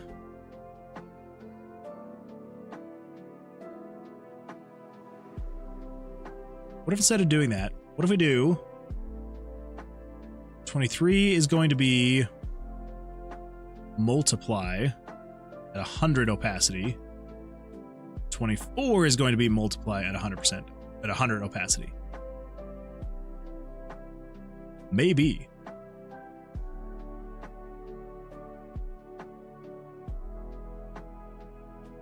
Now, I think the only thing we need to do is we need to say, so we're going to room 20. And I think if we say, hey, room 20's monster is equal to -1. I believe that should just have the mini-boss be dead. Yeah, there we go. We examine the symbol. Actually.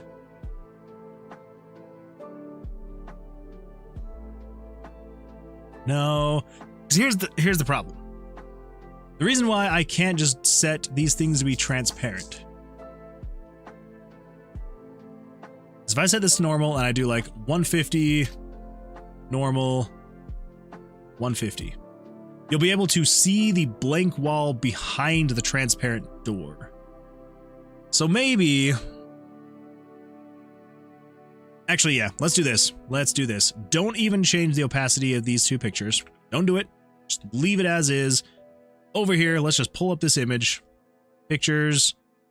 Exit circle. Come in here.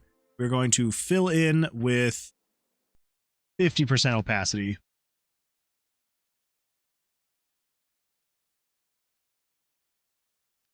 Save that. There we go. That will dim the back. We'll call it good there. Let's also say over here.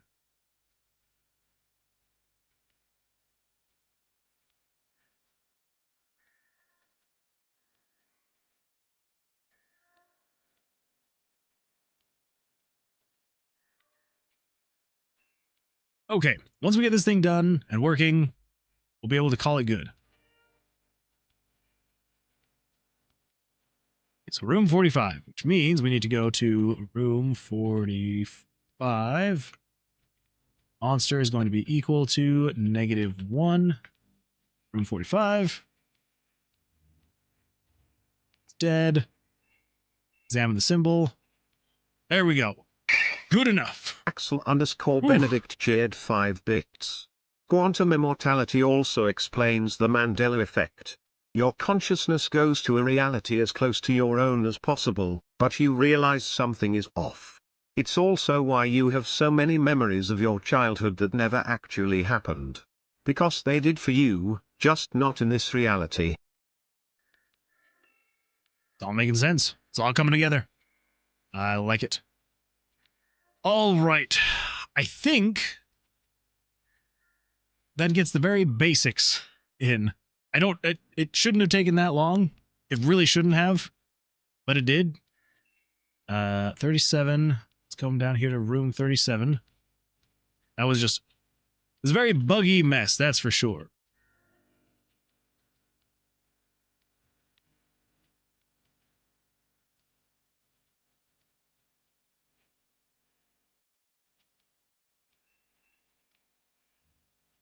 There we go. We got that whole thing. We leave, come back. It all shows. You can examine the symbol and it pulls up this. And now we'll be able to, when you click on this, it'll hide this text and it'll roll some dice. And then you can start moving the dice in here and calling it good. So, yeah. Oh, man. It's... Every time I think, oh, here's just a little thing we're going to implement. Here's just this tiny little thing that we'll get into and it'll be a good old time. Oh, it's always so much crazier than I think it's going to be. But on the bright side, let's come in here. We're going to say done and done. Put you in there and there. Yeah, there we go.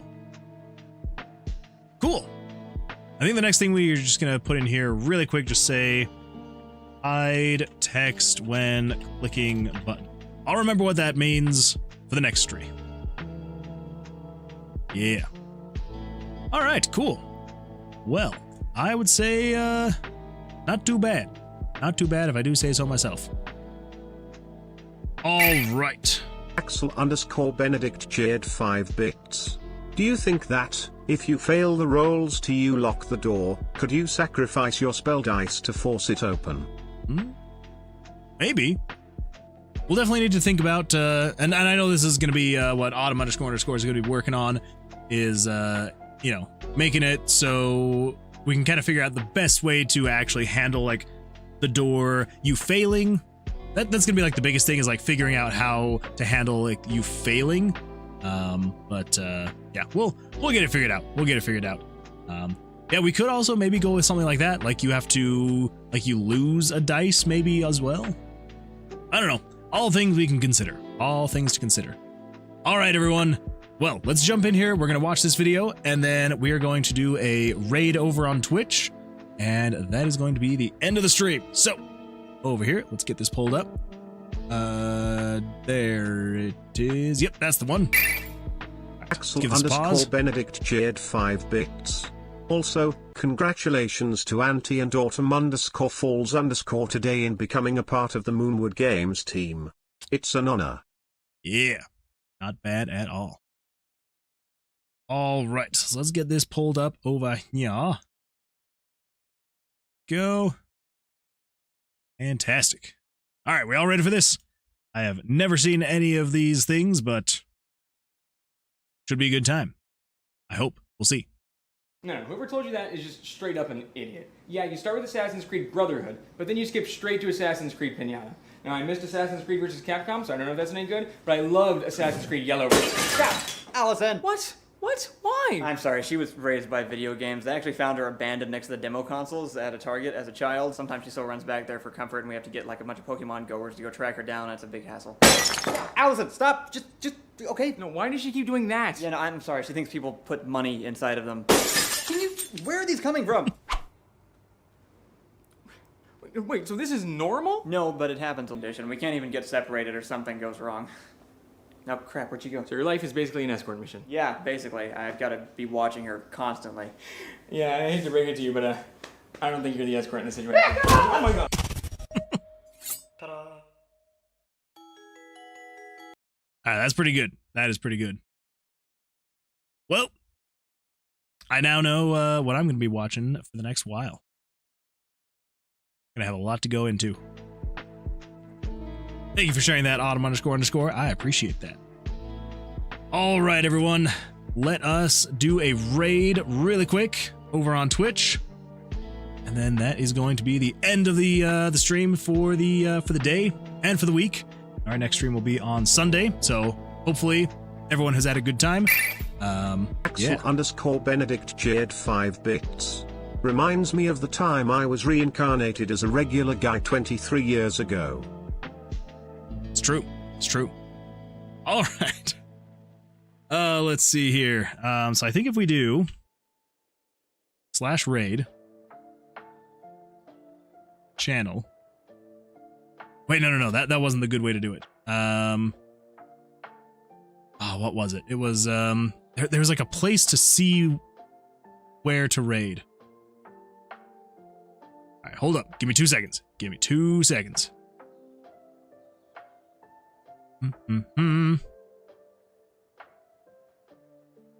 Over here? No.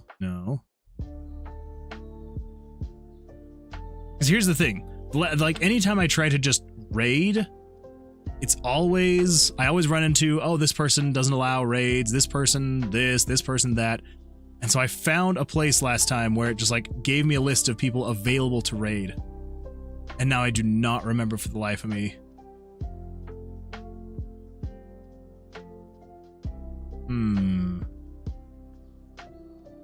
Oh, crap. Where was it?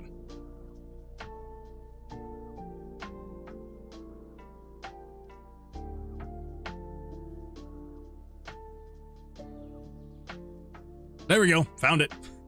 Okay. Let's see. We're going to come over here. Let's take a look-see. Who should we raid? Who should we raid?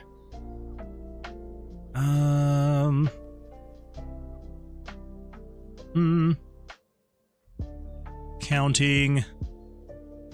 HQ of the world, AI, DJ, music, right? Testing and whatnot. Unreal Engine / Block Bench Croctile 3D A Sprite. Sounds pretty exciting.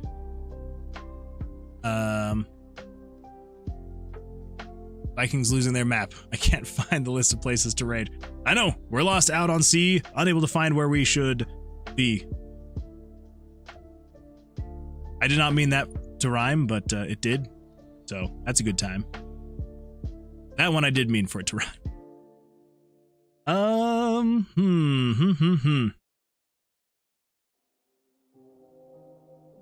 Making a 2D fighter? First game release, Imperial Wilds, free on itch.io. Well, maybe we come over here. Little 2D fighter action going on here. Axel_Benedict Jade 5 bits. If you need place to raid, I hear the French are easy. Not that kind of raid, Axel. Not that kind of raid. Do someone who's not speaking English. Oh.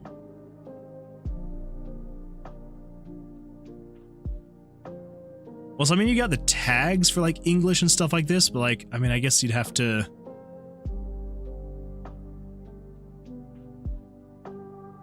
I don't know. Maybe next time. Maybe next time we will find someone that maybe has a tag that doesn't have English. Because the thing is, like, you can have a tag that's not English, but that doesn't necessarily mean they're not speaking English. I don't know. We'll give them a shot. How about this? Making a 2D fighter. That sounds like a good time.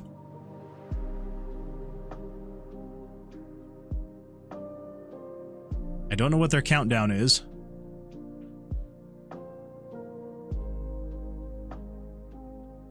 I don't know. Let's jump in here though. I think if we just do.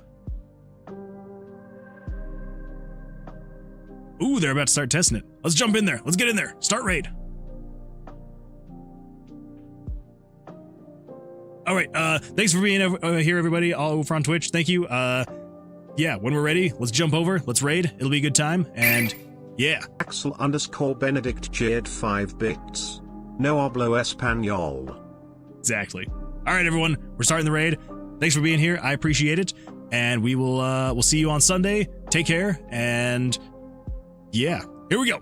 And raid now.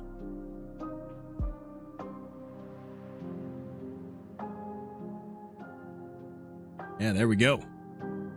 All right, I think that worked. Maybe.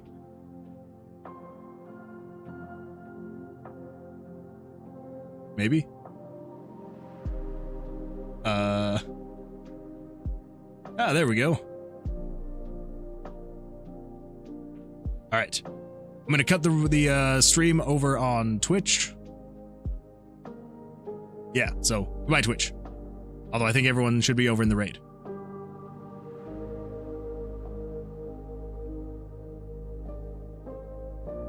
All right. I think I cannot hear anything on the other stream, so hopefully that is all going well. But yeah, so YouTube, thank you all for being here so much. I appreciate it. If you enjoyed the stream, make sure to subscribe, like if you liked it. If not, you can also give it a dislike. That is totally fine as well. But yeah, cool. Well, I'm never sure on the raids how it works and how it should work, and so hopefully it all went over there great and fine and good. Fingers crossed. Again, I am horrible with Twitch stuff. I feel like I can hear things. Anyway, that is neither here nor there. Everyone over on YouTube, thank you so much for being here. I appreciate it. It's been an absolute blast of a night. And yeah, hopefully everyone has a fantastic evening, a great rest of your weeks, and I will hopefully see, if not most, if not all of you on Sunday for the stream. So take care. Good luck. We'll see you then. And yeah, that's what we got. Okay, bye.